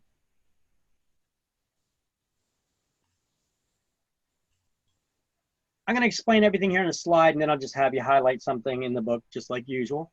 So, application for credit. We have the buyer fill out we get to have them obtain a pre-qualification letter from their lender. They got to run their credit score. They tell the lender how much money they make. They tell the lender what their approximate long-term debts are. And based on what they've told them without verifying any of that information, the lender issues them a pre-qualification letter of how much they could possibly afford to purchase and borrow. Now, that's the minimum that we're required to get before we make any offers for anybody. We have to do some kind of a diligence, making sure that this person has the ability to purchase a property before submitting an offer on their behalf, asking a seller to take their property off the market for someone without even knowing if they can afford it. At minimum, we should do a pre-qualification check, okay? Like putting them on the phone with a mortgage rep and having them do this, okay? Now, after that point, once they supplied all that information, once they supply all the evidence now to back it up so everything can be verified, the lender would then issue a loan pre-approval letter. And then past that point, a loan pre-approval letter, well, in order to get pre-approved for the loan, it has to go through an underwriting process. Now, the person at the bank is called the underwriter, is the person at the bank who's reviewing all this. That the borrower never usually talks to the underwriter. They're the ones that are locked in the rooms, just they're the number crunchers, people with no personality. They're locked away and kept to themselves. So these are the people who analyze the risk to the lender, all right? So they carefully investigate all the paperwork and review all the paperwork that's been supplied to the lender from the borrower about their bank statements, their pay stubs.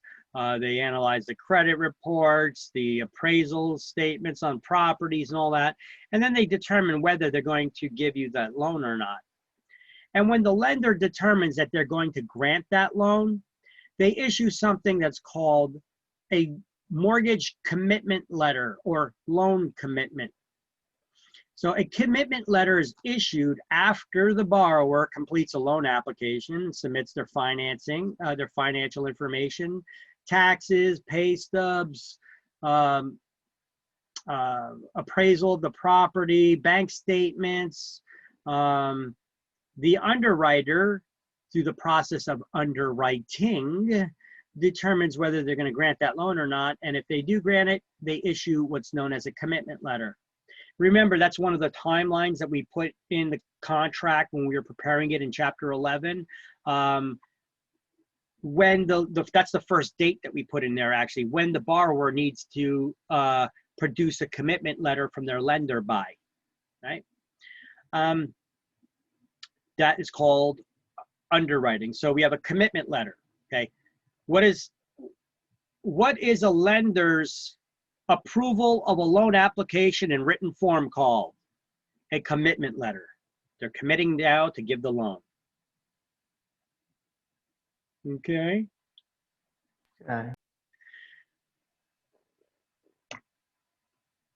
So how does these applications for credit work? Well, the creditor will always, lenders will always check all three credit scores. Now, how do they determine what your credit score is when you got the three credit scores? They do not average them out. They pick the one in the middle.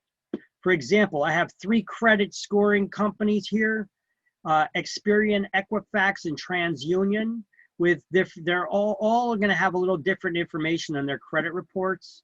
So the lender will just pick the one in the middle and bam, that's your credit score.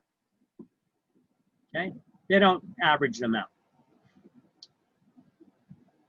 Now, qualifying ratios are used by lenders to determine the maximum monthly expense for housing that a borrower could afford to pay, which is PITI, right? Principal, interest, property taxes, and insurance. Unless you're buying a condo, then you also have to add in the HOA, because that is another expense for the housing. Now, a typical example of a qualifying ratio would be 2836, but this could vary from lender to lender. They have different lending criteria. So 2836, what does that mean? Well, the 28 would mean 28% of the monthly income, the gross monthly income, can be used for housing expense. Or 36% would calculate income and including all long-term debts. All right. And sometimes that number is higher. I've seen them have that 48% or even more. So let's highlight in the book on page 256. Let's get caught up. And under application for credit in the second paragraph, a little bit past halfway, you see where it says that line that says underwriting in bold? I want you to write, highlight that sentence at the beginning where it says through the process known as underwriting to the end of that paragraph.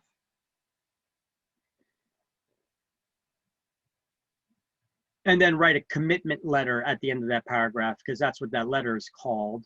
When the lender determines that they're going to grant the loan, they issue a commitment letter, committing to it.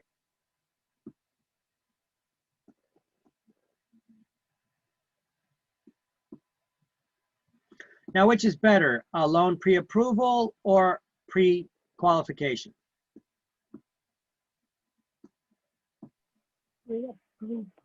Pre-approval, correct. So once again, let's highlight the difference between pre-approval of loans here. Let's highlight everything under pre-approval of loans just on this page, not continuing on the next page, just these last 4 lines here. And then underline the words pre-approval and pre-qualification. It's just telling you the difference between the two.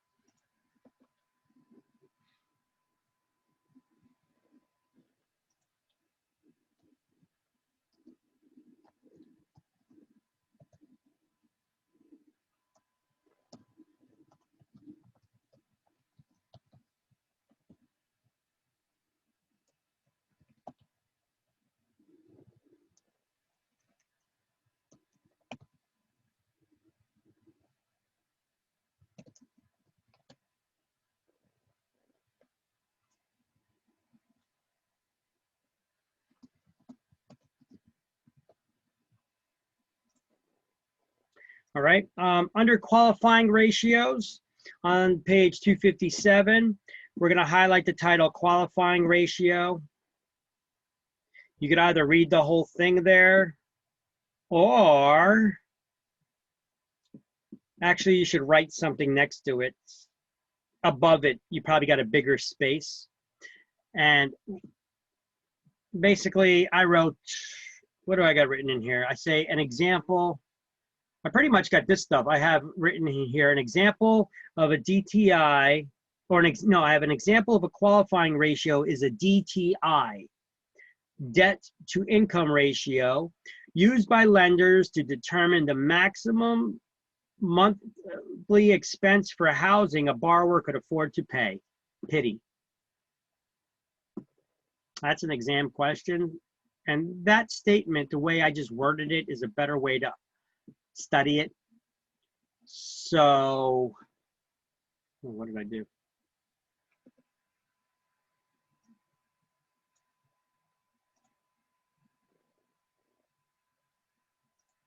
All right, so let me dictate that to you again. Is anybody writing that down or no? Yeah. Yes. Okay.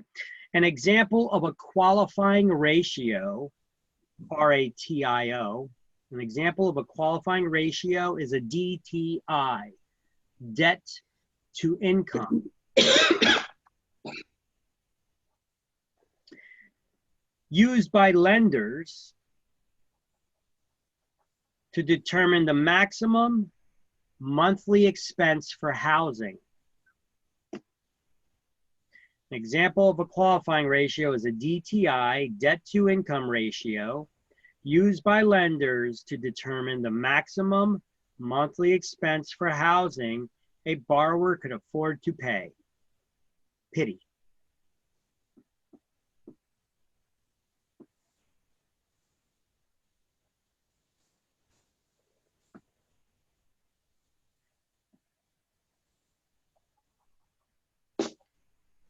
Determine maximum housing interest for, No, to determine the maximum monthly expense for monthly. housing.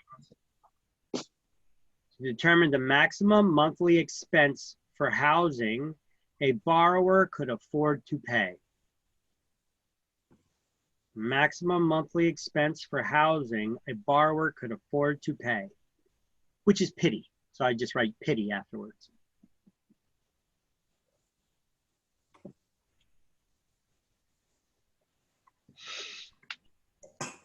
So qualifying ratios are not used to determine how much you could borrow. I know it sounds a little bit like semantics here, but a qualifying ratio is not used to determine how much you could borrow. It's used to determine how much you could afford to pay monthly. And then based on, after they understand how much you could afford to pay monthly, then they do their reverse engineering of the math to see how much you could afford to borrow. This is the first step. Let's see how much you could afford to pay monthly based on your current income and expenses. So your credit score has little to do with your income and expenses. Your credit score has to do with how well you pay back your bills. Right? Yep. All right. But all of these things are taken into consideration by lenders. You know, if your debt to income ratio is kind of high, your credit score is kind of low, you're not getting the best credit, the best interest rate that's available. All these things factor into their risk-based lending analysis. All right, so government has some influence on lending. We have the Fed, which is the Federal Reserve, even though it sounds like it's part of the federal government. It is not. I told you guys before that it's all the owners of the banks that do business in the United States. So the Federal Reserve, they try to counter inflationary and deflationary trends to establish economic stability and maintain sound credit conditions by altering the AFR, the applicable federal rate, which lending is based on.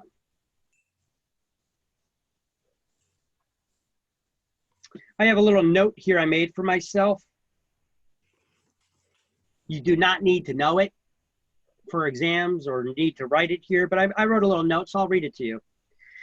I said, it's not, the Federal Reserve is not part of the federal government. It is a central bank created by Congress in 1913 to establish economic stability, setting rates, and creating how money and fractional, creating new money and fractional lending.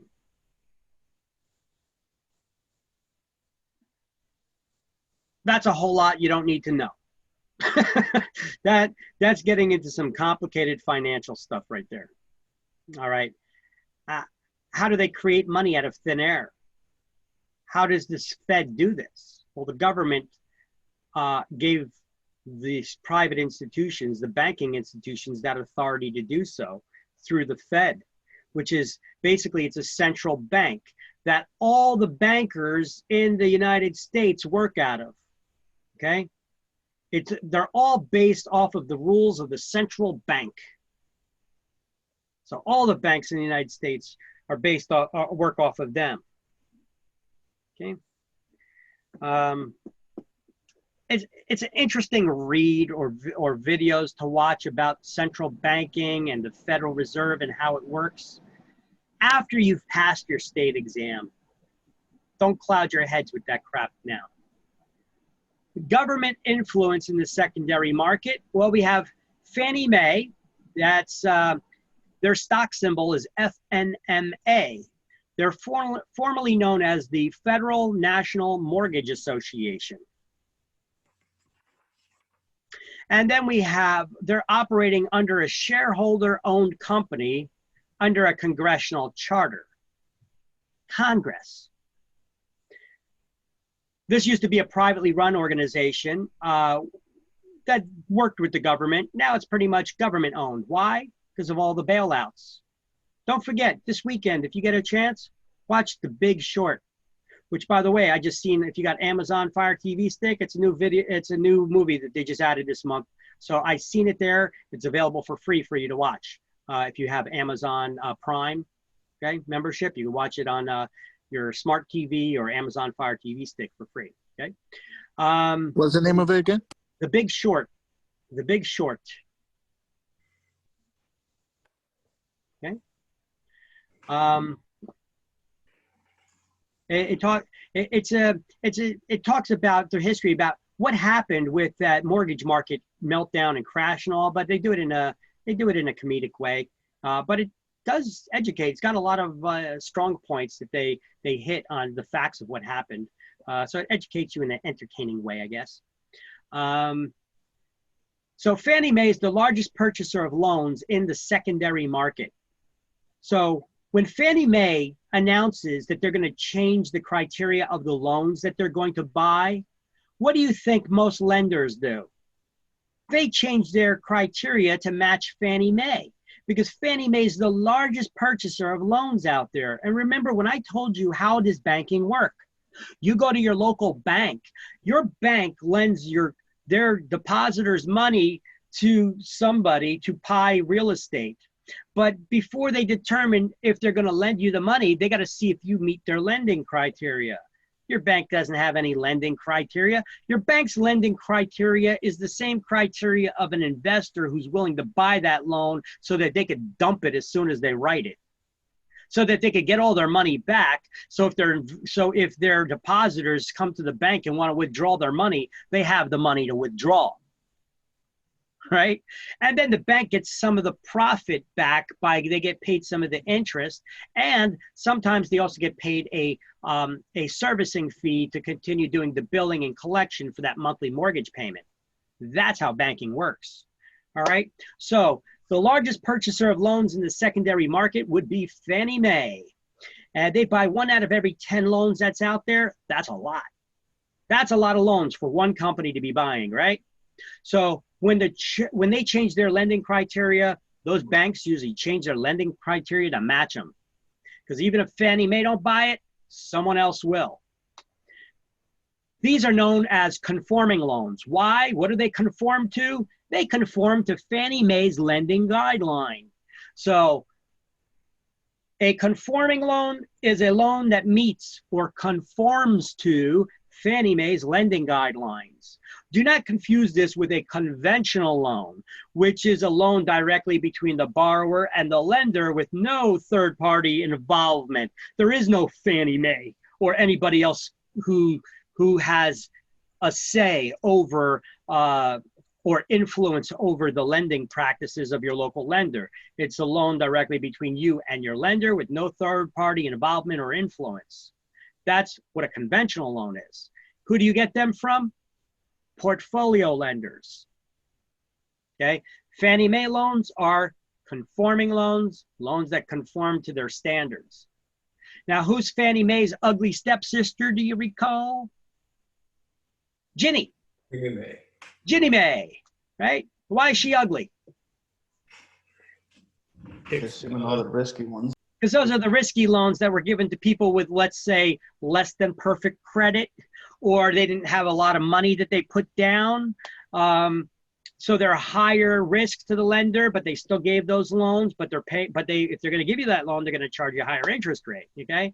But Ginnie Mae is where the investors would invest with, okay?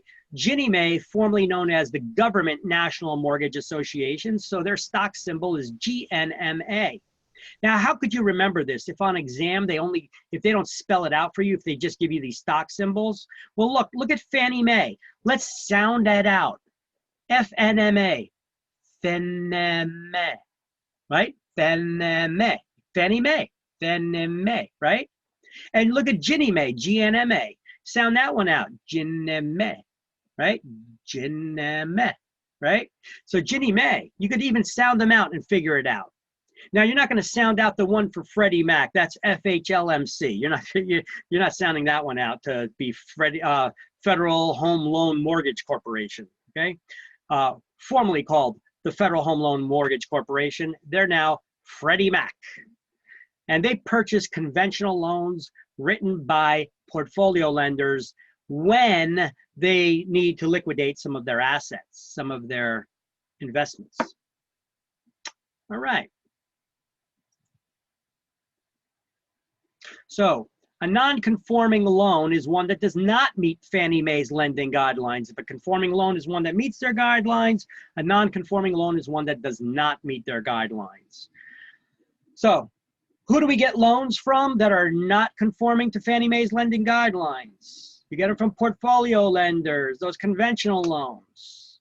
Conventional loans are not just for big construction projects. They could be for somebody who's buying a home that's an expensive home, that's higher than those that meet most lenders' lending limits of the FHA or any of these other lenders, right? Because we know the FHA has maximum lending limits in the different counties for 1, 2, 3, or 4 family houses, right? But what if you want to buy an expensive home that's way over that limit? You would have to get those loans from a portfolio lender, okay? So they could be flexible with their guidelines because it's their own money that they're lending. They're not intending to resell those loans at the time that they're originated.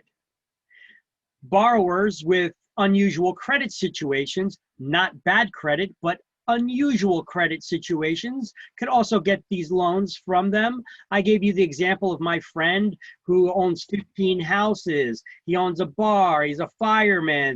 He has a lot of write-offs though, so it looks like he's spending all the money that he's making, so it was tough for him to meet most lenders' lending criteria. However, he had an excellent credit score, never late on a mortgage payment. And they looked at using real world common sense lending. They determined, yeah, you know, this guy's not a bad credit risk for a $200,000 loan for a 2-family house that's going to pay for itself. So that unusual situation is the type of situation where portfolio lenders will lend as well. So unique houses and large construction projects, you would also go to them, but each project is assessed and evaluated on a case-by-case basis on its own merit. So what do we call loans that are larger than Fannie Mae's lending guidelines? We call them jumbo because they're jumbo in size, right? Some people see this answer on exams and they don't pick it. And they tell me afterwards, oh, I didn't think that was it. I thought that was too obvious. All right, jumbo is big, right? So if the loan is jumbo, it's a big loan. It's a loan that's larger than that meets Fannie Mae's lending guidelines. It's jumbo in size, okay? That's for like the expensive homes and such. And who do you get them from? Portfolio lenders. Okay, TILA, the Truth in Lending Act. All right, Regulation Z, we finally get into this, but we learned about it ages ago. What does Regulation Z deal with? It says that if certain triggering terms are used in advertisements, that full disclosure is required. It requires full disclosure and truth in lending. Look, it's part of TILA, or implements the Truth in Lending Act, which requires honesty and fair dealing and full disclosure of all lending terms anytime you talk about offering financing in an advertisement. So if you use certain triggering terms, you have to also qualify them where you have to discriminate.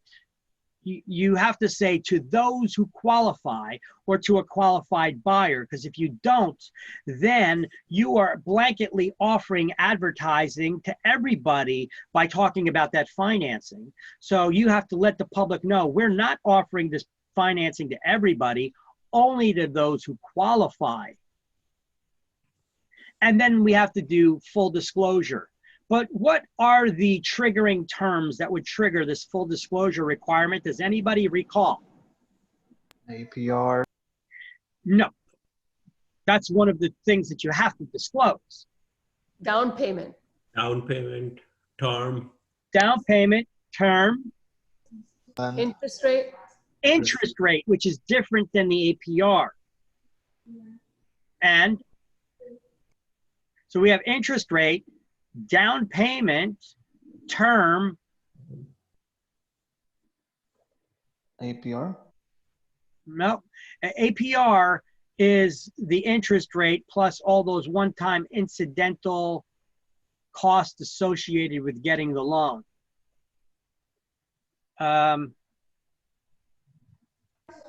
Payment amount. There we go. Yeah, the payment amount. Thank you. So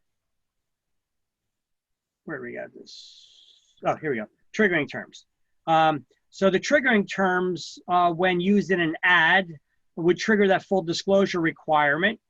The triggering terms are the interest rate, monthly payment amount, down payment, or the term, the number of payment periods.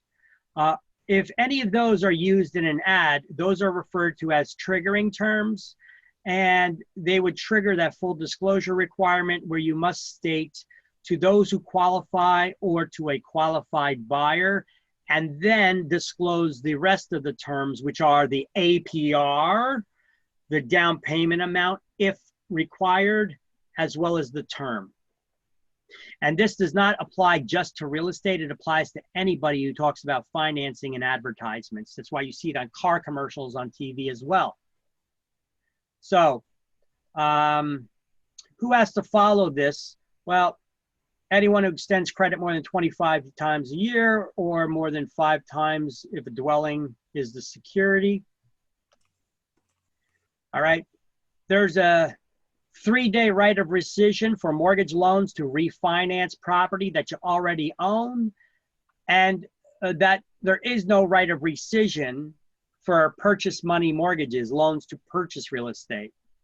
So what does the word rescission mean? That's your right to cancel a contract within a given period of time.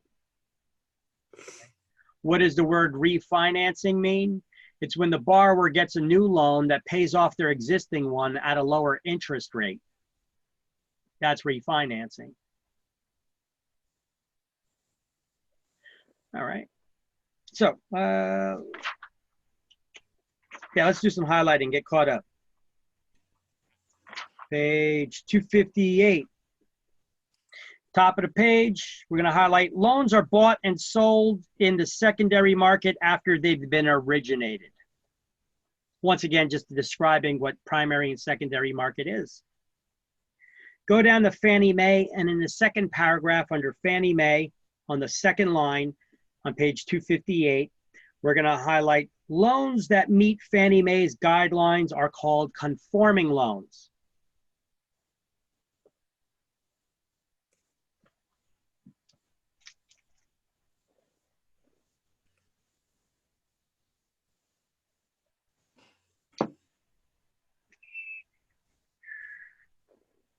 All right.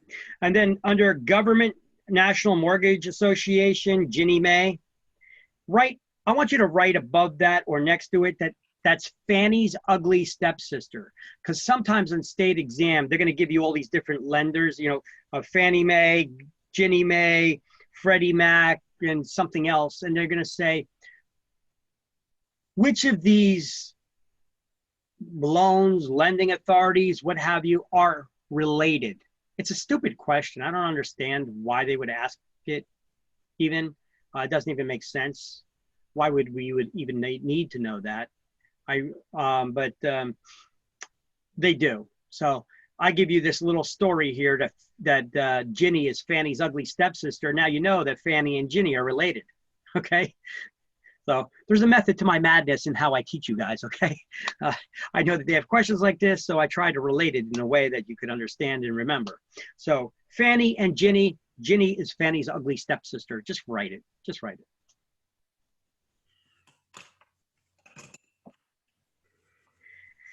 And then we know that the Freddie Mac, they buy those portfolio loans, right? So in the second paragraph, I want you to highlight loans higher than the secondary market's limit are known as jumbo non-conforming loans. Who do you get them from? Portfolio banks. Portfolio banks, portfolio lenders, correct. So they're making portfolio loans. So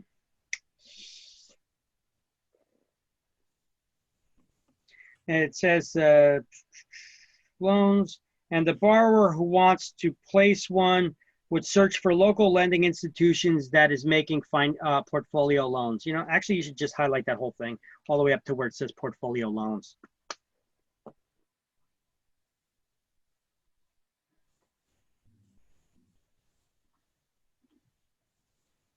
All right. Now under Regulation Z, we got all the slides here for it that gives you the breakdown and the details of what Regulation Z is. I also had it in a previous chapter for you, but this is the breakdown of Regulation Z is, advertising rules, and what you need to disclose. That's going to be on exams, and understanding it, this law. And the penalties for violating it. The penalty for violating an administrative order of Regulation Z is $10,000 per day that this ad is in the public domain and does not meet these lending or these advertising guidelines, okay? Plus any court costs and attorney fees and actual damages if anybody sustained any and they're suing you for it. And a willful misdemeanor, a willful violation of Regulation Z is a misdemeanor punishable by up to $5,000 and 1 year in prison or both. But I don't think you're gonna need to know that, but $10,000 per day for the violation, you may.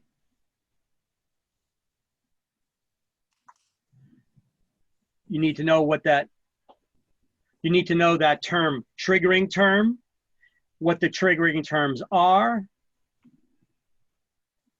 and what needs to be disclosed after. That statement to those who qualify or to a qualified buyer, and to disclose the APR, down payment, if required, and the term.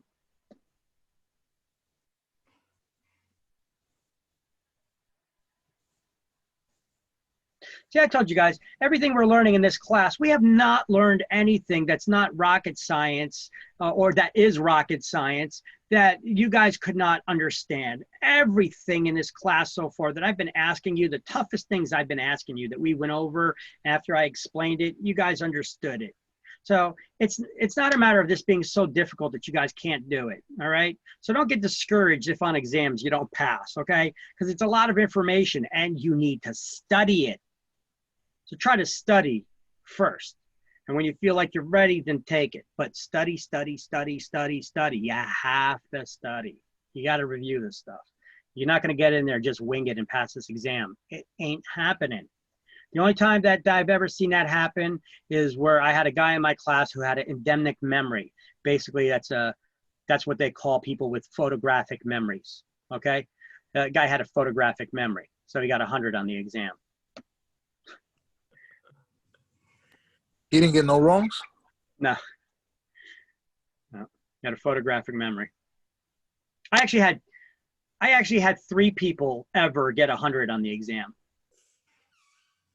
Okay. Which, I mean, even with a photographic memory, some questions are worded in a way that you'd have to apply what you've learned, you know? But the guy was able to wing it, so, for those few questions. Everything else was just photographic for him. So here's the basic one slide to study where everything is nice and neat on one slide that I prepared for you. This is one big, beautiful slide for you guys to study from for your notes, which is slide number 22 in this chapter 15. So Regulation Z implements the Truth in Lending Act. Yes, sir. You should change the font color to red. Well, what font color? The whole slide. That's Why is that? Some people can't see red, they're colorblind. So Regulation Z, federal law implements TILA, the Truth in Lending Act, that requires full disclosure when talking about financing in an advertisement if certain triggering terms are used. And here's the pages where you could find that on, 259 to 261. Those triggering terms are much more clearly laid out here in this slide. The financing payment amount, not the price, like the monthly payment.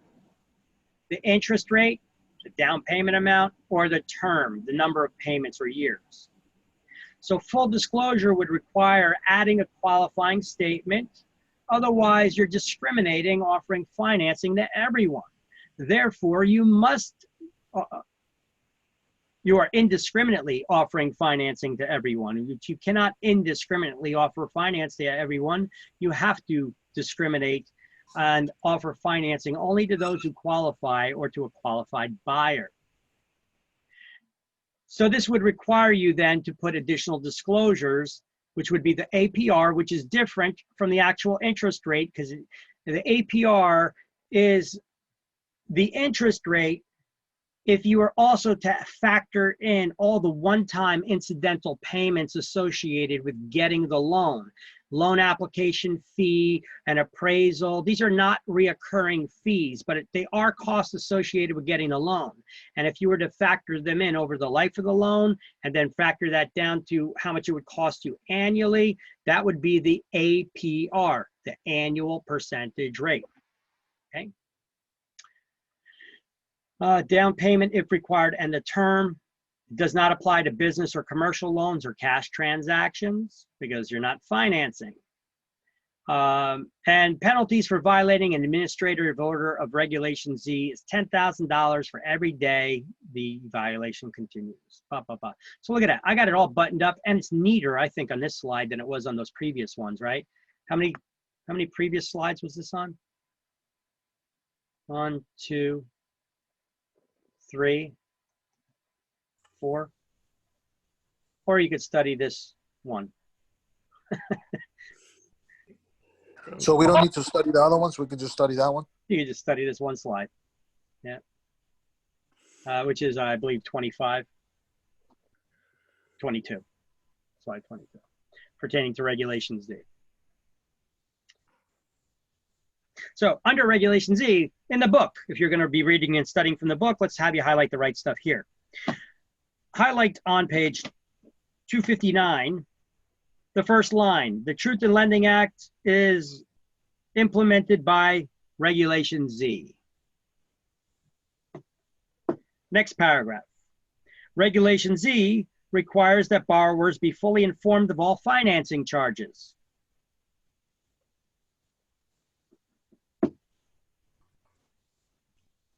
Actually, now take your pen and the line above that, underline, does not apply to cash transactions or business or commercial loans.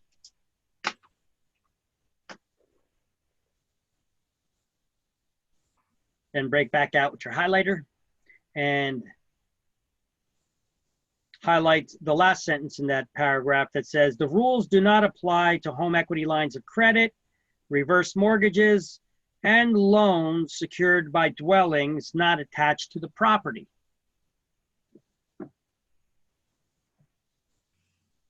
Did I say loans not attached to the property? And secured by dwellings not attached to the property.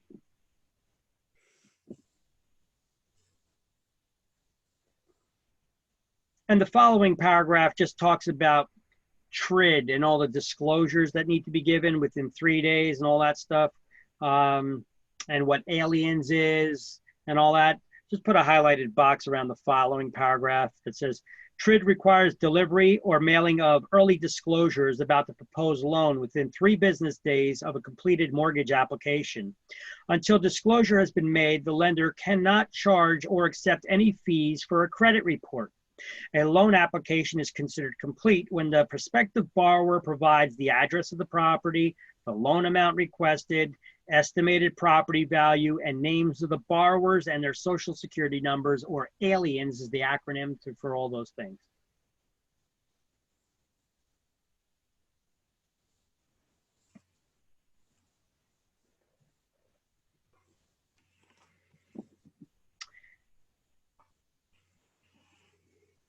At the bottom of the next paragraph, they just have a website link there about the TRID form.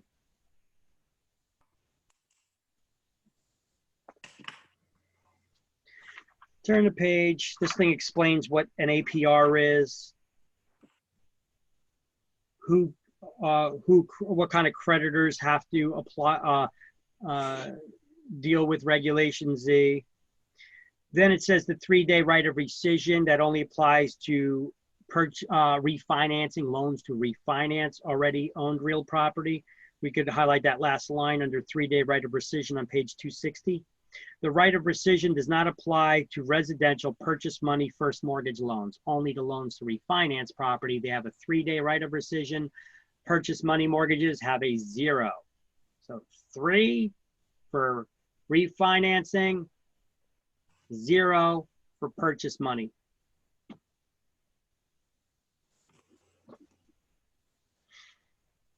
And then what the triggering terms are is, see, you got a couple pages here in the book that explains this Regulation Z too, or just this one slide. It's nice and neat. Under advertising, the second, the sentence above all of the bullet points, highlight Regulation Z applies to all credit advertising if any one of the following triggering terms is used. And then I just highlighted the first 4 bullet points. I literally just highlighted straight down the bullet points.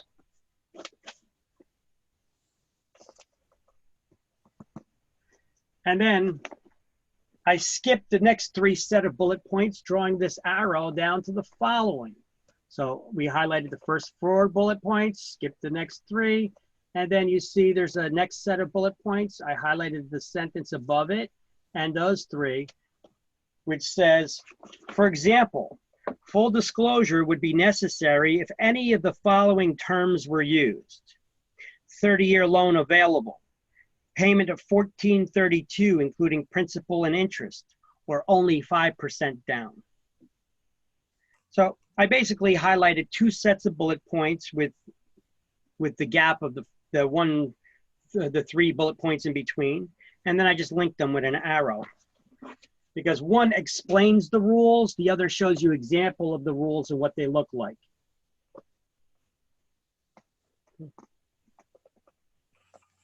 That's what I did.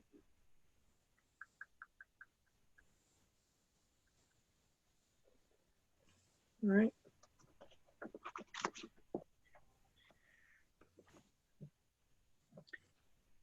And then on page 261, we're going to highlight under penalties in the second sentence, the penalty for a violation of an administrative order enforcing Regulation Z is $10,000 each day the violation continues. Willful violation is a misdemeanor punishable by a fine of up to $5,000 and 1 year in prison or both.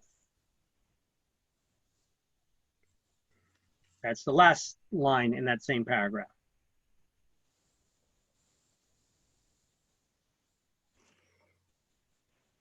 And then you guys should have some other stuff already highlighted on this page, right? Yes. You have everything highlighted under Real Estate Settlement Procedures Act. That RESPA was created to ensure that the buyer and seller have knowledge of all settlement costs. You have that thing highlighted about TILA RESPA, integrated disclosure. Look, I got this slide I put together for you. Everything you need to study right here about RESPA, the federal law, to ensure that the buyer and seller in residential real estate transactions involving new first mortgage loans, not refinancing, have knowledge of all settlement costs. And then the LE is the loan estimate. It replaces the GFE, the good faith estimate. Must be given within 3 days of aliens, the completed loan application. 7 days between the time the LE is issued and the closing. The CD, the closing disclosure, accounts for all the final closing costs. You've got to be given 3 days before closing, the signing of all the final loan documents, and it replaces the HUD-1.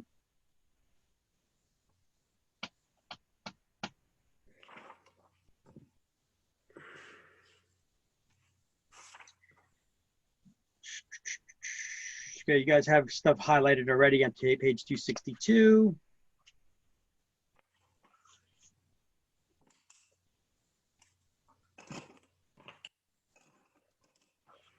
TRID rules do not apply to HELOC, home equity lines of credit, mobile homes, reverse mortgages, cash transactions, or loans for commercial properties. TRID applies to any federally related loan for residential property only. Okay. The HUD-1, GFE, TIL disclosures can be used, but don't have to be on any of those transactions. Once again, they're talking about the LE and everything. I put it all on one slide, okay? And that's it. So on page 267, you guys have stuff highlighted there as well, right? Yes. Yeah. And everything you have highlighted there is about this, correct? Yes. Yes. Right. All right, we're done with chapter 15. Let's do the key terms to review. And after we do the key terms to review, there's no way for us to do all of chapter 16 right now, or not even get halfway through it. So what we're gonna do is we're gonna do these key terms to review. We got about 20 minutes left of class. I'm gonna give you all the highlights for chapter 18, which I'd like you to read this weekend. And then this way we could get through this stuff and hopefully get everything done on Monday, the one extra day for this class. Because if we don't, then it may go slightly over. We may have 1.5 day. All right. Okay. But I'm not going to try to rush you guys through anything. I'll give you guys 3 days if you need it. I know some of you may not be able to, but I'm going to give you guys my full attention. I'm going to give you these full days, full time till we get through everything. All right. So key terms to review. 1. Ready? Ready. All righty. Agent who brings together lender and borrower for a fee. Mortgage broker. Mortgage broker, 11 is A. Bridge or swing loan for short-term financing before a sale. It's also known as? Interim financing. 8 is B, interim financing. Cooperative organization for members who save and borrow. Credit union. 3 is C, credit union. Federal Home Loan Mortgage Corporation warehouses packages of mortgages. Freddie Mac. 5 is D, Freddie Mac. It's the one that you can't pronounce all the initials for the first letters, right? A privately owned corporation that sets standards and buys mortgages. Fannie Mae, 4 is E. Government National Mortgage Association pools mortgages for investors. Ginnie Mae. Ginnie Mae, 6 is F. Mortgage that provides possibility for further borrowing. Open-end mortgage. 12 is G, open-end mortgage. Mortgage covering both real and personal property. Package mortgage. Package deal, 13 is H. Agent who makes real estate loans. Mortgage banker. Mortgage banker. 10 is I, mortgage banker. Agent who same thing. Loan higher than those usually bought by the secondary market. Jumbo loan. Jumbo, they're jumbo in size. 9 is J. A mortgage covering more than one parcel of real estate. Blanket mortgage. It's a blanket. 1 is K, the blanket mortgage. Additional financing for homeowner, usually a type of second mortgage. Construction loan. Home equity loan. Home equity loan, 7 is L. And straight loan used for short building periods. Construction loan. Construction. With M, the construction loan, correct. All right. All right. Key terms 2.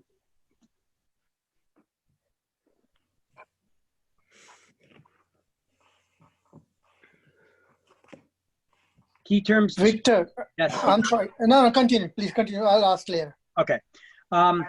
Percentage of income borrower may spend on housing expense. Qualifying ratio. Qualifying ratio. Correct. 4 is A, qualifying ratio. Arrangement by which seller becomes the tenant. Sale leaseback. 7 is B, sale leaseback. Larger loan that does not disturb the underlying mortgage. Wraparound? Wraparound mortgage? Yeah, you remember that, the wraparound mortgage. So 12 is C. A lending institution that makes mortgage loans to the public. Primary mortgage? Primary market. 2 is D, correct. 2 is D. Regulates the consumer loans. Truth in Lending Act. 10 is E, the Truth in Lending Act, correct. A loan in which the investor shares payments and profits. Shared equity mortgage. Shared equity mortgage, 8 is F. A loan not intended for resale on the secondary market. Portfolio loan. Portfolio loan. 1 is G, portfolio loan, correct. Words in an ad that require full disclosure of financing conditions. Triggering terms. 9 is H, triggering terms, correct. A mortgage in which the lender sends regular checks building up debt. Reverse mortgage? First mortgage. 6 is I, reverse mortgage. The process of deciding whether or not to make specific loans. Underwriting. Underwriting. 11 is J, underwriting. Implements the Truth in Lending Act. Regulation Z. Regulation. 5 is K, regulation Z. Seller financing. Purchase money mortgage. It's also known as a purchase money mortgage. 3 is L. Detailed loan costs. Where are they outlined? In the loan estimate. 15 is M. Required items before the lender can proceed. Aliens. Aliens. 13 is N, correct. And merges the TILA and RESPA disclosures. Trade. 14 is O. You know what TRID also stands for? What? The reason I drink.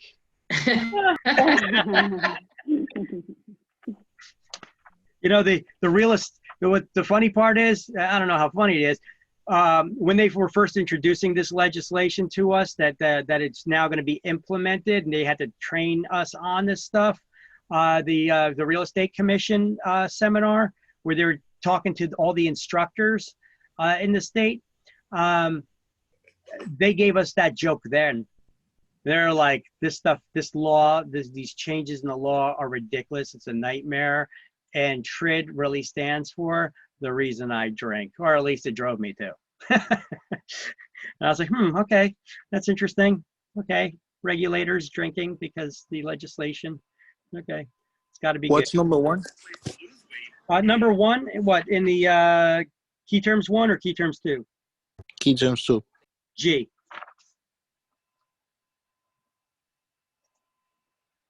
All right, I'm going to put that, update that slideshow because I did make some adjustments to it. So I updated that to the Google Drive. All right. So what we're going to do right now is we're going to have to do chapter 16 still. That's an importante one. But right now we're going to go to, skip it. We're going to go to chapter 18. I'm going to give you the highlights there. So Victor, for Monday class, do we need another invitation, or are we gonna use the same link? No, same link. I'm just gonna extend it. Thanks for reminding me. I have to go into the Zoom settings, and I'm just gonna add another day to the class, and it'll use the same link. Okay, because sometimes it doesn't work like that. So yeah, can you send another email or something, or no? It will. It will work if the instructor or whoever is setting up the links, that's me in this case, I could go in there and I could just lengthen the meeting, and then therefore there will be another day. So you just use the same link, it'll get you in. Okay. All right, thank you. If it wants a password, the password's going to be Realtor. Okay? Realtor. Okay, got it. All right. So, chapter 18. Okay, so chapter 18. Go to page 308. Go to page 308. Even while I'm even going over this with you, I'm just going to run through chapter 18 really quick on the slideshow, see what I got at the same time. But I'll tell you that I'm telling you to highlight stuff, okay? So I'm going to put that on screen while I'm also telling you what to highlight. Chapter 18 this is, right?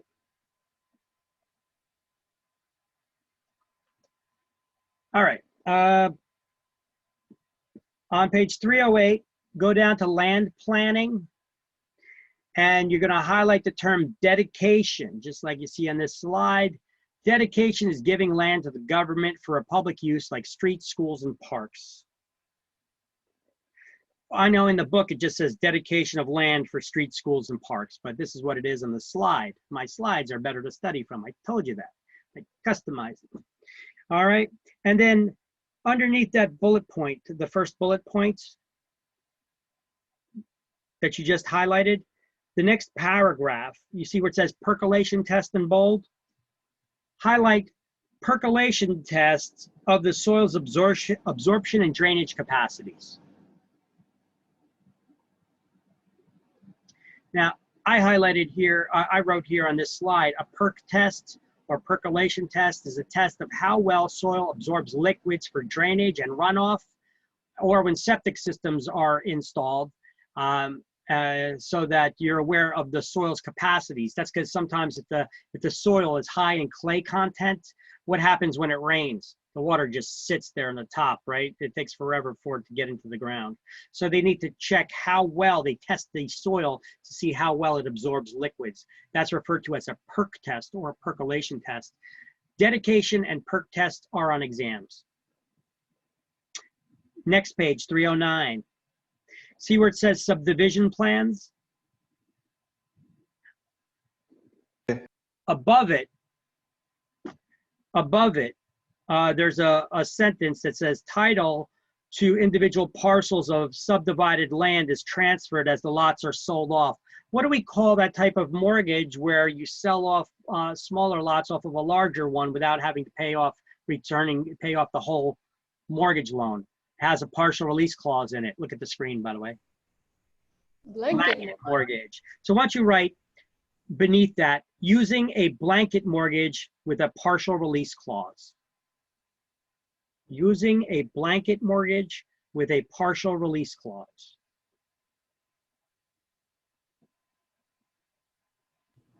I'm sorry, what are we underlining or highlighting? Now we're writing this where it says subdivision plans on page 309. Just above it, that last sentence from the paragraph above it, it says title to individual parcels, the subdivided land is transferred as lots are sold off. What kind of mortgage is used for that? That's a blanket mortgage. So write using, underneath that, I want you to write using a blanket mortgage with a partial release clause. Right here. Write this line right here that's on the slide in front of you right there. Using a blanket mortgage has a partial release clause or with a partial release clause.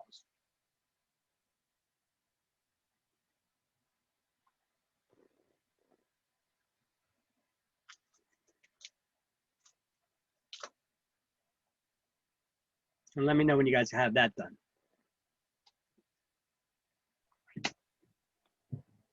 Got it.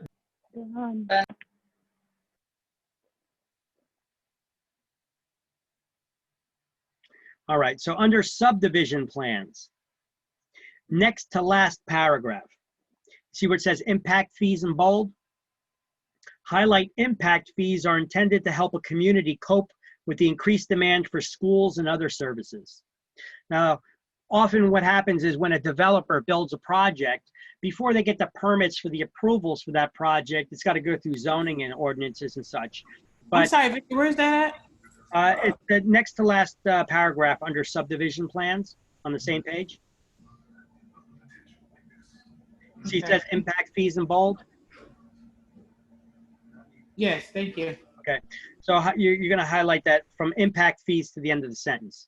Okay, and what are impact fees? Basically, depending on the size of the project or the development, I refer to them as me personally, I refer to them as the legal bribes.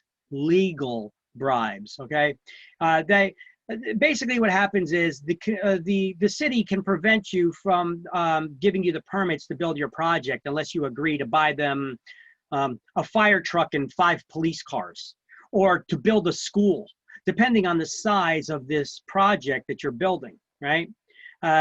Basically, what do they say? How do they word it? It's intended to help the community cope with the increased demand for schools and other services. So how do they do that? Well, they have the builder pay for, if it's a huge complex with hundreds or thousands of homes, they may want them to build a new school in order to get the permit to build their project, or buy a bunch of police cars and fire trucks and an ambulance or something, okay? Help the community cope with the increased demand for its services, okay? Turn the page. On page 310, under plat of a subdivision, what is a plat? Well, like on this slide, I say, a plat of a subdivision, it's a map of a subdivision indicating the location and boundaries of each individual parcel. So that's what we're highlighting. A plat of a subdivision is a map of the development indicating the location and boundaries of the individual properties.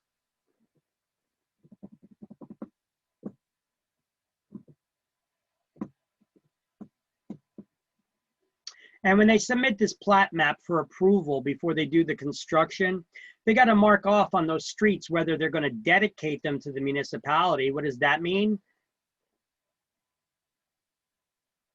They're going to give the land to the public for a public use, such as streets, schools, and parks. So it's giving land to the government for a public use, like streets, schools, and parks, or if they're going to keep those roads private. Now, go down to the last paragraph in that section and highlight a moratorium is a halt to further development in the area. A moratorium is a halt to further development in the area. Man, my slideshows summarize this good. If you guys pull up this slide, download the slideshows that I have, and you follow these slideshows, reading them along with this, you guys will be good.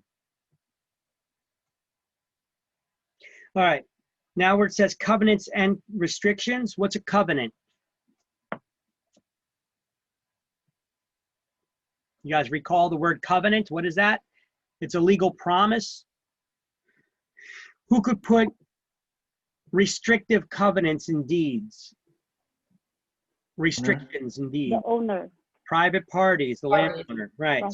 So underneath at the bottom of the page, at the very bottom of the page, I want you to write restrictions placed in deeds are called restrictive covenants, just like I have here. You're gonna write restrictions placed in deeds are called restrictive covenants.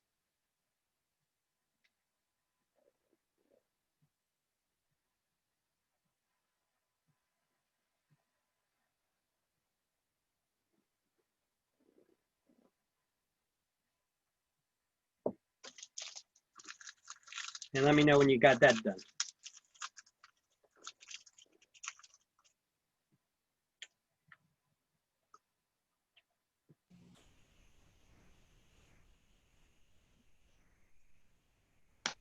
Done.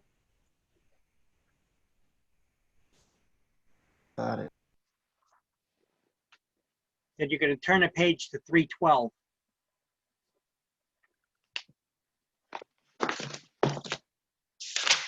And under the heading subdivision density, you see right smack in the middle, it says density zoning.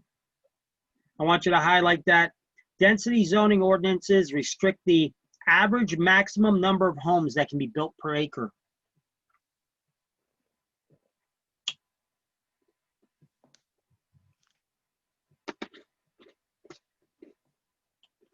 Or it can be worded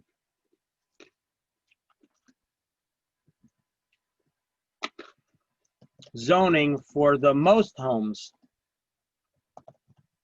that can be built per acre. Two ways of wording it, saying the same exact thing.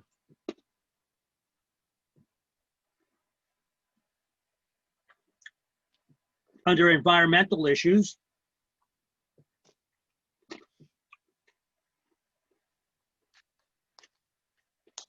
we're going to highlight in the second paragraph the first sentence, which is basically the first 3 lines. Under second paragraph, under environmental issues, first 3 lines in the second paragraph.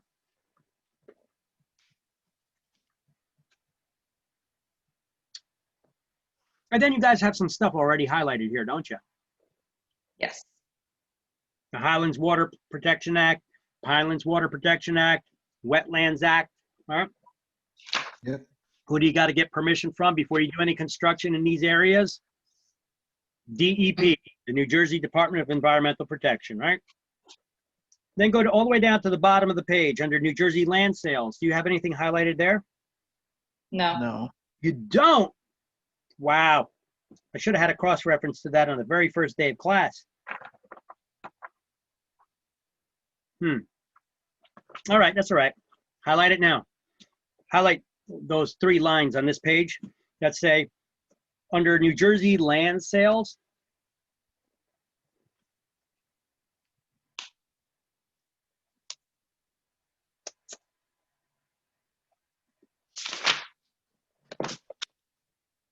it says, for certain subdivisions within the state, primarily those with common areas, common elements, most condominiums, cooperatives, and planned unit developments and townhouse developments, and for subdivisions with more than 100 lots fall, or with the homeowners association, fall under the Planned Real Estate Development Act. And what is the requirement on that? Go to the last sentence on page 314 in that first paragraph. Buyers again have the right, we're going to highlight the in the last sentence or the last 2 lines. Buyers again have the right to cancel the contract within 7 days.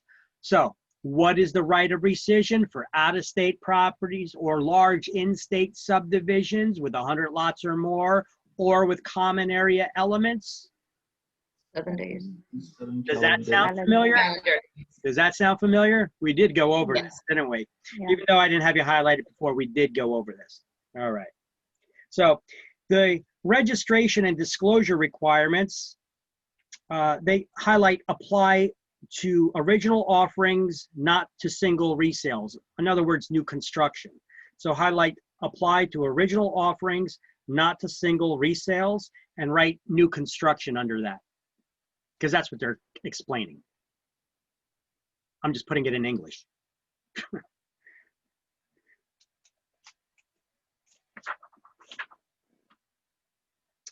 Where's that under? Okay, just above where it says building regulations on page 314. That last line above it, half of that line, you're highlighting apply to original offerings, not to single resales. You see it? Yep. Okay. So just highlight apply to original offerings, not to single resales, and then you're highlighting new construction. Did you highlight the rest of the stuff in the paragraph above it though?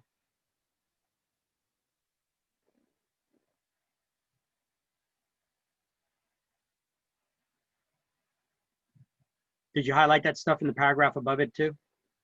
Yes. Or did you not get that? Yep. Okay. All right, now under building regulations where it says Uniform Construction Code, I want you to highlight UCC. Oh, I'm sorry, not highlight. I want you to write next to the title, UCC, U period, C period, C period. Uniform Construction Code, it's abbreviated often as the UCC. That's the state's minimum standard for construction. And then we're going to highlight Uniform Construction Code, then go to the line below it. The Department of Community Affairs regulates construction, alterations, renovation, occupancy, and use of buildings.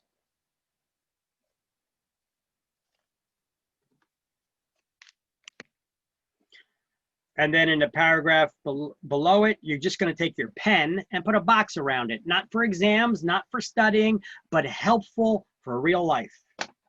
It basically says, if you have an existing, if you got an existing building out there and the building codes change, do you have to bring the whole building up to code if you do any work on that building? No, only the new construction needs to be brought up to code. Unless the total cost of that new, the improvements is more than 50% of the value of the building, then the whole entire building got to be brought up to code.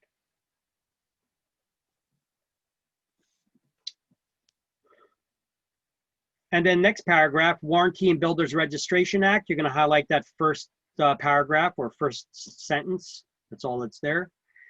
It basically says, under the Warranty Builders and Registration Act, all new construction in the state of New Jersey has to come with a 10-year builder's warranty, as you see on the slideshow as well. And then that warranty is kept on file with the DCA, the Department of Community Affairs in Trenton.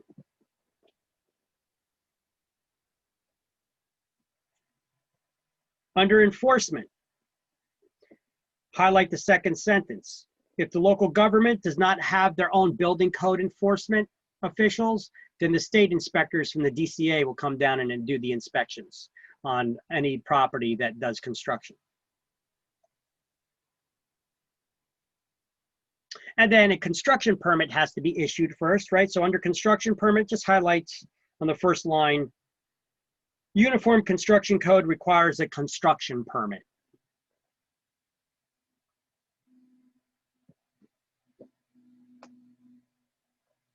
And then what I did is just to explain how the whole construction permitting process works. I just took my pen, or you could take a highlighter, and I put a bracket by the last 3 lines on this page, and the remaining section of it, which continues on the next page, everything above certificate of occupancy. I just put a little bracket around it, you know. I don't know if you can see that. A bracket around that stuff. Yeah.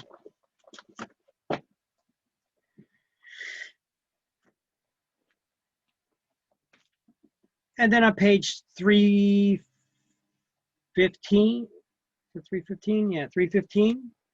We're almost done.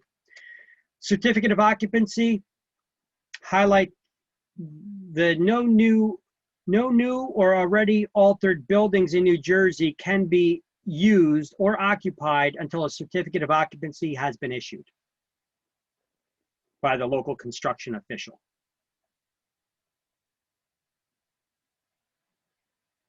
The first sentence. Okay. Thank you. Under existing buildings, on the second line, highlight certificate of continuing occupancy. So existing structures, they don't need a certificate of occupancy. Well, it depends on your municipality.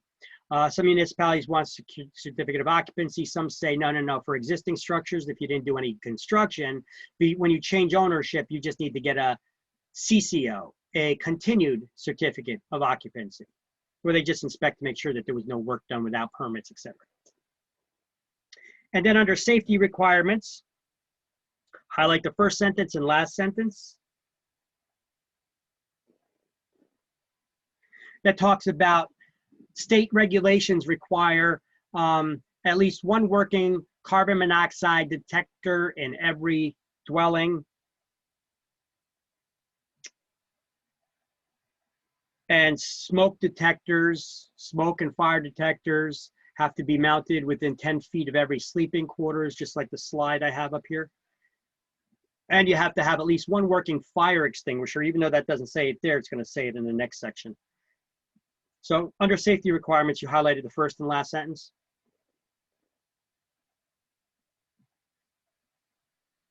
Or the whole paragraph. I mean, it's only one sentence in between. Talks about them being wired.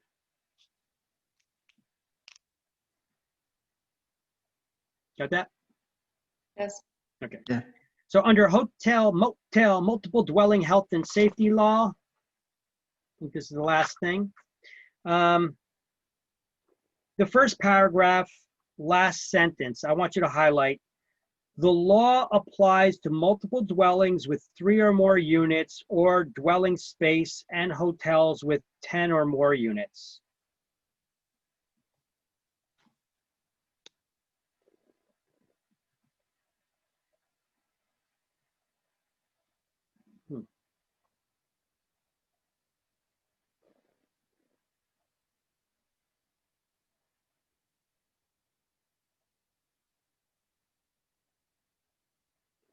And then the next paragraph, the third sentence, I want you to highlight multiple dwellings are inspected at least once every 5 years, hotels at least once every 3.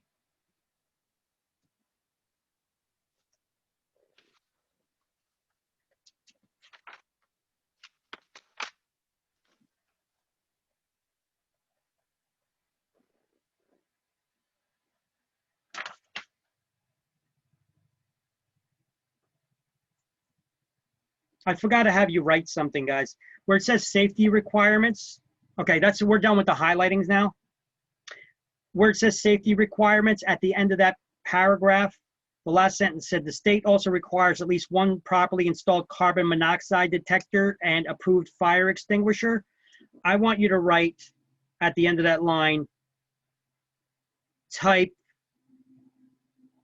A, B, C, under 10 pounds.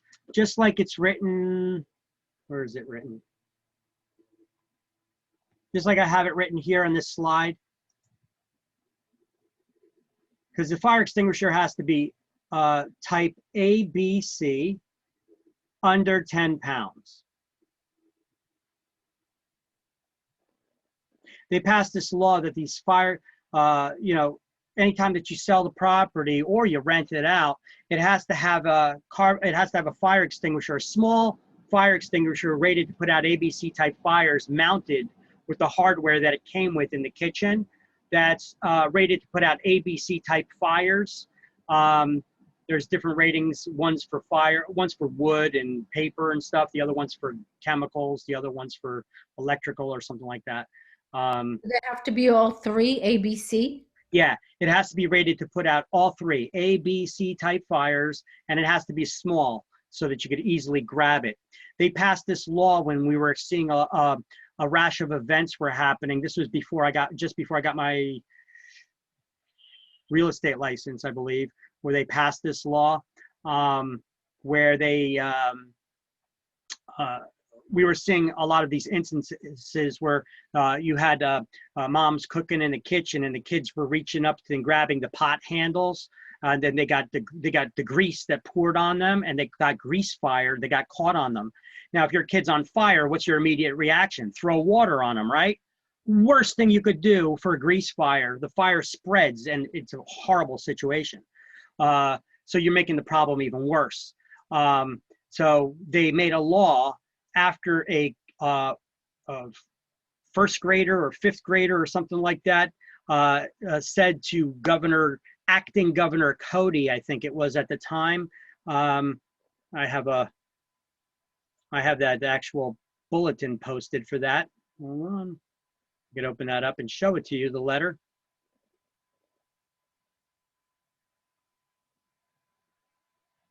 And then we'll be done here. Okay, this is the letter. Basically says, under a bill signed by acting Governor Richard Cody, all homes in New Jersey must be equipped with fire extinguishers before they can be sold, leased, or have ownership transferred. Failure to comply as a result is a $100 fine. Drafted by the state senator Joseph whatever. Cody signed the bill at a middle school where a student now in 7th grade. Today, the work of one of the students proves to have an idea. Basically, he says if you get involved, you can make a difference. Okay, so basically what happened was the governor was at a school talking about the importance, how you can be careful around fires and everything. And the kid was like, in middle school, he's a 5th grader at the time. He was like, why don't we just require fire extinguishers be in kitchens? So he passed a law that required fire extinguishers to be put in the kitchen or within 10 feet of the kitchen. That's small enough that you can handle, that anybody can handle. It's rated for under 10 pounds, so anybody can just grab that off the wall and pull the pin and spray. All right. So when you have a leasing a property, you always keep them in the kitchen? No, here's the thing. Sorry. How many of them do you have to have? Is there have to be a certain square one? footage? You got to have one of them in the kitchen or within 10 feet of the kitchen. That's mounted with the hardware that it came with. You can't just put it on top of the refrigerator or in a cabinet. It has to be mounted. Some people don't want it mounted in their kitchen because it's ugly. So you could put it within 10 feet of the kitchen, but it has to be easily accessible and mounted with the hardware that the fire extinguisher comes with, and it has to be small so that anybody can grab it and pull it, even another kid, you know, and be able to respond, because most fire extinguishers otherwise they're big and they're heavy. You ever handled one, right? All right, so let me throw that poll out there. We're done with the class for today. Decided when you're coming back, Monday, Tuesday? Oh, no, Monday. We're going to be here Monday. Okay, Monday, same time? Monday, same time, same place. Okay. All right. Have a good weekend.